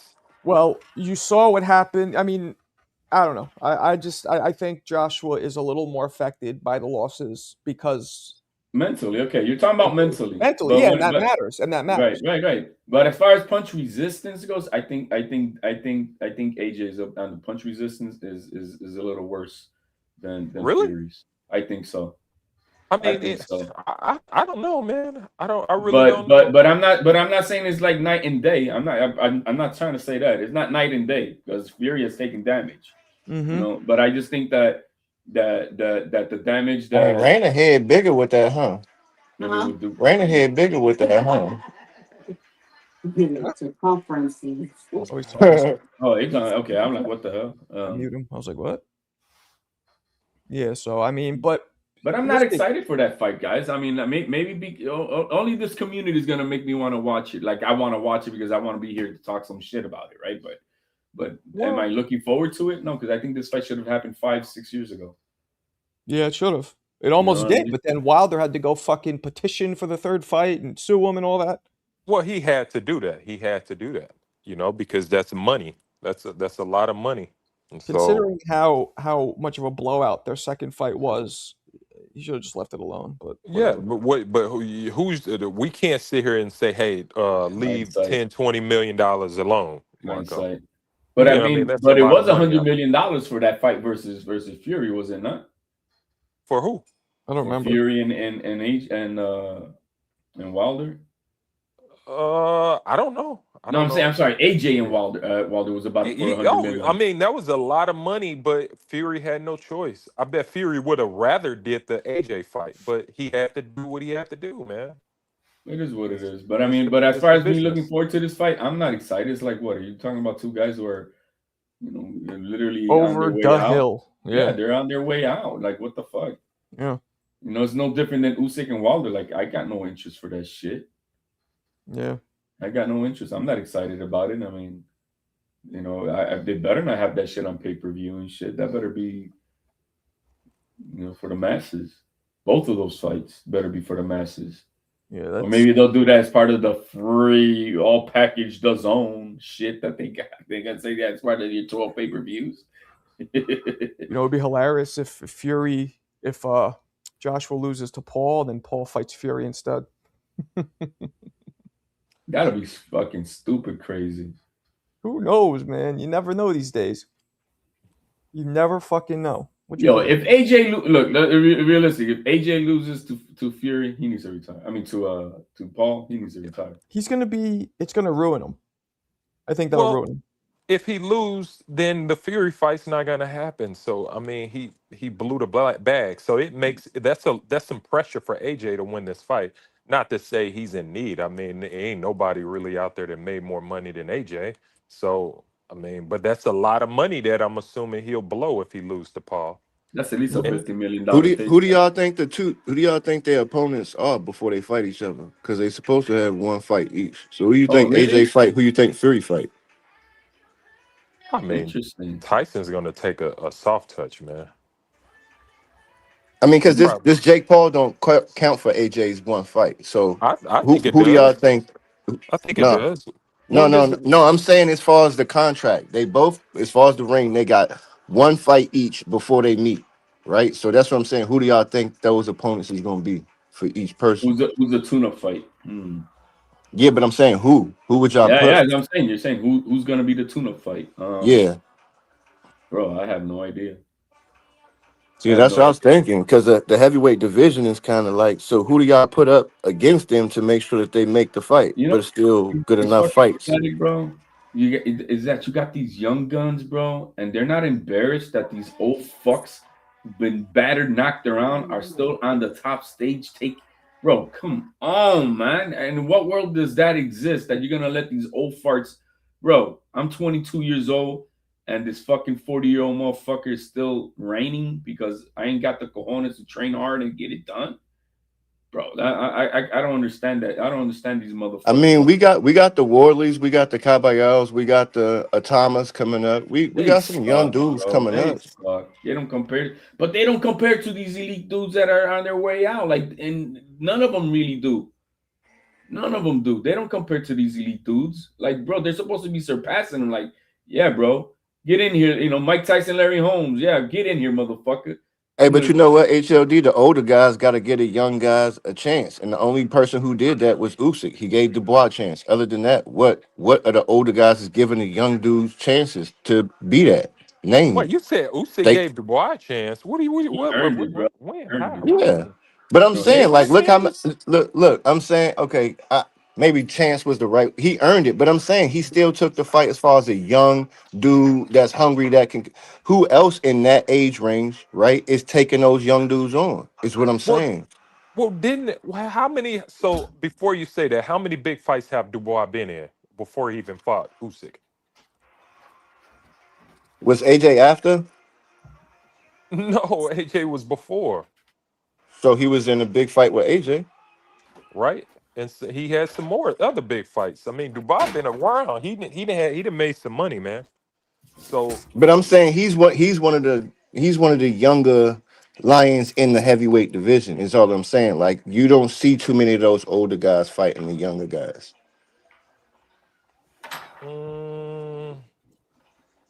Dubois well, earned his shot. I I mean, get that, but who yeah, else but is? yeah. You get what I'm So saying? yeah, Who else is? so You know what I hold mean? that thought. Hold that thought. How many young guys out there earned a shot? They all blew it when they had a chance. Well, Caballero ain't lost yet. Thomas, Atama, he young. So He that's what I'm avoid, he saying. avoided Like, a mandatory position. He was supposed to be fighting for a mandatory spot, and he bailed out on it, right? yeah, FA and Bacoli, that was a trash fight. That was trash. Jared Anderson, Oh yeah, he I blew. saw Jared Anderson. Look, I don't know what's wrong with the kid. He's all fucked up, but he just had a baby. I guess he has a kid now, and I saw a little clip of him, and like he's got a new purpose. Maybe this kid found a new purpose and a reason to have to fight with having a child. You know what I mean? And if he takes it seriously, hopefully he does make a comeback as he should, because he has a lot of talent, but he just never had his heart in the game. Well, So he's just so happened one of those guys in the sport. Plenty of come around who's a great athlete that just so happened boxed. that's That's what I who was he saying is. earlier, man. I'd rather train a guy who wants a kid who's doesn't have the talent, but that wants to put in all the fucking work, than a kid that you like, damn, bro, this kid is explosive fast, but he don't want to put in the work. He don't want to listen. He don't want to do it. I don't want that kid, and that's well, what's I think Caballero and Moses seem to be like the leaders of the new. I mean, outside of Dubois and maybe Wardley, because they almost there cracking the ceiling. But as We got far as a the couple of young young dudes, guys in the amateurs, though, man. We got a couple of young bucks in the amateurs but that's going to take a minute, is what I'm saying. That's it you know. is, but we're gonna see them come up, and they're gonna.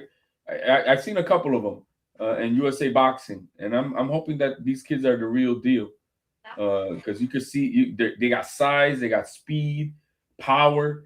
And I can't catch their names because it's hard to really like say. Because Oh, Richard Torres is small. I feel like he a cruiserweight, Maybe he he is, is. a man. lightweight, like heavyweight. I don't know. He ain't that. He's a cruiserweight type of guy. He's a cruiserweight type of guy, but he's the same size as Tyson, or if not taller. So Yeah, but Tyson's. Come on, bro. Tyson's Tyson.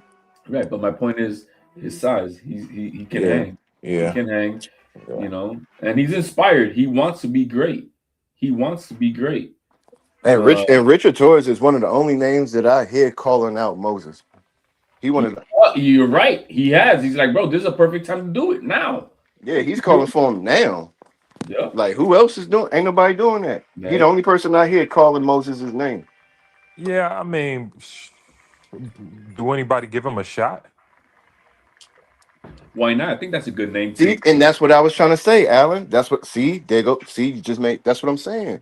Like these dudes with the name got to fight the dudes that's getting the name so that they can have a name. Like, I mean, you know what I'm for me, if I'm Moses Atama at 21 years old, Richard Torres is a nice mid-tier heavyweight that I can take soon en route to where I'm going. You know, he don't have to be the next guy, but he's definitely a guy I can look at like in the next 2 or 3, I would take him. Right. Yeah, like Yeah. you know, 2 or 3 fights from now, he's one of those guys. He's my next step to get to a heavyweight. Yeah. And hey, that's what I was Marco, you're saying. I doing know this Johnny switches. I hours know this. today. I'm proud of you. Salute to the panel too. What's up? Yeah, long stream, longer than you normally do. It's cracking. I Yo, want to I ask also HLB for some I think clarification. Abdullah real should quick. take out Floyd Schofield now.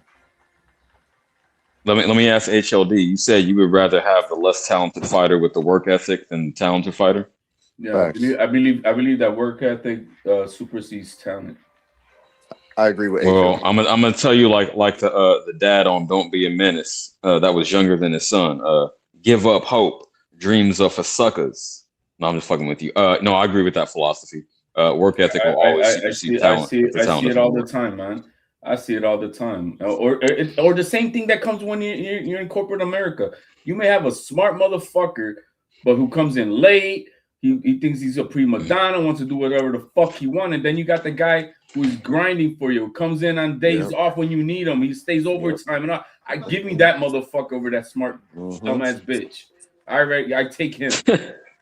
I mean, it's easy to say that because I mean, if you look across the history of boxing, how many incredible athletes that also boxed that had that work ethic to be great?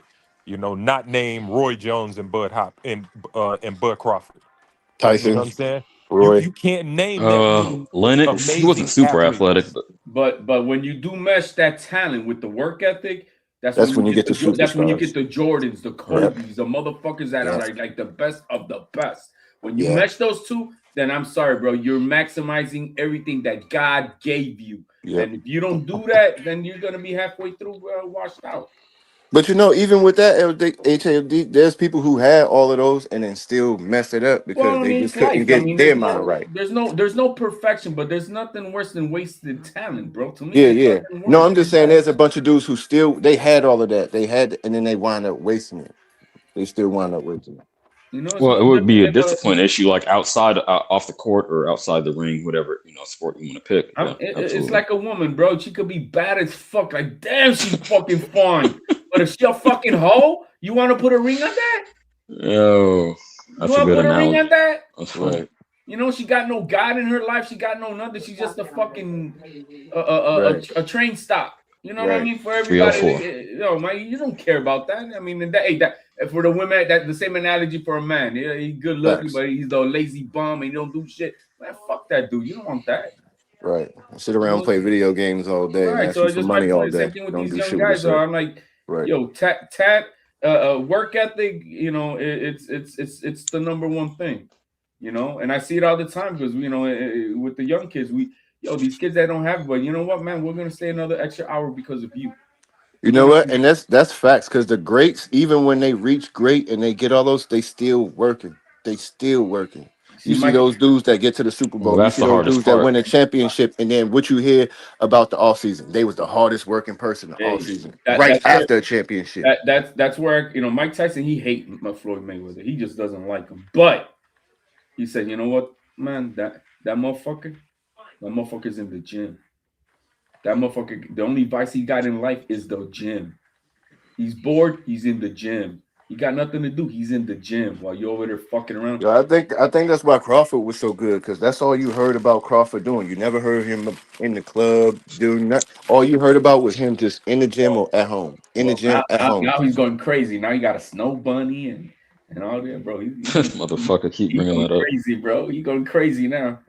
Hey, he reached Some different cats money. have good PR though, man. I Don't say get this. credit. See, this the thing. HLD forgetting. Sometimes when you got one of them on your arm, that's like that unlocks different kind of doors. And I'm gonna leave it at that, bro. I'm gonna leave it at that, bro. Hey, man. Hey, it does.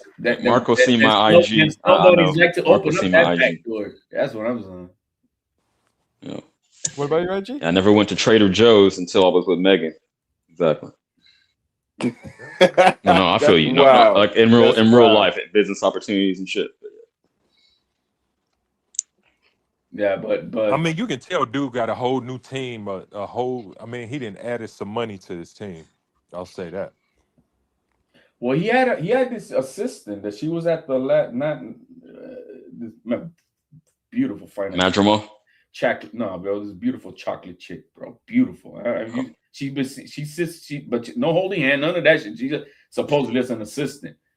Fine as fuck, bro. Crawford just got a bunch of money to open up like what was it? Not just a gym, but it was like they gave him a bunch of money for like I don't know. It's called the B&B. For the money he got, that Snow Bunny is mid, bro. I'm sorry. No, it ain't even have to do with the Canelo fight. It's like something outside of that for like with Crawford. They giving him it's supposed to happen next year. It's supposed to open next year or something like that. But they just granted him a bunch of money for some kind of something he's about to start doing. See what happens when you win these overseas money. A lot of these guys, they, like for example, this guy from the UFC, damn it, guy who fought Conor Ben. I can't catch his name. Russian guy. Anyway, the guy who beat Conor, he got a lot of money from the Russians. Like all the oligarchs, they donated gyms, they donated land, they donated houses. Oh no, you mean Conor McGregor, not Conor Ben. That threw me off. I mean Conor McGregor, bro. Yeah. But Khabib. Yeah. Khabib got a lot of money from it. Same thing with right now with Crawford. All them Saudis, bro, all them oligarchs over there, bro. Hell yeah, they slip it in. Yeah, they got. He got but the beautiful thing is Crawford already built the gym. Before Crawford got the Canelo fight, they already built the gym for the They youth. granted him some money. So they already given back. They granted him some money to expand the B&B Academy to expand it. Who did that? B&B. Make like a computer lab for kids. Than gym. It's the kind of other program. It's bigger than just no. Listen, what I'm saying. He's expanding it. Listen, what I'm saying.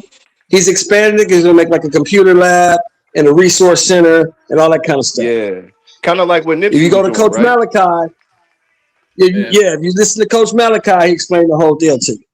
Hey, so Celtic, but in Nebraska, right, is what he's expanding over there. That's where he got. It's in Nebraska. Yeah, the city of Omaha gave it to him. The city of Omaha gave it to him. Yeah, there you go. I hate, bro, man. Crawford. I seen him the way he's raised his shorties and what he does back to the. You can't hate on the man for none of that. Yo, speaking, Calvin Ford and them got something like that going, show out there, and because they can get grant money because people don't understand. Like you may know, I think Marco may know, even HLD you may know, but Calvin Ford been dealing with them kids for over 20 years. Yeah, facts. Well, it's a nonprofit. Don't say that. That sounds wrong, but no, he's been helping the community. Okay. He's got a nonprofit, and these motherfuckers could donate to his shit and make this. Yeah, he's been helping these kids stay off the streets, stay off drugs, and get in the gym. He's been doing that for like 20 years. What's the name of his? And a lot of time, I forget the name of his gym down there, but a lot of the stuff, like when Tank was coming up in the amateurs, Calvin Ford did a lot of that stuff. CJ out of his own pocket, he did that. Right. Yeah, him and Barry Hunter. Okay. That's what's up. Yeah, Barry Hunter's just now started getting government help. Yep. Yeah, Headbangers Gym is connected too. Headbangers got a lot of money. Yep, Headbangers Gym, all of that. But when you're well connected, like Crawford is now, you got these guys who just donate money and tax deductions and all that shit. Free contribution, tax-free money for the charity of cause. So I mean, that's man. That's. I mean, but if you think about it, bro, Crawford, if you look at him, he's a good dude. Like, why wouldn't you want somebody like that kind of athlete to represent your brand? Because He's a good dude. He's a family dude. He got his out the mud. Like, what better representative, if you think about it, to represent you? He don't get in trouble, right? So Not if you think anymore. about it, if you want to make somebody the face of your company, Bud Crawford is not a bad way to go. No, I mean, I would love for Crawford to break Mayweather's record. I would love for that to happen so we could get that off Oh the no, fucking books, bro. Yeah, that ain't happening. it's too late in the game. But It ain't too late, bro. It ain't too late. He just beat the best super middleweight in the world, right? So if he's there's somebody almost as that No, old but as the me. thing is that Shorty, they don't fight. They don't fight that often anymore. They don't fight like that anymore. So it's gonna be hard. You can't do that because they don't fight but once or twice a year. I The get thing is, it. Crawford But don't if have there's to someone beat who's Floyd. close enough to do that, bro, I'm sorry. That 50-0 fucking shitty fucking. I want that off the books. I want fucking Crawford to have it. I'd rather have It Crawford. ain't gonna be Crawford. I mean, Crawford I mean, I already like got his Crawford better. I'm just Crawford. saying, like chronologically, it's just too late in the game. He didn't get, he wasn't active enough, if you will. I mean, whatever you want to say, but Until I hear Crawford say, I'm not gonna fight for another year only. And this, I never heard him say anything. We all speculating how long he's gonna fight for. But if he's still getting $40-50 million checks, who the fuck is to say he ain't gonna surpass what we thought? Because what is he at right now? 40? Is it 43 fights? 42? How many fights has he got? I want to say 42. and all, 43 and all, something like that. 43. His next 43 fight. and 0. 43 and 0. So you 7 fights? Hey man, you never know. I mean, look, 7 he years. was gonna fight Janabek, right? But you he was heard gonna it. fight Janabek. Yeah. Who was? But if you heard was him gonna in that fight Janabek interview in the right title. after the Canelo fight, He was going to fight Jake Paul too. but if you heard him in that interview after the Canelo fight, he said himself he plans on fighting no more than once a year now. He said once a year is enough for him. That's what he said. But if you get That's good to preserve yourself at that age. I ain't mad at it. Jake Paul for the 8-round sanctioned fight, that's one fight. That'll be 44. He fights Canelo again, that's 45. So then he could pick up somebody at 160, and I just don't see. No, the you guy wishing doing upon a star, champ. Floyd. I'm sorry. Hey, I feel man, you, but I'm wishing it's not hard on it, realistic. bro. If Look, you I was got listening, see, here's the thing, right? If you was listening to the interview, what he said was, it's not the fights. He said the fights are fun. It's not the fights that get you. It's the preparation for the fight that destroys your body. Yeah, it is. He said the camps is what gets you. Not the fight. It's the camp. That's a fact. And I don't know how much longer he's going to be willing to do what it takes to fight at the level he's fighting at. That's what stops most pro athletes, if you're honest about it. It's not the games or the fight. It's the preparation for the game or the fight. That's what they don't want to do anymore. Now, hold on, Shelton. You talking about practice? You talking about practice, not the game, not the fight. Practice. You talking Like about for me, I practice. got first-hand knowledge, right? I didn't get out of the army because I was tired of soldiering. I got out of the army because I was tired of preparing to become a soldier, doing what it took to be a soldier. I got tired of doing that shit. I didn't get tired of soldiering. I got tired of doing what it took having to be on a all soldier, the time, if that all makes day. sense. Yeah. Yeah. Hey, but if y'all all the remember, time. That's a great way to put it. Crawford said if he didn't get that Spence fight, he was done anyway. So y'all gotta think about it. We lucky that we got like these last 3-4 Crawford fights for real, because we wouldn't even have seen how great he could be. Motherfucker, break that record. That's all I'm gonna say. I'm calling you. Better break that record. I don't want to hear no bullshit. I don't know, but Man, man, the numbers don't matter. Crawford don't really need Floyd's If record. B-Hop did it into his 40s, bro, then you too, motherfucker. Bro, Floyd Mayweather just, the end of his career, he was soft touching like hell, and I just don't see. But Bud's just not that guy. I just don't see he's going to do that. He's not going to take that route. If he was going to fight I Jake agree. Paul and he was going to fight Janabek, those are soft touches. No, I want Janabek. I just see Jake I Paul. don't know about Janabek being no soft touch. Yeah, I don't know about that. He ain't no Yo-Yo Hernandez. You know what I mean? I'm sorry. Yeah, but Yo-Yo Hernandez. Well, he'll fight bruh, him. That dude sucks. We ain't talking about. So why don't Yo-Yo Hernandez Andre go Berto fight and Adames Conor then? McGregor. Why don't Adames fight him? Adames don't want to fight him. Since Yo-Yo's such a big hot guy. He don't want to fight him. Adames don't want to fight him. So somebody makes their name off of fighting. What's his name again? If somebody makes their name off fighting Yo-Yo Hernandez, how come none of the big guys that won 60 don't want to make their name, according to you, off of fighting Yo-Yo Hernandez? Nobody wants to fight that killer. Nobody. I Nobody. love how you flip the switch. You're fucking tripping, champ. Okay. I'm sorry. Yo Hernandez is the best. Nobody knows this dude but you. Hey, HOD. You know Nobody ever heard of this dude but you. You know who I'm talking about. Oh, I know him. That's all that matters. That's Coach Bermuda's fighter, if I'm not mistaken. Coach Bermuda's. Yeah, I think is it Yo Hernandez is Coach Bermuda's fighter? Yeah, yeah. Well, I'm almost positive. I don't care. See, I'm a little older than y'all, so I don't give a damn about the amateurs, and he ain't fought shit or done shit in the pros. So until he does something, we ain't worried about it. He beat the shit out of Coach Redmond's fighter. What are you talking about? Who the fuck is that guy? Is it Kelvin or Kelvin Davis? I think his name is, or something like that. Who the fuck is that guy? Bro, he's the next thing coming. He was the next thing coming up. Wait, isn't that one of DB3? Who the fuck is that guy? One of His name is Kevin, but I may have gotten his name wrong, but he's a Coach Redmond fighter. Calvin.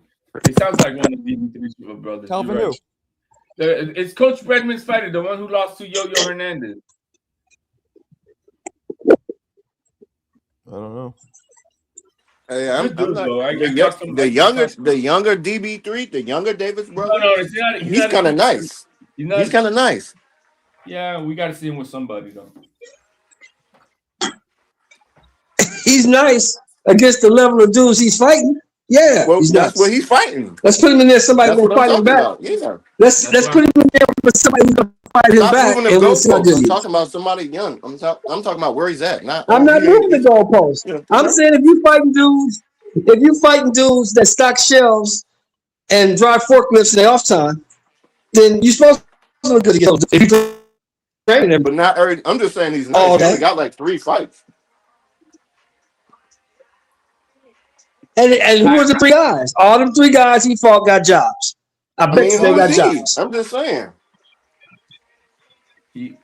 I'm just saying he's nice. I'm saying, and that's all I said. You got to listen to what I said, bro. I said he looks good against the guys they're putting him in there with. Of course he does. He's supposed to. When they step up his competition, let's see how he looks. Edgar Berlanga looked great against them first 16 guys, didn't he? We're not talking about that. What happened to him? Talking about what he fought the 17th guy. He didn't look you going so way good, deeper into something I ain't even talking about. Damn, bro. So I'm saying he ain't fought nobody, so he gonna look good against nobody.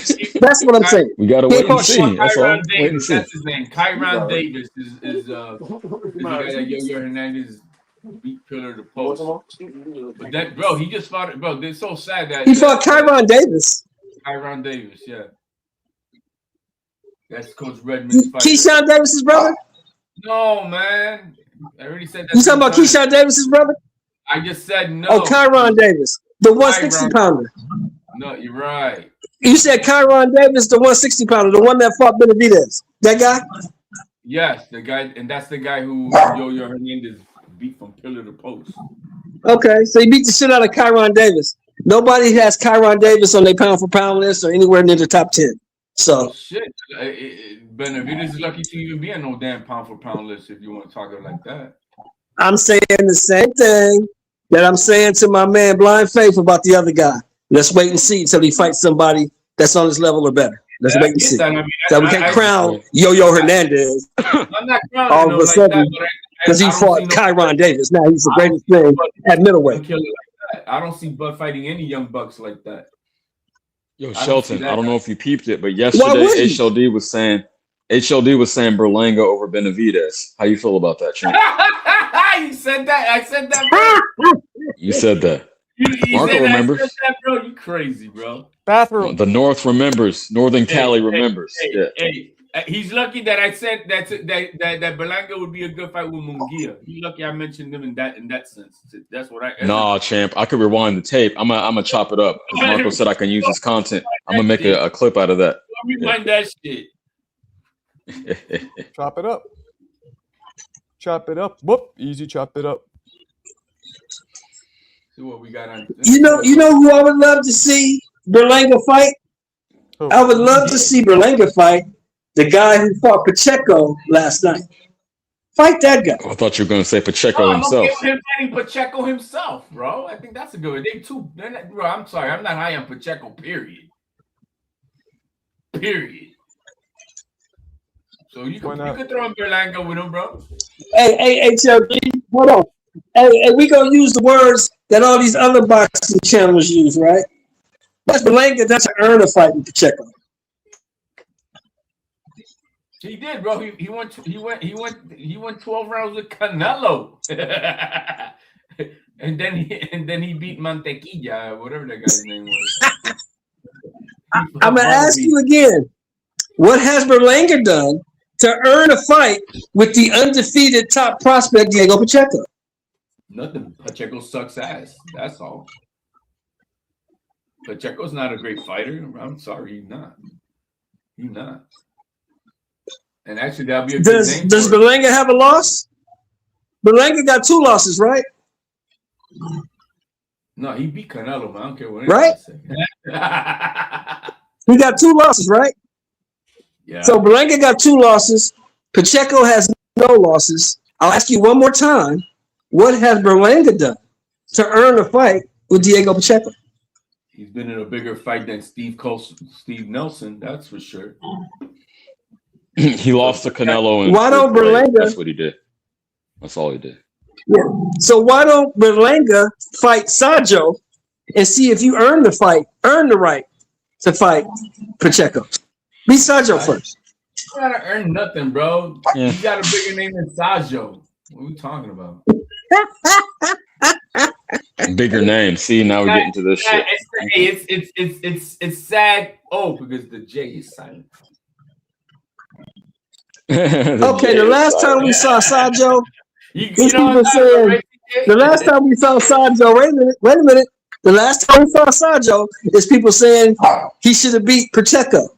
The last time we saw Berlanga, it was face down, ass up. Am I right or wrong? Yeah, he did it. I forgot about the Shiraz. Yeah. Because it only lasted like 3 rounds. So I'll say again, what has Berlanga done to earn a fight with Pacheco? He's going to put more buttons. Let me sum it up. HLD is saying he just has some marketability. He has a bigger name, so put him in there. It's going to be Mexican versus Puerto Rico, and that's going to put more seats than any Cameroon fighter on the planet. What are we talking about? Shout out Cameroon. Yeah, man. I mean, the guy fought his ass off, bro. I was so happy when he dropped the Berlanga should fight Jaime McGee. That's been the fight for years. That's been the fight for years. They should have fought right after both of them fought Canelo. I got a better idea. Why don't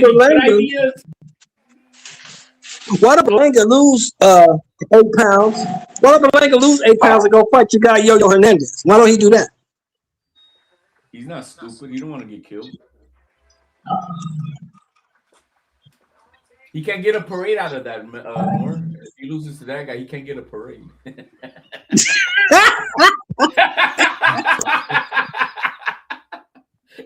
He's got to lose to a fighter that he can get a parade out of, man. Come on, man. Well, the sad thing is, you're right. It's a more remarkable fight. More. Are you high on Pacheco? Yeah. Yeah. You like Pacheco? I'm not high on Pacheco, no, but I'm lower on Berlanga than I am on Pacheco. Word. I mean, and that's saying something. If I'm lower on Berlanga than I am Pacheco. I can go with that, yeah. but I got Pacheco beating Berlanga. But Berlanga, because Berlanga's not very good. But Berlanga has fought the better competition as of late. Who the fuck got his ass whooped? Doesn't prove shit. I can go in there and get my ass whooped. Yeah, that's not. Shut up, dog. Hey, that's a true statement, though. He did fight the better competition. Pacheco hasn't fought a Shiraz type of dude. He fought yesterday. Pacheco hasn't been on his face either. Oh, yes, he was last night. He was on his face last night. Yes, he was. He fought a 35-year-old Cameroon fighter that nobody knows who the fuck he is. He's undefeated, though. That guy was undefeated. Yeah, everybody's undefeated from Cameroon. What the fuck? He had 28 fights and 26 of them ended in knockouts. Yo, Rob, that's racist. Hold on. Oh, that's Paul's racist. boutique. Just because I I'm don't know white what that doesn't is. mean I like the fucking. It's a Beastie Boys album. Just because I like I'm white okay. doesn't mean I don't even fuck with the Beastie Boys like that. How come you're not fucking with the Beast Boy? Why are you shooting down? They had some cool tracks. I don't here and there. understand I wouldn't why listen to a whole album. everybody is so shocked. Growing up in New York, the like Beastie 4 million copies a year. You do know that, No, right? Beastie Boys were huge, but HOD talent. But growing up in New York, Beastie Boys were mostly listened to by like skateboarding kids. That's what I remember. I think they crossed over to a lot of demographics. Do you? I think most of Yeah, the people I knew, Look, like even today, they still sell like 2 to 3 million no, copies. like for example, today. I get you, and people know who they are, but the ones who were fans, who like were in my experience, were like the skateboarding, like the white skateboarding No, kids. bro, a lot of kids love their stupid videos. I mean, bro. Yeah. All the Boricuas you knew were listening to Beastie Boys. Come on, no, they weren't. No, hold on. My mom put me on to like Brass Monkey, Sabotage. They had some tracks. I'm gonna sit down and listen to the whole album, but my favorite album was the one in '92. Remember Anthony Mason was in the video. Bro, nothing better than License to Ill. You talking about the Beastie Boys? So what you want? The Beastie Boys? Yeah, that was cool. Yo, no. Yeah, Beastie Boys. Yeah, they were cool. They were cool for their time. They were the shit in their time. All my friends were either graffiti artists or they were fucking. Just like Third Base was the shit in this time. Remember Third Base, Marco? Third. Oh, there you go. Now you're being racist, Shelton. All right, now you get this. Oh, that's racist. Just because I'm white doesn't mean I listen. Third Base was the shit in their time. They had Pop Goes the Weasel, which was okay. They were cool. Third Base was cool. I don't know. MC Search was kind of. MC Search? He was trying really hard. And that's why Marco got his flat top off. He was. He tried really hard. He confided. Yeah, he's still trying. The Search is still trying. That's cool. He's still trying. Matter of fact, I'm gonna show a quick video. See how corny this is. You haven't heard him on the interviews. He's still trying. But he says that's who he is. That's where he grew up. That's who he is. Don't get a copyright. Who am I to tell that man how he grew up and who he was? Yo, check out. Who am I to tell that man how he grew up? I'll be out of pocket doing that, right? Yo, check out this sexy ass kickboxer lady who spread her legs open for Wilder, bro. What the fuck? Yeah, oh, the kickboxer. She was in a skirt and she did a kick over his head, bro. How tall is she? How tall was she? Because she's tall. She had no heels on. She was on flats. She's the same size as fucking Wilder. I put the video. Yeah, that chick was tall. No, I saw that. She's a kickboxer. She might give Wilder some problems. Kick the shit out of Wilder's ass. But she has some legs on her, bro. I'm like, damn. Tall but thick. But that's last night, Marco was the epitome of what we always talk about. Just because you never heard of a guy doesn't mean he can't fight. Doesn't mean he can't fight. I was going for Sajo, bro. Sajo Boombaye. Sajo Boombaye. I was hoping he knocked him out, bro. I was wanting to see that so bad.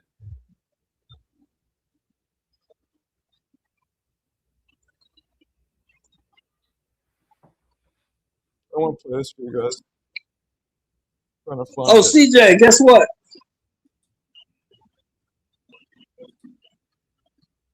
CJ, you there, man? They're talking to you, bro. I'm trying to play this for you guys. Show how corny this is. Hey, you know, my bad, man. I was talking with Mahomes tore his knee up today. What's no, that? that's cool. You know, Mahomes tore his knee up today. Mahomes tore his knee up today. Oh yeah, I heard about that. Yeah. That's well, I'm not a Chiefs fan. I don't want nobody to get hurt, but if nothing else can, what else can happen to the Chiefs, right? What else can happen to them this year? What else can happen to him this year? God damn. Just not their year. Here we go. I'm gonna play this for you guys. Now you tell me this is not. I mean, this makes shirtless Alan Day. This brings my people back. I want to say 200 or 300 years. This brings my people all the way back. You crazy, Trent. Watch this dance, man. Watch this. That's just her. That's actually MF Doom right there. That's math. Hey man, don't be Watch hating on Search Search, Dance. man. Watch this. I don't appreciate that. Watch Search Dance. This is out of control. Yeah, that's MF Doom, Hey, bro, skinny and young. don't ever hate on MC Search. That's Here we crazy. go. Now watch. No, not yet. It gets worse. Watch him now. Look at this. Watch. Look. Look at this. Look at this shit. Look at this fucking guy. Look at him. It's the early 90s. No. I didn't do it. You do not make excuses for that, CJ. That sets my people back so many years. It's Dude, ridiculous. how are you gonna do that, man? Why are you hating on Search, bro? Don't ever hate on Search. What You is just going see the way on he here? danced? Ain't nothing wrong. What are you talking about? That was the jam. Marco, you wasn't in Hell's Kitchen doing the same dance, Marco. Marco, you wasn't in Hell's Kitchen doing the same dance. Come on, Marco. Come on, Marco. Marco's corny, like. Yo, real quick, shout out Mayorga in the chat. You must be from the Bay Area talking about Be Legit. Yeah, salute. Shout out to MC He Hammer. was just still rapping. He's like 70 years old, bro. He's just old as a mother. Yeah, I mean, he was just, I don't know. I couldn't do it. I can't. I think Beatles just, what, 70? CJ? Who's that? Be Legit? Nah. It's like 50. Beatles just like 70, right? No, it was like 50 something. Same He gotta age be, as because E40. Earl is like 50 something. I never even heard of Yeah, him. no, he wasn't older than him. They came up together. They're the like, same in high school. age? 1 or 2 years apart. And he's the same age as E40. He showed it bad. He had a rough life. Oh, man. Be Legit had it bad. He looked like he's 70. Be Legit. That dude look old, man. Yeah, Be Legit is like the Legit right like hand some man scrap. to 40. Yeah. No, not Clarissa, not blood brothers, but Sugar T was his blood sister. But no, Be Legit and E40 just best friends. Sugar T is his sister, yeah. Yeah. Sugar T is his Listen, sister. sprinkle me right now. Yeah. Sprinkle me, Jack. Callie's running the panel right now. Baker on the panel. That's good. Oh yeah, they are right. Well, nah, except for me and Joe. I mean, I reside in Cali, but I'm a Midwest dude forever. St. Louis. Yes, sir. Hey, well, come over here. I need you to come over here right now and grab these Detroit Lions and get them out my city, man. They fucking up my traffic. Who they playing? What are the Bears whooping their ass? Bears played the Browns, man. No, the Lions playing the Rams. They're playing the Rams right now. The Bears beat the Browns 31-3. They blew the Browns out. 31-3. What's insane, Coker? What are we talking? 10 They games? blew the Browns out. The Bears destroyed them. What are we talking here? Hey, spread the love, Koki. Yeah, man. drop a super chat rack. Lions is up 10-7 now. That'd be crazy. 10-7 for the second quarter. Lions are up. This dude, Charles Edward Cheese. But the Rams got the ball. He would drop 500 on me on super chats. Yeah, I used to see him over on Showbiz. Is he on anymore? Has he disappeared from boxing channels or is he still around? Oh, He's Charles Edward Cheese. I haven't seen him in a minute. Me either. I mean, he had to circulate that money, man. He's he's a famous rapper. Just I don't know who. Wale. No, I'm just fucking with you. I just pulled that out of nowhere. I don't know who Wale is. You don't know who Wale is? Out of DC, I want to say. Banks be in the chats. What's that? Lloyd Be in the Banks. chats, don't he? Maybe that's who it is. Yeah, I think Lloyd Banks be in the chats. Boy, Banks is a weirdo, they say. They say Banks is a weirdo. That's the rumor. Who's they? Oh shit! 50 Cent and all the dudes that's close to 50 Cent. The Chiefs have been eliminated from playoff contention for the first time. Yeah. But Holmes tore his knee up today at the end of the game too. Damn. They got eliminated today when he tore his knee up. So, do you know what the injury is? ACL? It's knee. It's a knee.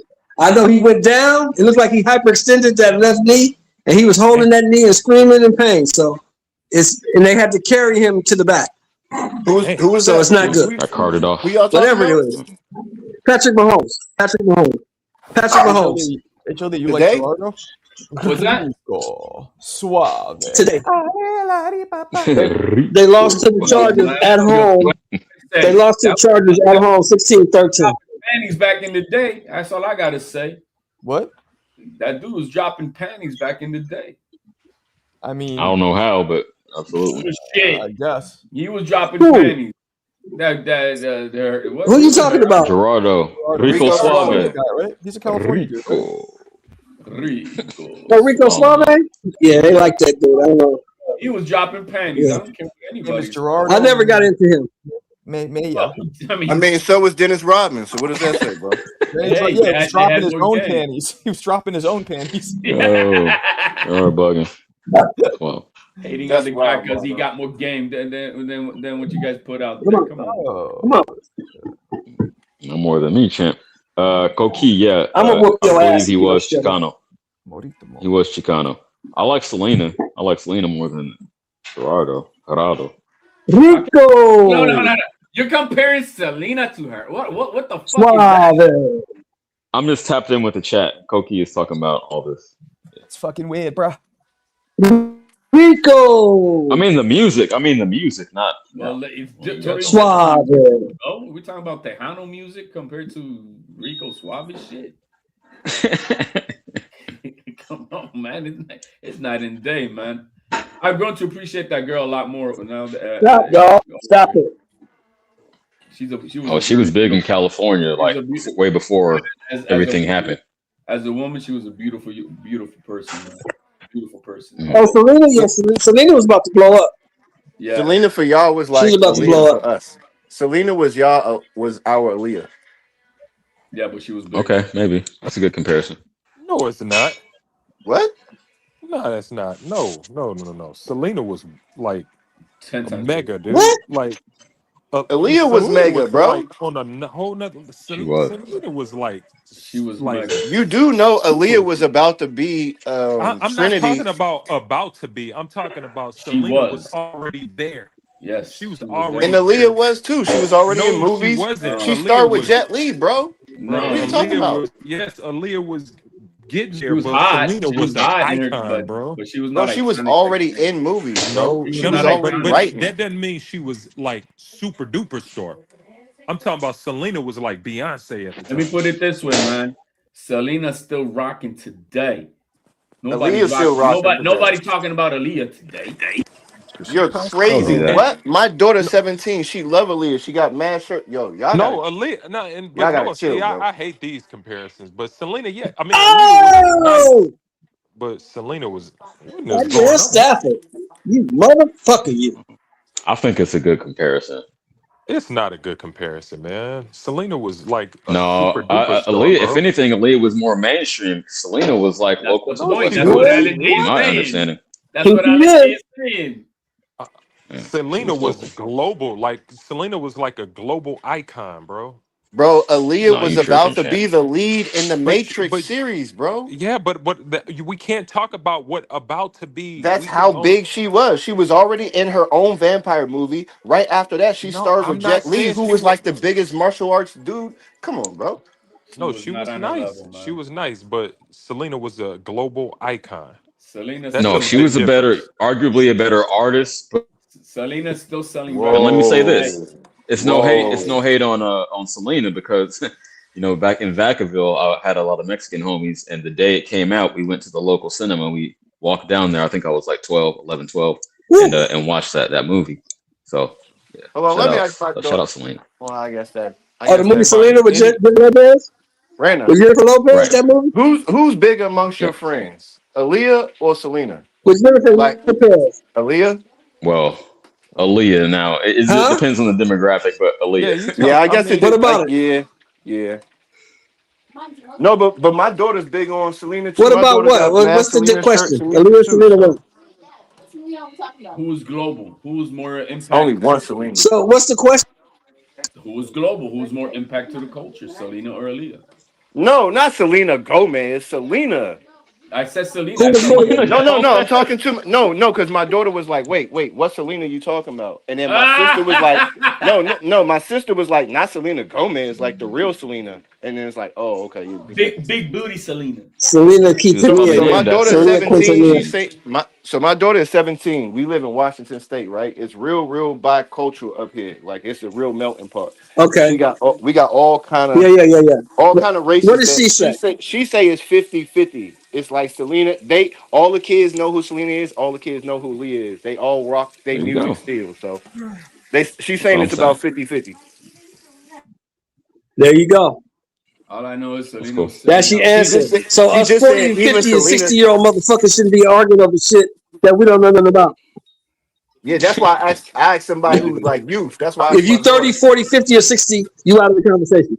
Yo, man, Well, I Selena's tell you what, music I is Yeah. still just getting looked. I rocked, just Oh, we man. lived asked. through I it. just Not asked at all. We lived AI. through it. But AI said that Selena sold 65 million records to Aaliyah 30 million. That's okay, but then No. like somebody mentioned, you got the movies. There it I is. was more tapped in. I don't know. I like Well, I mean, Aaliyah you're shit. gonna be more tapped in because you don't speak, but a lot of people, bro, she's multicultural. Her music, bro. I've seen videos where the father's like looking at his Yeah, but daughter, you got to a remember black also, father, and his daughter black, and she's singing Selena music and things like, how the fuck do you even know her music? Okay, Clarissa makes a good point. Maybe if Selena moved more units no, because but Aaliyah back was then, you got just to in the remember. U.S. But this is what you got. But we're not talking about sales. We're talking about Exactly. That's what I impact. was going to That's all say. we're talking about is impact. And Impact. They I'm wasn't telling y'all busting. that my daughter Listen, is bro. 17 One and she thing. goes to high school, and I'm saying this generation, they know both of them. They Yeah, both celebrated. but you So also consider too. You got to consider a few things too. Like one, Aaliyah was also a different. I want to say a different era than Yeah. Selena. Like they're two different eras. So Yeah, It was because it's close hard. enough. They're two different eras. They're no, two different she died. She artists. died. Mid to late '90s. It's close There enough were years to apart compare. when they died, man. Let me see here. And you got to But remember No, because also that they Aaliyah wasn't dropped bumping what no, I'm Aaliyah AJ in saying like like put their a Cinderella, number Mexico. impact. in '96 with R. I'm saying Kelly. like So their that's the same impact era. touched different. That's the No, same era. mm, So Selena died in They '95, wasn't bumping R. and Kelly Aaliyah and didn't die Leah until the in Sinaloa, Mexico. and They was Aaliyah didn't die until the bumping 2000s, bro. Selena Yeah, but she over there. started in '96. She That's started why it's like dropped in different. '96. Had a big hit. Yeah, but she was not. That's why it's But in different. '95, when Selena died, she was a global star. Global. Aaliyah was never a global star Yeah, like because she had countries Hey, behind. She had two shout out to countries. both of them. All the Spanish-speaking nations knew who Selena was. If you spoke and Spanish, you knew who Selena was. that's Yeah. a lot, man. A lot of those hey, countries had no idea I who just want to Aaliyah say was. something. I just want to say something to Marco. Hey, Marco, look what you did, bro. Look how your channel done grown, bro. It went from your videos and everything to you talking to look, bro. We having arguments over Selena and I Leah, know, bro. right? Like the Selena and evolution is Aaliyah. Yeah, crazy. I was reflecting The on that. evolution is crazy, bro. I know, I right? ain't gonna- That's wild. If somebody just popped in and they was just watching this, they'd be like, "Yo, what the fuck is going on?" Yo, back then the That's argument funny. used to be who do we rather fuck? Was it Selena? Was it J Lo? Oh I mean, man. obviously back then for me it was J Lo, but then who would you rather put a ring on that finger? It would be Selena because J Lo. Shut up. I feel you. I agree with that. You know, crazy bitch. I seen the interviews of that young lady, and bro, she was definitely authentic, beautiful person. Authentic, beautiful person. J Lo's just a crazy bitch. Hey man. Yep. That comes with the territory. That comes with the bad bitch, right? Nah, bro, that's shit. Yeah. But anyway, man. J-Lo's super bad. She's still bad. Mm-hmm. Yeah, she all right. She all right. I don't know if I look at her the same way anymore, man. I don't look at her the same way, bro. That No, thing is, not like in 2000 when she was she's a like bust out, one. bro. Look, I'm not going to, hey, let me tell you something. I'm not going to kick her out the bed unless I'm going to fuck her on the floor. No, I'm not. I didn't say I'm All gonna right, fellas. kick her off the. I actually got to get out of here. It's a long one though, but I will be back on tonight. All right, guys. All right. Yes, sir. Appreciate you guys. Peace out. On that Later, note, Marco.